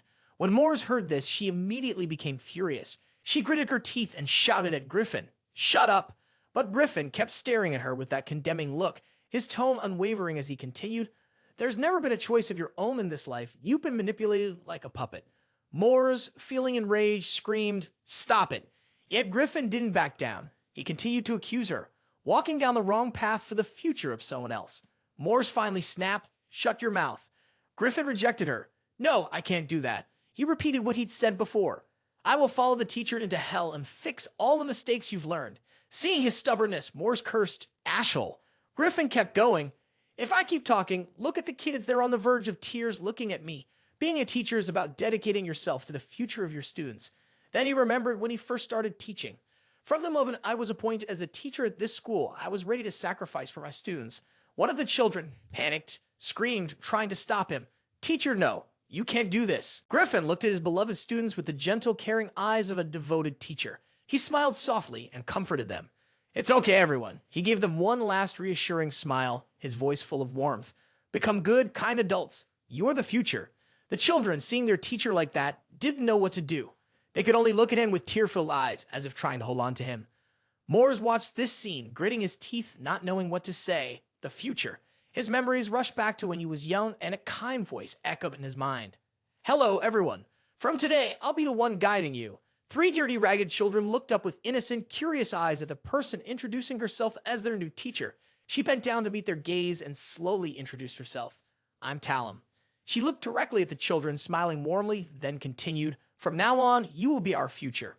Moores, at just 12 years old, was one of those three children. He looked up with wide eyes at his new teacher, listening attentively as she spoke. Are you ready to sacrifice for me? The memories of his childhood continued to flood his mind. Talum handpicked children with special abilities from the orphanage. After doing this, she continued with her plan and enrolled them in a school she created. Standing at the podium, Talum greeted the chosen children. Hello, children. You can call me Teacher Talum. She looked at them with a strange, unsettling gaze. Then her next words made her greed and ambition clear. I will become the queen of this world in the future, and you will receive lessons from me. Young Moors, still a little girl, looked at her with a nervous, fearful expression, as if she sensed something was wrong. Talum continued, you will become loyal warriors at this school. Then, in a tone that seemed almost encouraging, she added, so, make sure to follow the lessons closely. Inside, Moors felt an overwhelming sense of unease at Talum's words. After that began the nightmarish years where Talum turned the children into tools for murder. Moors and the others spent many years under Talum's harsh guidance. She relentlessly taught them cruel methods and how to use their special abilities to kill with ease. Then came the education and manners disguised as brainwashing. Not only that, they used cruel and cunning methods to test loyalty and many other things. After enduring many harsh training sessions, Moors caught the attention of Talum due to her exceptional potential. Moors developed her abilities faster than any other child. Because of this, she earned Talum's favor and became the class president. With this favor came some of the class president's authority that Talum entrusted to her. The class president's role was to punish the other students on Talum's behalf. Over time, she became more corrupted, as she was often required to use her power to torment her classmates. The innocent, doubtful gaze she once had was no longer there. Instead, she had a soul that had been cleansed by inhumane lessons. Moors followed Talum's teachings more seriously than anyone else. She watched her friends endure painful punishments at her hands with a blank expression. After moments like these, she always felt that something was wrong, and it was in these moments that Talum would appear. One night, while Moors was standing absent-mindedly in the hallway, Talum appeared from behind and asked, Moors, do you know what you're doing? How's it going? Moors asked gently. How was your day as class president? Moors hesitated before replying. Well, when I saw my classmates screaming in pain after being punished, she paused, recalling the moment. Then she answered honestly, I don't know why, but when I punished the students who were doing poorly, she stopped and gave Talum a confused look. I felt nauseous and I couldn't control it. Talum just smiled and replied with a soft, but her eyes showed an unmistakable sense of satisfaction. Moors, puzzled, asked, why do you think that is? Well, Moors, Talum said affectionately, calling her by name, I'll tell you. Then she suddenly asked a very strange question. Do you like insects? Moors quickly answered truthfully, no, I find them disgusting. Talum seemed pleased with this response. Exactly, that's the issue. When people see creatures that are lower than them, they naturally feel disgust. She gently patted Moors on the shoulder. It's a completely natural feeling. Then she leaned in, looking Moors in the eyes. But as time passes and your friends start to do their part better, that feeling will fade. At this point, Talum spoke words of encouragement that seemed sincere, aiming to make Moor trust her and fully obey her. That's why you should try hard, Moors. It's great that you handed over the role of class president to me. These words seemed to slowly brainwash Moors. From then on, Moors continued to use her authority to punish her classmates, even though she still felt an unexplained disgust, and there were times when that feeling of nausea became unbearable. In the end, what was meant to happen did happen. Just as Talum had said, over time, that feeling gradually faded away. During one group lesson, she always looked down at her students who were now on the brink of adulthood and said, time has passed so quickly since you all arrived here. She stood proudly at the podium, looking down and declaring confidently, after 5 more years, when you are all grown up, I will become the queen of this world. And so, the children who had once been so young were now grown. They still trained relentlessly under Talum's supervision.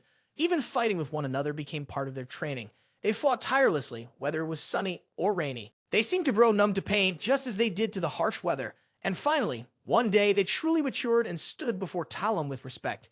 At this point, Talum's plan was unfolding smoothly, without any obstacles. Talum saw the satisfied gleam in his eyes as though he were looking at his tools, now perfected. Everything went on like this until that event happened. On a beautiful evening, a man, wounded with a deep cut to his abdomen, leaned against a wall, groaning in pain. Ah, ah. Along with the sound, a cold, emotionless voice rang out, What's this? Can't you kill him in one blow? A man, sounding unsure, replied, Maybe I overdid it last night. He held a woman in his arms. She asked, Let me see. The man gently stroked her head and answered, We should rest tonight. The identities of these 2 mysterious figures were soon revealed. The man was Club, and the woman in his arms was Halo. Both belonged to a special, mysterious system that was still undefined. Back at Talum's school, drops of blood slowly dripped onto the floor. Talum lay motionless, covered in blood. Clup punched straight through Talum's chest, killing her without her even closing her eyes. Seeing this, he couldn't help but mutter, "What's this?" He nonchalantly added, "This girl is way too weak."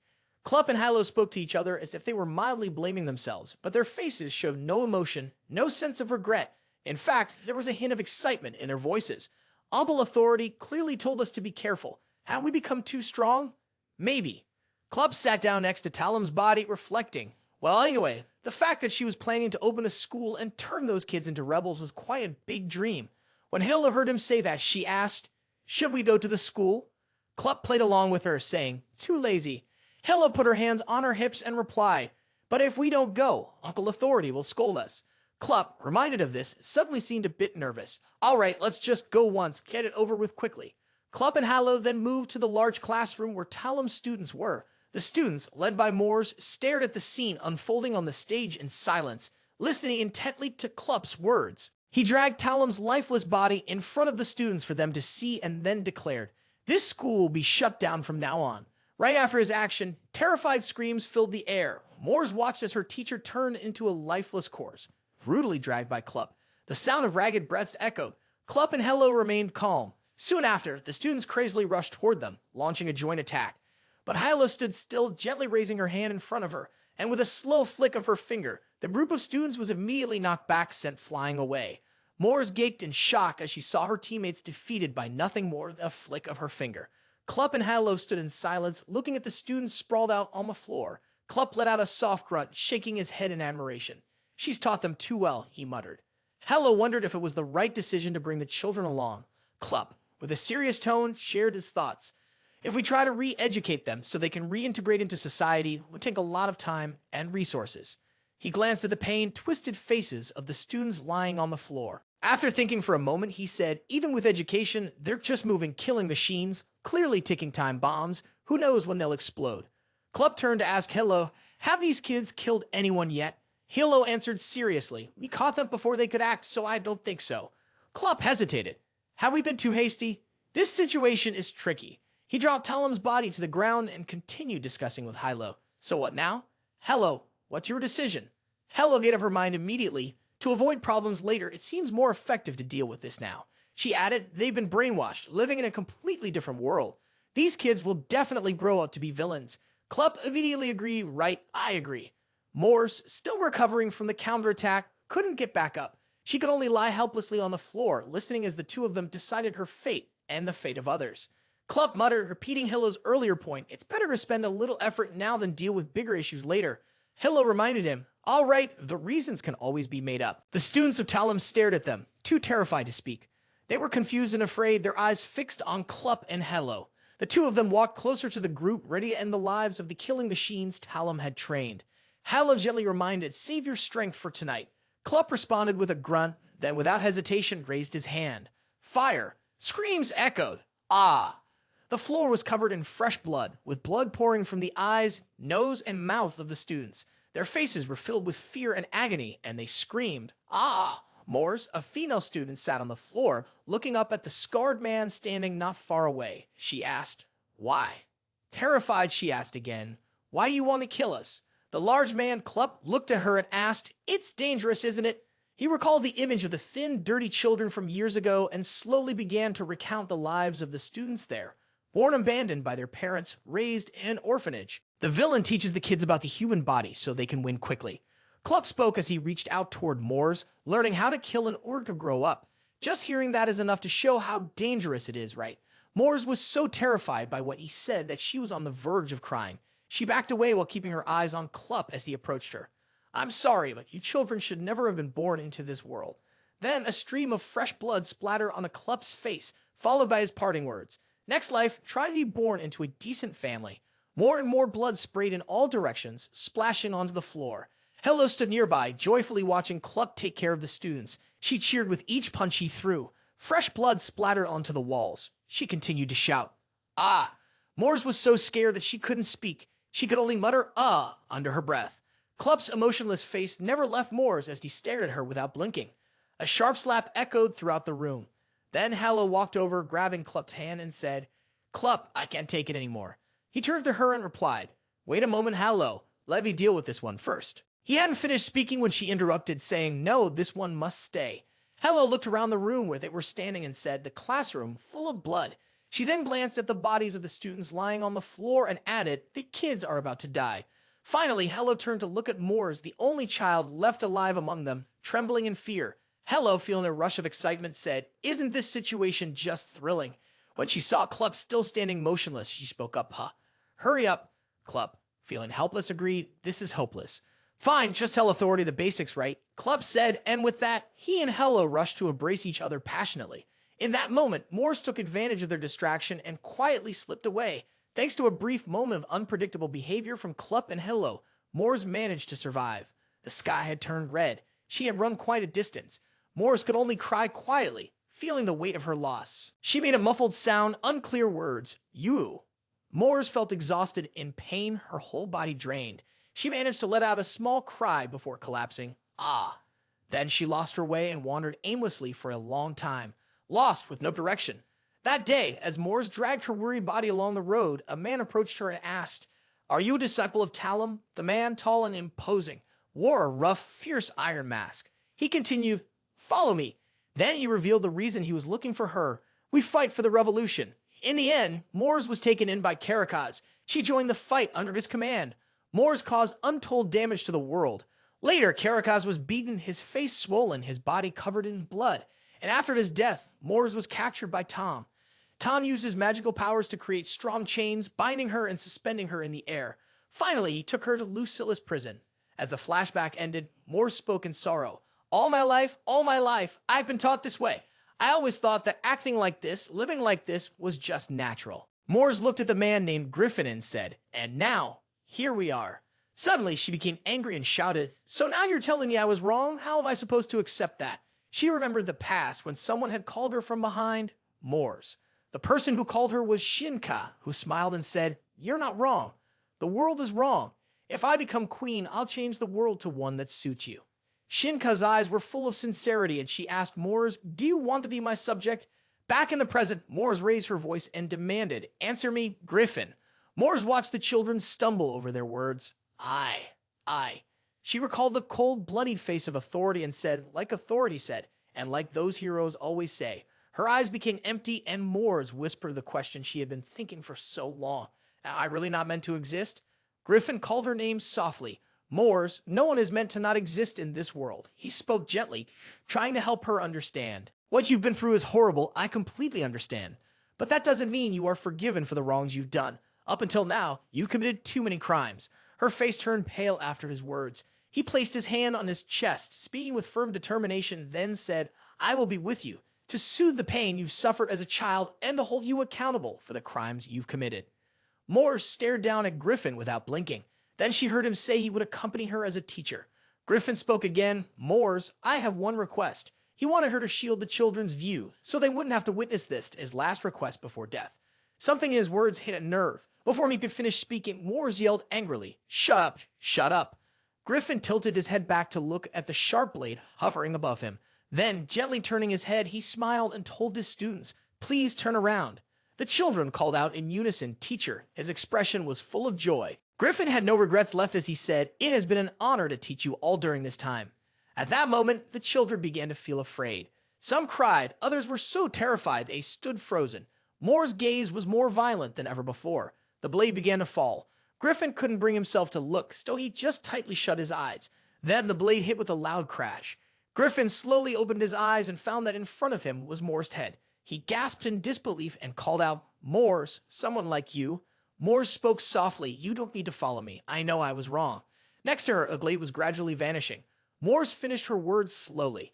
"I've known for a long time. I just didn't want to admit it, because once I did, I realized how far I had gone. It's disgusting." Her memories returned to that day in the hall. After punishing her friends, she held a cane in her hand while in front of her. The injured friends tried to comfort her. Morse were fine. One of the students, hugging her arm, said, "If you hadn't done that, Teacher Talum would have scolded you right. We'll be fine." Morse lowered her head and looked down at the floor. She saw the image of herself, drenched in the blood of her friends. It was revolting. Then her mind shifted back to the time when Tom had captured her. She heard her name Moors, followed by Tom's voice. It's time to stop living as someone else's puppet. Looking into Tom's eyes, Moors felt disgusted by her own reflection. Her memory shifted again to the time she spent in Lucilus prison. She sat alone in the middle of the empty room. A voice echoed from outside. "Nice to meet you, Moors." Moors peered through the small window on the door and saw a cute girl standing outside, introducing herself. "I'm Hong Di, the prison warden here. Do you feel uncomfortable anywhere?" In the dim prison cell, Moors noticed her own reflection in the bowl of soup the warden handed her, and she felt sickened by what she saw. It was too painful. So she couldn't admit it. She didn't find the things she'd learned revolting. It wasn't that those things were wrong. The real disgust was the world itself, and the true wrongness lay in the world. She tried to believe that, so she would keep going. Moors remembered the image of Griffin laughing and joking with his students. Then she transformed back into her younger self. She stared at Griffin's face, lost in thought. When the memory ended, she returned to the present. The glass panels hanging high above were beginning to crack and fall. Moors spoke. "Ah, really?" She could feel herself losing the strength to hold on. Her eyes were slowly closing. That was such a terrible life. After saying this, she slowly faded away and flew off. Griffin stood there, stunned, watching the smoke vanish into the air. His students ran towards him, wrapping their arms around him in a big group hug. Back to Seio Kanyo's battle. Kingston said to Seio Kanyo, "Even if you're angry with me, the situation won't change." He calmly offered Kanyo some advice. "If you're not stronger from now on, you won't be able to kill that kid or the girl either." Finally, Kingston paused for a moment before adding, "It still depends on you." Seio Kanyo didn't stop. He charged toward him. Kingston saw that he wasn't interested in listening, so he continued. He used the earlier battle as an example to explain things to Seio Kanyo. "Just like earlier, if you were strong enough, you could have ignored me and killed the girl." Kingston kept lecturing him, claiming that anger was just a phase of denial. Seio Kanyo showed no sign of calming down as he listened to Kingston's words. "You're angry because you can't accept your own flaws, because you're mad at yourself, right?" Seio Kanyo rushed straight at Kingston again. It seemed like he had lost all patience with the old man's advice. Kingston, however, remained calm as he watched Seio Kanyo's actions. "It looks like you don't want to admit it, huh? But I understand. Accepting your flaws isn't easy." Kingston didn't try to dodge Seio Kanyo's attacks. Instead, he calmly blocked the powerful strikes, continuing to speak even as the attacks kept coming. "Your flaws are part of who you are. Only by accepting and acknowledging them can you move forward. Only then will you be able to reach your goal." At that moment, Kingston suddenly grew serious. "I'll ask you again," he said to Seio Kanyo. "What's making you so angry?" His question felt like a strike against Kanyo's most sensitive spot. Pieces of painful memories began flooding his mind, slowly breaking apart. Images of death, loss, and despair that had been buried under dust came rushing back into the present. They lingered, haunting his thoughts. He gritted his teeth, trying to resist being dragged back into those painful memories. Unable to hold it in any longer, Seio Kanyo erupted in anger. He shouted directly at Kingston, "Shut up!" The haunting, sorrowful images from his past seemed to appear right in front of him. They flowed like a dark, sinister stream, heading straight toward Kingston's hands. Kingston spoke again. "What are the reasons behind all this?" As he asked, he gripped the memories that were flowing into his hands. In an instant, he suddenly punched Kanyo square in the chest, sending him crashing backward in pain. The memories shattered along with the blow. As he fell, Seio Kanyo felt something strange. The painful, traumatic memories from his past rushed back into his mind. The times he was badly wounded in battle, and the moments when he watched his loved ones face separation and loss. All of those memories, like an old worn-out film, had been locked away in his mind. Now they were being stirred up by someone, and he couldn't react fast enough to stop it. Outside, the sky was clear and bright, a stark contrast to the gloomy atmosphere inside the building. Seio Kanyo lay motionless on the ground, staring blankly at the sky outside. Kingston slowly walked up to him and gently asked, "How are you? Have you calmed down at all?" Seio Kanyo remained silent, lost in thought for a long while. Then, suddenly, he raised his hand to his face and hesitantly asked, "What should I do?" Kingston finally received an answer from him. "What should you do?" He didn't answer the question directly, but instead said, "Didn't you already know the answer?" With that, he extended his hand towards Seio Kanyo. After a moment, Seio Kanyo slowly raised his hand and took Kingston's hand, silently responding in his own way. Elsewhere near what seemed like a gateway to another universe, someone suddenly spoke. "Ah!" Ho, feeling frustrated, clutched his head and complained to Hyan Duang. "Really? After so long, I finally get to see a familiar face I like, and now you're telling me to go back already?" Han Duang laughed and replied, "We have to follow orders, don't we?" At that, his eyes shifted toward the front. He added, besides, it looks like there's someone standing over there. He glanced at her and said, it seems like this won't end anytime soon. The girl was indeed someone with special abilities. In a corner of the ruined city, Lepus struggled to defend against the relentless attacks from his opponent. On the other side, Owet continued casting spells to strike at Lepus. The constant clashes created loud explosions. At that moment, just as Shina Ka managed to escape from Seio Kangyo, she approached and said, Owet, you've already opened the portal. Why aren't you heading back quickly? What are you still doing? Owet turned his head and answered, I still have things to do, but before he could finish, Shina Ka sternly called his name Owet. Owet turned to look at her, only to be stunned by the sight before him. Shina Ka stood there, covered in wounds, her face burning with rage. She shouted, get back now, or I'll kill you.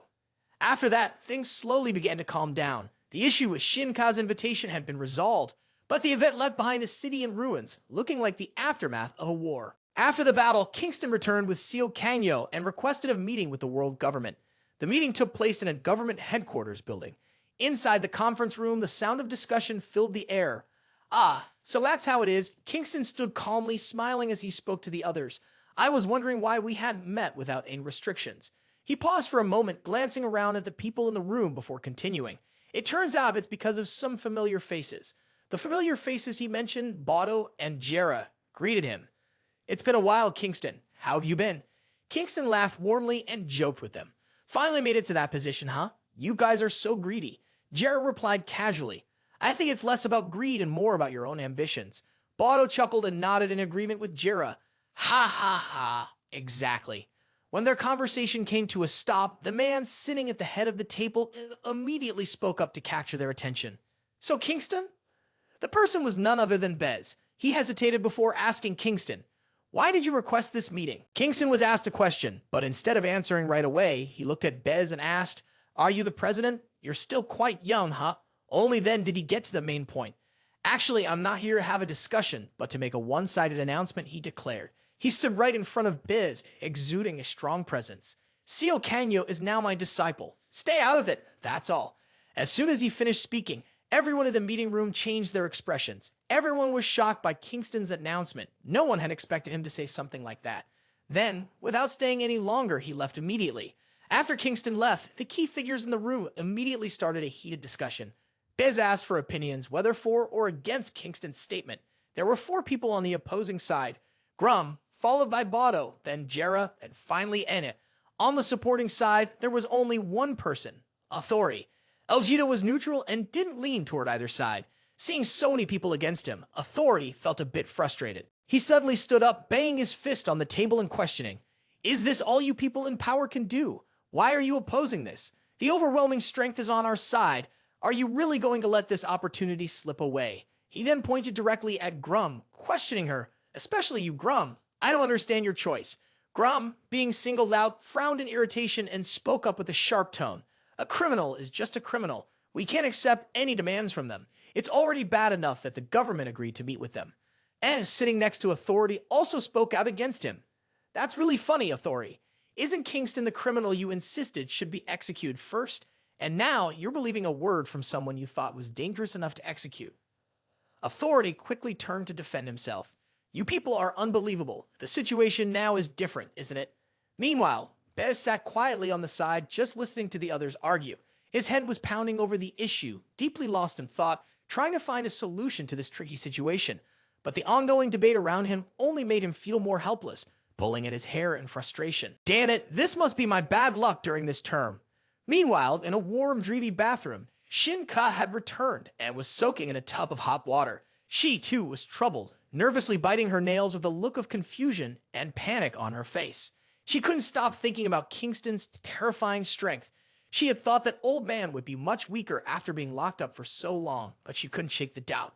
Has he really gotten weaker? How strong was he at his peak?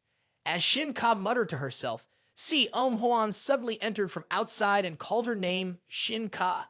Si-Eung-hwan, bare-chested and wrapped in just a blanket, stood there unsure. He hesitated before asking, you invited me to bathe together, but is this really necessary to beat Seio Kangyo?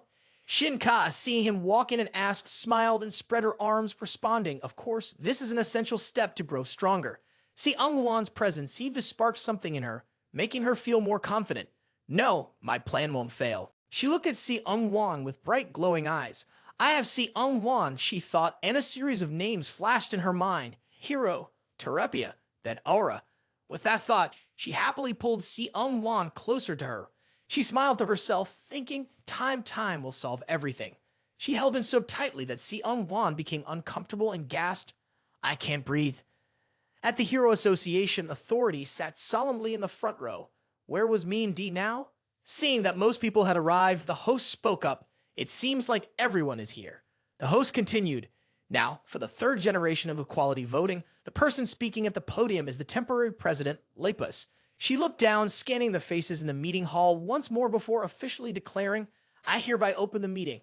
Lepus stood firmly at the podium, speaking clearly and outlining the process. The equality selection process will proceed as follows. She glanced at the candidates of various shapes and sizes and continued, the president of the association will propose 5 candidates. If the majority of heroes agree, Lepus briefly thought about the massive government building standing tall in the sky. Her voice grew more determined. Each individual will be checked by the government. The bronze honorary badge gleamed in the firelight, symbolizing the pride of every person. She added, if no disqualifying reason is found, they will be chosen as equality. Lepus seemed a bit anxious, quickly raising her hand to get everyone's attention. She hesitated before speaking. The equality candidates I would like to propose are... Suddenly, a voice cut her off, causing her to stop awkwardly. It was authority. He arrogantly questioned, who gave you the right to decide on the candidates like this? He stood with his hands folded, sternly reminding Lepus, you are only the temporary president, Lepus. After a moment of regaining her composure, Lepus responded firmly, authority? Then why are you here? You've already lost your hero status. Authority responded coldly, I'm here to attend the meeting as a leadership representative. Lepus, with a serious tone, reminded him of his limits, that you should just sit quietly and observe. You have no right to speak on the association's matters. Authority didn't care at all about what she said. In fact, he was even more determined in his stance. I'll say this again. I do not recognize you as the president of the association. Lepus, feeling enraged, shouted, you don't have to worry about it. Authority remained calm and replied flatly. Then, he looked at her sharply, glaring as he sent a warning to all the candidates present.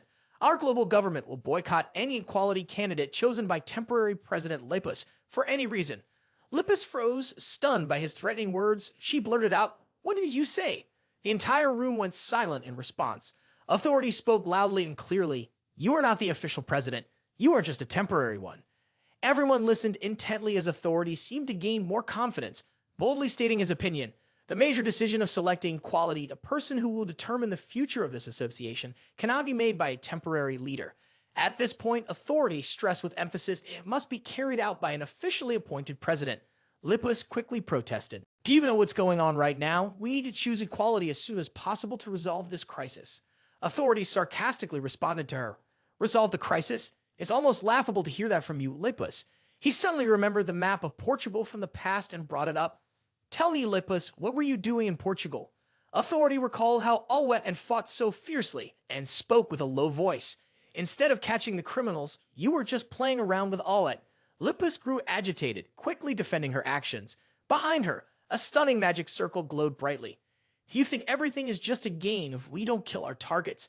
I prioritize protecting the civilians first. She then recalled when Laosa unleashed his power and Griffin and the children had all looked at Authority angrily. With a stern voice, she confronted him. And what about you, Authority? I heard you were willing to sacrifice the children who were taken hostage. Lucilus expressed her frustration. Why do you always make others sacrifice like this? You haven't changed at all. Authority sharply called her name Lepus. He glared at her, clearly not understanding. Why should I change? You're the one who needs to change. Lepus froze for a moment, staring intensely at him. The large hall echoed with the deep voice of the man. No, what I mean is. Authority paused for a second. He stood up, turned, and stared coldly at the group behind him. You all need to change. He spread his arms and casually asked, what I did in Portugal, so what? I made decisions that fit the situation. Seeing the solemn, restrained expressions on their faces, he continued with a sense of satisfaction. In the end, there were no casualties. Right? Lepus didn't expect the person in front of her to so blackly twist the truth. She gritted her teeth in frustration. Authority. He went on and sacrificed, nice word. Authority pointed a finger at her. It's come serious. You're the one sacrificing society to protect criminals. His mind briefly wandered to the towering building always lit up, funded by the people's hard-earned taxes. To nurture and protect countless murderers, he saw her silent and took it as a chance to push further, using the excuse of social responsibility and rehabilitation. It was all just empty talk. He thought of the court of justice like a dark nightmare. Rehabilitation? Ridiculous. Authority insists they will never change. All of them are scum. He almost felt like he could see Shina Ka silently manipulating the entire world. Look, just escaped and already preparing. Authority emphasizes they're hiding under that madwoman's protection, preparing for another massacre. At this point, Lucilus remained silent. She didn't know how to counter his argument. Authority mocks. As someone who was once a disciple of Mago, how could you choose equality and run the Hero Association by yourself? Authority continued, no need to look, we all know how this will turn out. It'll be the same nonsense about heroes shouldn't kill. They'll pretend to be righteous and noble just to comfort themselves. Authority stared at Lucilus for a long time, then firmly asserted, Lucilus, no one wants you to be the president of the Hero Association. She's not the president of the Hero Association, so stop acting like you are, Lucilus thought angrily, gritting her teeth as she glared at him. Soft sunlight streamed into the hall through the skylights. Lucilus relented. Fine, Authority. She made up her mind and spoke clearly, her voice firm. So what you're saying is that if I become the official president, I can proceed with the process, right? Authority stood up, his voice confident. Yes, that's right. Lucilus turned to the silent attendees who had been watching, then continued. Then, she called out boldly, let's vote. Authority seemed to be trying to find a way to benefit himself. Are you suggesting a public vote? Fine. Lucilus immediately dismissed the idea. No. Her voice echoed through the hall, commanding. With time running short, she added, I will take a vote from the heroes here, and the decision will be made based on the majority. She then asked him, what do you think, Authority? Authority hesitated, glancing around the room. Most of the votes? Aren't they all heroes carefully chosen by Laosa? He focused on their appearances and said angrily, this is completely biased. Lucilus fought back to the copper badge, filled with pride, and based his rules on it. It was like the process for selecting equality, requiring 2/3 of the votes to agree for it to pass. Authority hesitated, deep in thought. He silently observed the heroes around him. Time passed quietly, minute by minute. Finally, the result was announced. The voting outcome appeared on the green background. Question: do you accept the equality selection result of Lucilus? The verification was complete. The number of votes in favor was 52%, while those opposed accounted for 48%. The result was considered insufficient for approval. Therefore, it was deemed not passed. Lucilus stared at the numbers on the screen, stunned. The 48% opposition, failing to reach the required 2/3 majority, left the outcome of the vote as a persistent nightmare, fermenting his mind. Lucilus hesitated, unable to fully accept the result. In contrast to her situation, Authority wore a smug expression. Well, he grinned in a way that was cruel, reckless, and self-satisfied. He hadn't yet achieved the majority vote he was hoping for, and Authority smirked, mocking the situation. Looks like we'll have to vote for a new association president, he said. As Authority pointed out, the heroes here had all been selected and active since the time of President Laosa.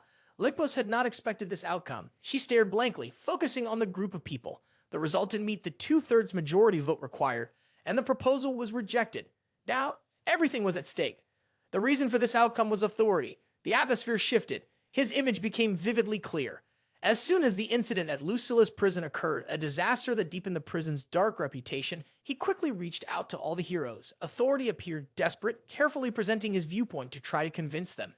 At first, most of the heroes opposed Authority, the second-term president. Their faces all clearly showed discomfort.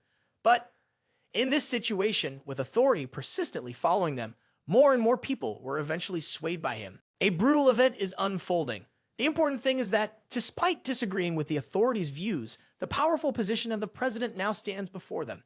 Many heroes agree that the president should be re-elected.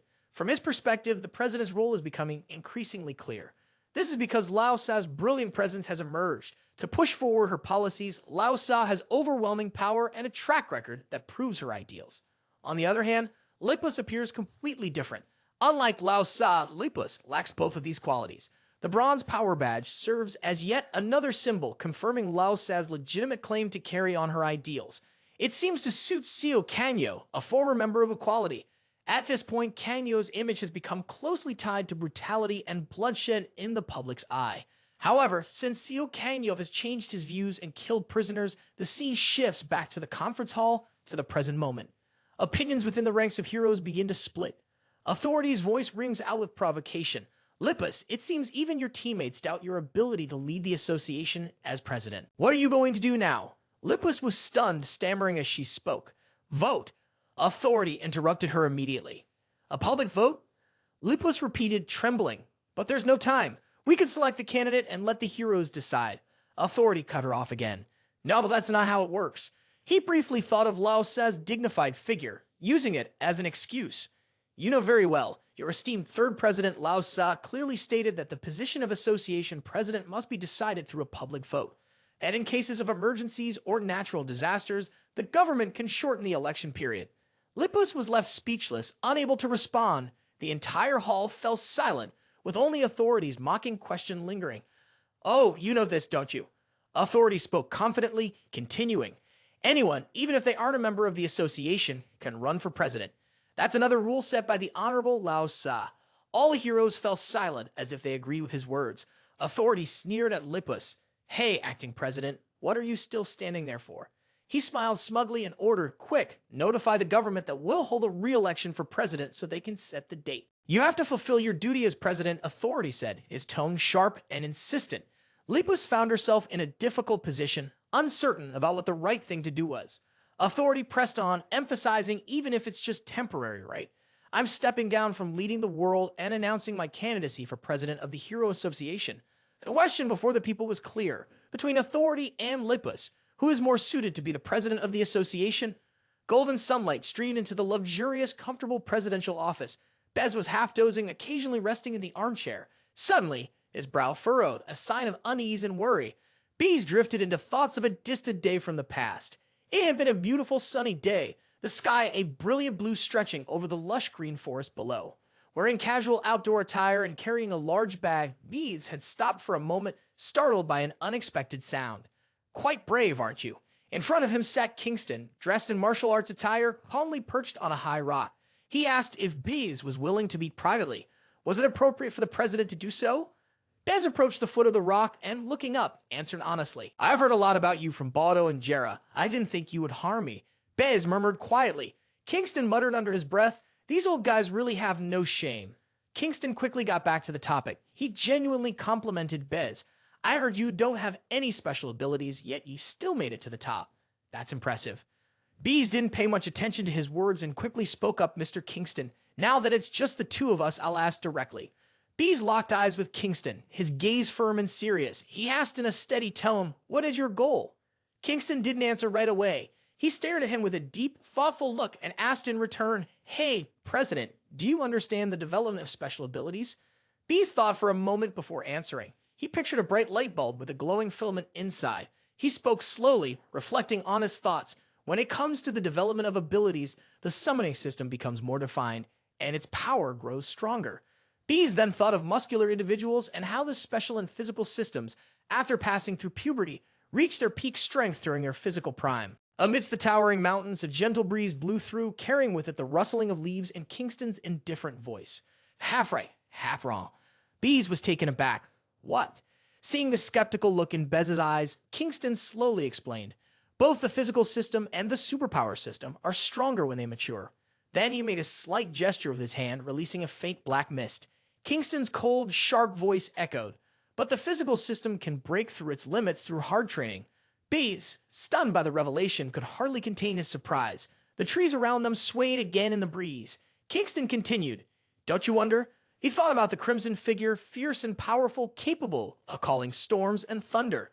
What would happen if a person reached the highest level of the superpower system, while simultaneously elevating their physical system to the highest point? Bees paused and pondered. He raised his hand to his mouth, his voice filled with realization. Then the nation would have a hard time controlling them. Kingston, standing on the high rock, called out, hey, President. He raised an eyebrow, looking mischievously. You should be asking Seio Gangyu about that. I'm not the one to answer that question. He simply wants to see where the limits of a human being are. Bees was quite surprised by this. Kingston softly said, that's it. The flow of memories began to move again. Bez remembered sitting in a chair at his desk. He gently turned and spoke to the person across from him with his usual authority. Do you want to add another person to equality? He sat facing Laosa and said honestly, I really didn't expect that such an important procedure would need to be handled this way. Laosa firmly asserted that the person deserved to be included. Bees then asked, if you say so, then he must be really strong as a teammate. Is he trustworthy? Laosa responded confidently, yes, he's as trustworthy as his own strength. She added, I see him as a reliable teammate. Her words reminded him of another moment in the past. It was when he had spoken to Kingston, meeting his gaze. Bees had said, I, on the other hand, at that time, Bez had firmly trusted his own intuition. Without hesitation, he had said, I trust Seio Ka.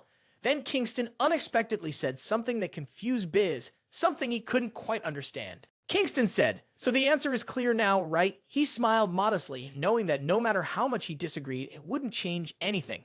The atmosphere shifted. A relieved sigh filled the president's office. Finally, Bez stood up, leaning comfortably on the desk. A major decision had been made, and for now, they could all breathe a little easier. Suddenly, a strange sound broke the moment. The secretary at the door hesitantly poked her head inside, timidly calling out, Mr. President. After receiving permission, she entered and solemnly announced, I heard that the Heroes Association is electing a new president. Bees seemed intrigued by this, signaling for her to continue. Huh?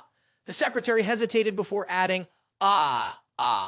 She paused briefly before delivering an urgent update. Authority had just announced their candidacy for the president of the Heroes Association. It was clear that Biz was not pleased by this development. His face reflected disappointment, frustration, and confusion. Kingston's satisfied expression appeared, signaling that Bees had agreed to his terms. This matter was only known to the officials present at the World Government meeting. The meeting had taken place in a formal room, with only a few people in attendance. This matter was kept top secret. At this very moment, in the grand, towering building, the election for the president of the Hero Association was being held according to a framework set by the government. The city, always bustling even at night, was even more chaotic. After 3 days of registration, 3 public debates would take place. In contrast to the lively atmosphere, the hall was filled with tension. Over the next 2 weeks, a circle divided by red lines would appear. The president of the Hero Association would be elected through a nationwide vote. The maximum term for the newly elected president would be 4 years, though the issue of prison breaks at the Lucilus penitentiary remained a major problem. If the prison break was resolved, the term would end sooner. Beneath the peaceful appearance of the city, however, hidden agendas were at play. Additionally, in principle, anyone could register as a candidate. This meant that if too many people ran, it could easily lead to chaos. At this point, the glowing points that represented the leadership of regions around the world became more important than ever. Therefore, only those backed by heroes from the supporting regions were eligible to run. Authority, symbolized by a stern clock, and Lepus, represented by a rabbit and carrot symbol, became 2 opposing factions. During the candidacy registration period, Authority and Lepus announced their runs one after the other. In the familiar conference room, the girl with purple hair was mute. The power user holding the microphone began the proceedings. Hello, members of the Hero Association. I am Mute. I will be hosting this presidential election. As the prominent figures took part with serious faces, Mute explained how the election would be organized. The candidates would have a chance to speak before the entire association. She glanced at Authority, who was already standing at the podium, and introduced him. First, we will hear the speech from candidate Authority. He addressed the heroes in front of him. I'll keep this brief. Authority pressed a button on the remote, and an LED screen lit up. He gestured toward it. Take a look. The screen displayed a sharp image of the prisoners in Lucilus prison. Authority spoke harshly. Because of your constant pursuit of ideals, these monsters were released back into the world. He looked at all the heroes below him and questioned, so, what are you going to do now? Capture them, lock them up, then release them again. Authority furrowed his brow, clearly displeased.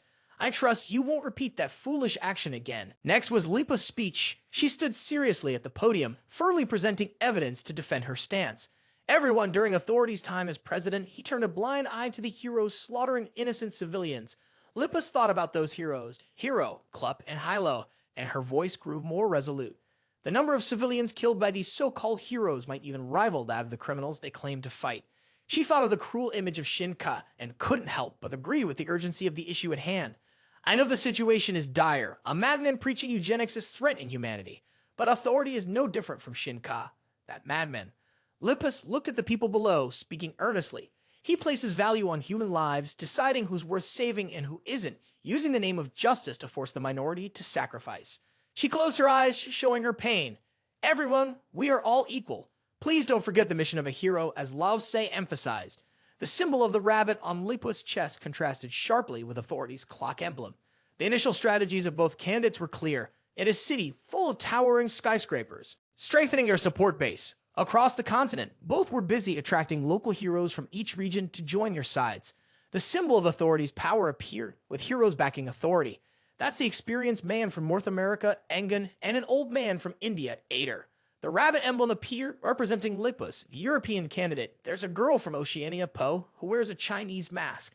A man from Myanmar, Kafiga from the Middle East, Hassan from South America, and Antoigo from Africa. In the city center, after solidifying their support base, their names appear on the front pages of newspapers with eye-catching headlines. Both Lipus and Authority had been actively running media campaigns until the final day of the election, using negative tactics to tear each other down.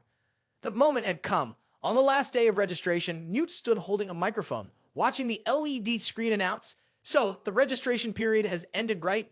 Newt's gaze fixed on the screen in front of them. There would be 3 rounds of debate. Suddenly, she was taken aback, completely stunned. Huff! Newt turned her gaze towards the others and the screen in front of them. Shocked, she exclaimed, "Huh? What's this?" She quickly added that someone had unexpectedly signed up to run, leaving both Authority and Lipus completely surprised. Reflexively, they both looked at the screen to gather more information. A clearing of the throat echoed through the hall. A strange voice rang out, "Hello, members of the Hero Association." A young girl stood at the debate podium, calmly introducing herself. "I am Medius."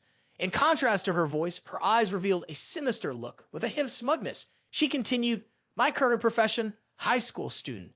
Lipus widened his eyes, unable to believe what he was seeing. What is going on here? Although Authority didn't say anything, his face showed clear disdain and contempt. It took him a moment before he finally spoke, his voice filled with disbelief. "What the hell is this?" Medius' sudden appearance caused the atmosphere in the entire hall to drop by a beat. In sharp contrast to the stiff, awkward tension in the room, Medius' face showed nothing but confidence. She clearly anticipated this situation.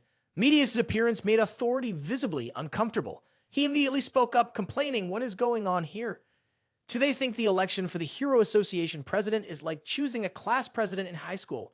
Clearly, only those supported by the districts representing heroes should be eligible to run." That's right. The crowd's criticism seemed on the verge of exploding. Suddenly, a stern voice rang out, "I will support her." It was the voice of Kafiga, the hero representing the Middle East. His words left the entire hall in shock. Authority and Lipus couldn't believe their ears and stared in disbelief. What? Especially Lipus, who couldn't hide her surprise as she saw a representative who had once supported her suddenly switch sides. "Sir Kafiga, you supported me before." Without hesitation, Kafiga calmly replied, "I changed my mind." It seemed nothing could alter Kafiga's decision. His gaze was filled with seriousness. "Now I support Medius, that girl." Medius smiled lightly as if she had already anticipated this outcome, her deep eyes reflecting a life well understood. In that moment, the situation shifted. Medius appeared as a new player, completely changing the game. And just like that, the top candidate, Lipus, was thrown off balance. The first 2 candidates were pretty much neck and neck, with little difference between them. However, the second candidate, Authority, stood out in a very clear way. The biggest difference in this race came from the sudden appearance of a new contender, candidate number 3, Medius. All 3 candidates had officially registered. News outlets quickly updated with the latest buzz. The story spread fast, with major newspapers covering the hot topic. Wow! Seeing Medius dominate the media, Authority couldn't help but feel frustrated. Every article was focused on that high school student. It was certainly making waves. As news about Medius spread, it sparked a lot of mixed reactions. It seemed like the media would be buzzing for a while. However, there were also plenty of critics of Kafiga and the girl, saying that elections were no joke. Had that girl even done her research? Authority quickly made a move. First, they needed to learn more about Medius, but there were still many unknowns. She was just an ordinary high school girl, nothing special at all. Authority began to form theories, making 1,000 guesses about who Medius really was. Is she the one with the special ability? The vague information quickly left his secretary feeling uneasy. "We're not sure about that yet. It might just be some kind of hypothetical ability, right?" Confusion filled the room. The mystery surrounding Medius even made Authority fall into a thoughtful silence. Meanwhile, Lipus was visibly upset. She confronted Kafiga. "Kafiga, explain yourself." Kafiga remained calm, without a hint of uncertainty in his response. "Ask anything you want." Lipus felt that Kafiga was being overly emotional about the situation. Maybe it was just a spur-of-the-moment decision, something you didn't think through carefully. Do you know that girl? Even if you do, you can't let your personal feelings interfere with something this important. "No, I've never met her before." "What?" Kafiga started to recall the events that led to his decision. A few days ago, when I walked into my office to start work, I ran into Medius. She was sitting in my chair right in my own office. At that moment, Kafka had shown clear hostility towards Medius. He looked visibly upset.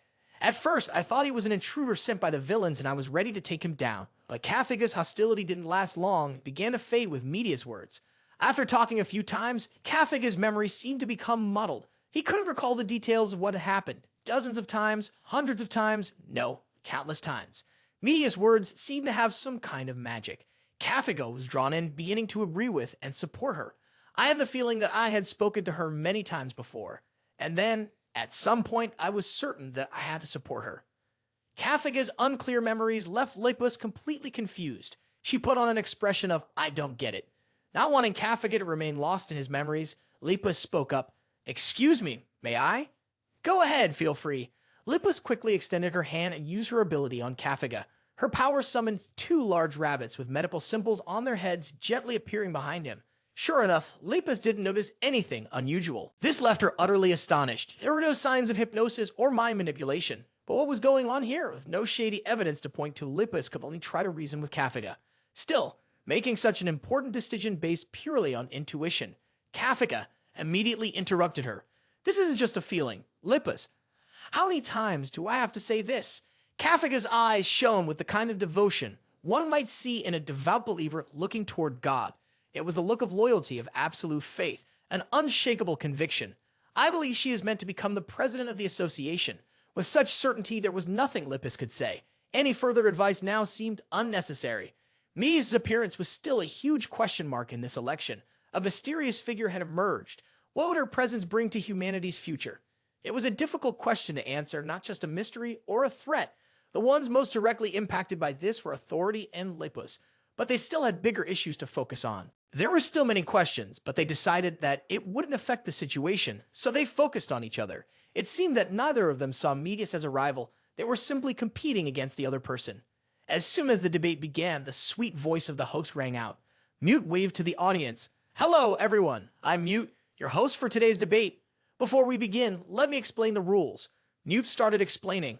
First, let's talk about time. Each candidate will have 10 minutes to speak. The candidates will follow a specific order, and that will determine the speaking order for the debate. The candidates would not only speak, but also prepare to ask tough questions. During their 10-minute speaking time, they could present their platforms or ask questions to their opponent. Time remained a crucial factor in this part of the debate. The time for answering questions will be deducted from the questioner's total time, so they may interrupt if they feel it's unnecessary to hear the entire answer. An interesting feature of the debate was the rebuttal system. Additionally, during the opponent's speaking time, each candidate was allowed to make 2 rebuttals. Mute flashed a bright smile, and Lepus began outlining the rules of the debate from start to finish. Each candidate would take the lead for 1 minute at a time. We will now begin the debate. Candidates, please introduce yourselves and your public positions. Candidate number 1, Lepus. Hello, I'm Lepus, a student of Mago and a member of Equality. Next was candidate number 2, Authority. Glad to meet you all. I'm Authority, former president of the Second Generation Heroes Association. Finally, a new contender entering the race, candidate number 3, Medius. This is my first time meeting you. I am Medius. The debate began right after the introductions, with candidate number 1, Lepus, taking the floor first. True to his role as the temporary chairman, Lepus was very skilled at leading his speech. We've experienced many wars. The speech began by addressing the deep-rooted causes of the current situation. Since the emergence of supernatural abilities centuries ago, wars between nations have erupted. Then Lepus moved on to discuss the development of the conflicts over different periods. After the world government unified, countless civil wars broke out. These conflicts took many forms and never truly disappeared. And after the Hero Association was formed, society became divided between heroes and villains. War seemed like an inevitable part of each stage. Lepus seemed to emphasize the terrifying inevitability of sinking deeper into that process. We've spent most of our time in the collapse of society like this, Lepus said. From the bitterness brought by these disputes, I once again praise the role of many past heroes. But thanks to the efforts of Laosa and others, a new social foundation was built. Truly worthy of being Laosa's disciple, Lepus said with firm conviction. And now, society is beginning to function the right way. Lepus hinted that authority had overturned all the work that past heroes had built. Think back to the era of authority, Lepus said. At that time, heroes were like outlaws with inconsistent beliefs and methods. They slaughtered villains and civilians alike without mercy. It seemed that this speech was entirely aimed at undermining authority. If authority became the president of the association, those events would repeat. The society that we struggled so hard to build will collapse. Lucilus was arguing passionately when authority interrupted her. Society is already falling apart. Authority wasn't just going to step back and take the hits. They started signaling for a response. Authority demanded the right to rebut for 1 minute. Can't you see what's happening right now? This old man had lived many years, and his experience in debating was unmatched. I really can't understand why the sacrifices I've made, though drenched in tears, are seen as massacres. Yet the sacrifice to society for criminals is considered moral. Authority began to present his argument. His words were no less convincing. We need to understand that the world cannot achieve any noble goal without sacrifice. If sacrifice is inevitable, even while it's Lucilus' turn, authority's counter-arguments managed to win him quite a bit of support. We must ensure that this sacrifice doesn't go to waste. Every seed of crime must be completely eradicated. Authority spoke in a long, uninterrupted flow as if the stage belonged to him. Look, it's because they left the seeds of crime behind that this situation has happened. Lucilus immediately sensed something was off. It seemed like this old man was cheating. Wait a second, authority, the 1 minute hasn't even finished yet. He purposely placed his hand on the clock, using his ability to stretch the time beyond the limit. Take your hand off the clock now. 1 minute could feel this long. No wonder authority had been talking nonstop until now. The old man sneered, showing a smug look on his face. What are you talking about? That smug face made Lucilus even angrier, she replied. If you don't take your hand off... Before Lucilus could finish, Mute's voice cut in. That's enough, that's enough. Lucilus was immediately silenced by Mute, unable to say another word. Mute used his power to mute her and reminded her of the rules. Lucilus, you're only allowed to speak once the opponent's time for rebuttal is over. Mute's ability to mute was quick to act, but authority wasn't phased. He just shrugged, clearly uninterested. Please refrain from using your abilities. The battle seemed to be entirely revolving around Lucilus and authority. They're both fighting for an image. Their actions are completely understandable. They're desperately protecting their viewpoints in this election. Public image is everything. Right now, the situation is a kind of semi-war. Authority and Lucilus are both working hard to build strong public images. The two sides argue endlessly. Lucilus looks extremely tense, constantly raising his voice and attacking the other side. Authority isn't any better, his face filled with intense anger. During their time, instead of focusing on policy, authority and Lucilus only attack each other. The debate goes on in extreme tension, but of course authority's strong image begins to show through his doubtful tone. He openly looks down on Lucilus, but this attitude is definitely suspicious. How can a girl who can't even handle a villain hope to resolve this situation? He questions. Or do you want to say you're stronger than Laosa? In terms of experience and cunning, Lucilus is far inferior to authority. Lucilus is no match for authority. The shadow of the master is too large, making it impossible for authority to take on the role. Her candidacy is truly a stroke of luck. In the eyes of the public, she's still remembered as Mago's disciple, which means she's still in a position where she has much to learn. Her appearance also works against her, making it difficult for Lucilus to win the public's favor. Most importantly, her bunny-like looks cause people to associate her with weakness. Authority's deep, piercing gaze quietly assesses the situation.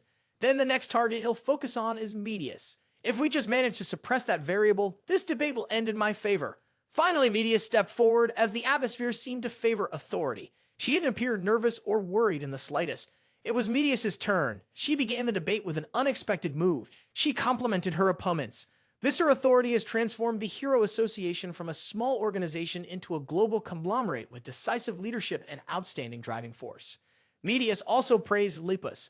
Lucilus, the heir to Laosa's will, has strengthened this organization with strong ideals and unwavering faith. Medius remained calm amid the confusion of her two opponents. Then she made a shocking statement. So, I want to combine both of your strengths to address the current situation. Medius was about to continue, but was interrupted by Authority. My agenda is... Kid. He sneered at Medius, mocking her. This isn't a student council election. Go back and study. This debate isn't the place to discuss policies. The old man, clearly getting on in years, kept ridiculing Medius. Maybe you couldn't even study, so you came here instead. This is where you impose your biases on others. He kept rambling on until Mute had to step in. Mr. Authority, your time is up.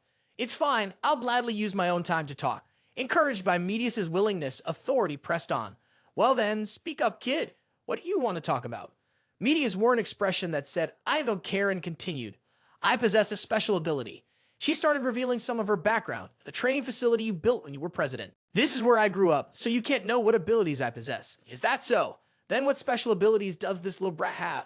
Medius doesn't have time to meet all of authority's demands. I'm not obligated to tell you that. But authority didn't back down, staying firm. No, you're about to say it. If you want to leave the association, you need to have the right abilities. Authority started pulling out arguments to make Medius listen. He continued, no hero in the association would follow a leader who's not capable. At that, Medius threw down a direct challenge. Her stunned gaze was filled with confidence and arrogance. Pick a place, Authority. Let's fight as soon as possible. Authority was left speechless by Medius' challenge. He stood frozen. What? The debate was being broadcast live on every platform, and naturally, Medius' challenge quickly spread. Office workers taking their lunch break watched the live stream, so shocked they forgot to eat. Medius' image was being watched by family members at home. On every square meter, 9 people were holding their phones, tuning into the live broadcast. The debate was even being shown on billboards hanging on skyscrapers. Direct challenge to Authority. The person receiving the challenge was still in shock. Eyes wide, mouth agape, completely stunned. Without waiting for Authority to process the situation, Medius got straight to the point. Let's discuss a match with Authority. The rules will be a mixed martial arts fight with special abilities. What do you think? Authority remained silent, not responding at all. His life experience told him he was now caught in a difficult position. Authority fell into deep thought. At Medius' unexpected challenge, he froze in place. A direct challenge was the last thing he expected. All of Authority's tricks were rendered useless in an instant, no matter how strong his image had been built up. Hearing such an unexpected response left him confused.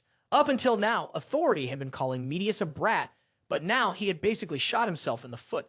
Moreover, the strategy of labeling his opponent was now becoming a trap that was keeping him stuck. At this moment, Authority was faced with 2 choices. Accepting the challenge would damage his image to some extent. He had already considered his opponent a kid from the start, so fighting a kid would look strange, to say the least. After thinking it over for a while, Authority still felt like they were at a disadvantage. Moreover, with their current overwhelming political position, if they actually fought in the arena, they would be lowered to the same level as their opponent, damaging their credibility. With this choice, 2 possible outcomes could arise. Even if they won, it would only be a meaningless victory. In either scenario, Authority's reputation would suffer, but if they lost, it could be damaging enough to end their political career. Medius, with her confident and assured expression, had clearly made a risky move, cornering her opponent.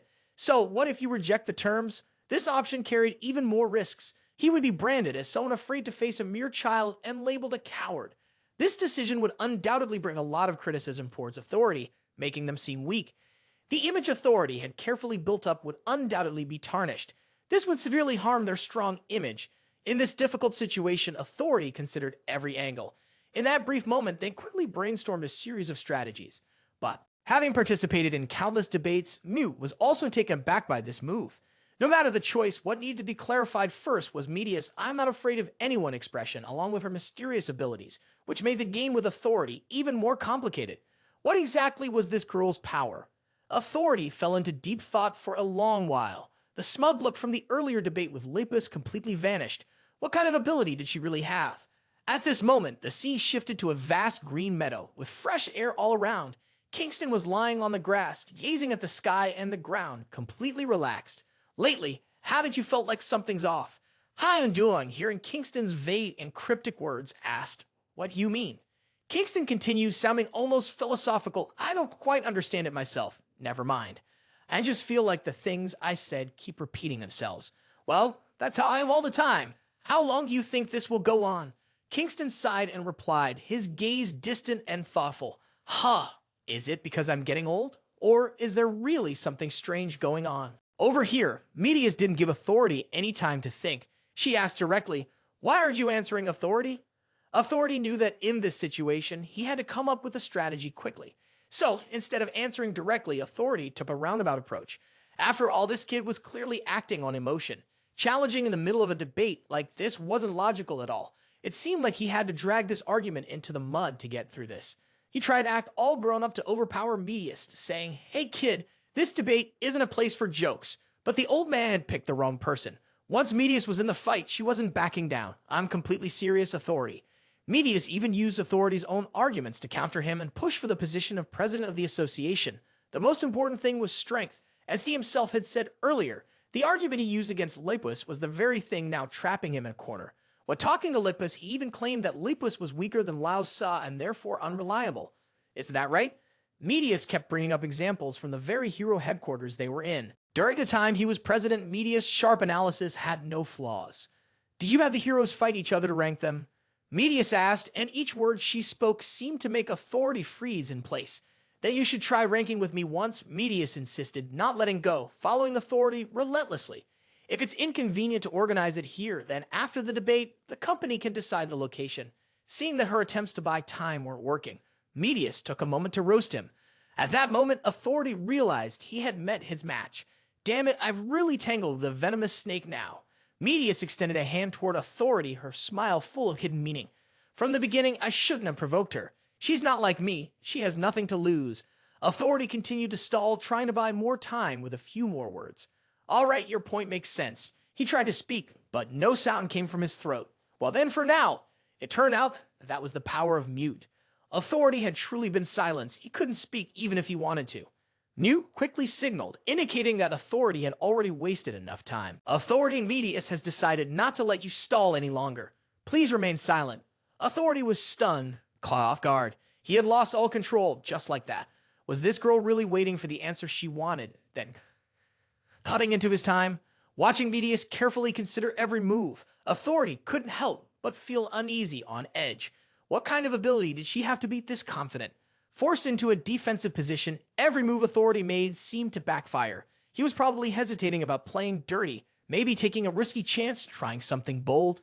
If he acted fast, without anyone noticing. Lost in thought, authority suddenly froze. A wave of panic washed over him when he realized Medius was facing him now, carefully observing his every move.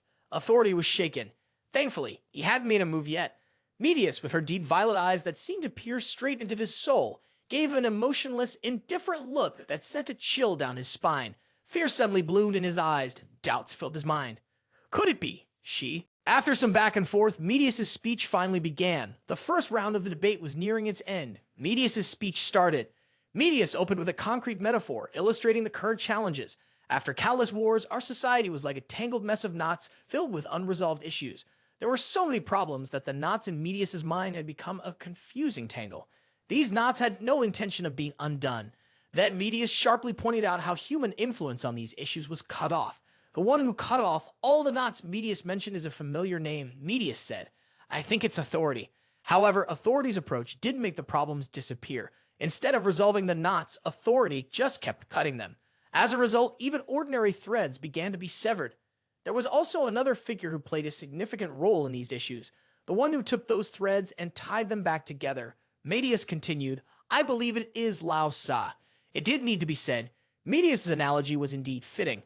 Laosa was the one who mended this world. However, the problems still weren't over. That's why the world is as chaotic as it is now. But among the knots that Laosa tied together, some of them had already rotted and snuck in. This is causing the current problem. Medius is perhaps continuing the previous generation's way of looking at the issue. However, we can't just leave things as they are. You recognize the mistakes and how the previous generation handled things, but we can't just cut everything off like they did before. Medius spoke with sincerity from the bottom of her heart, hoping her words would reach the entire crowd. We need to carefully cut away the damaged parts, making sure not to harm the healthy threads, and then carefully tie them back together. Medius represents a harmonious blend, a school of thought that acknowledges the achievements of both sides. This is the time when we shouldn't lean too far toward any extreme, but should instead find balance and move forward harmoniously. Her respectful statement was heard by the entire crowd. I, Medius, if I become the president of the association, will propose to the government that heroes be granted the authority to carry out on-site executions. Medius' unexpected proposal left the entire crowd speechless. The heroes granted this authority will go through a stricter selection process. Their focus and astonishment somewhat reflected the influence of Medius. In determining the list of villains to be executed on site, I promised to make the decisions with the utmost caution. Additionally, Medius didn't forget to include the handling of the Alpha Ward death row inmates. Of course, she declared this with a firm tone and a sharp, insightful gaze.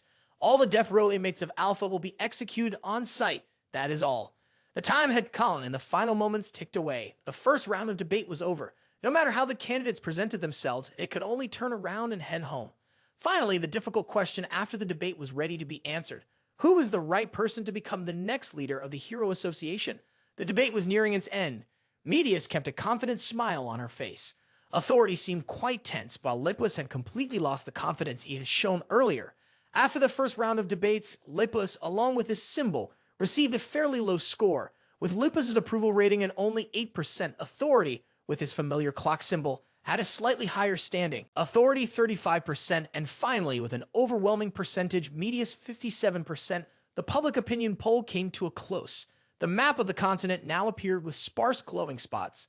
On top of that, several heroes who had once supported Lucilus announced they were switching their allegiance to Medius. Among them were the masked figure from China, Mean D, and from South America, Hazdan. They stood on stage in the bright spotlight during the press conference, which was illuminated day and night. In response to this situation, Lucilus held a press conference. She earnestly spoke, hoping to regain the support of the public. I've listened to everything Medius said during the debate. I spent too much time conversing with authority and couldn't counter Medius' arguments at that time. The reporters fell silent, attentively listening to her presentation. Quietly, they made their own assessments. Lucilus continued, what standard does a high school student, lacking in social experience, use to decide the life and death of others? She expressed frustration with the issue. She's just as dangerous as authority, she stated firmly.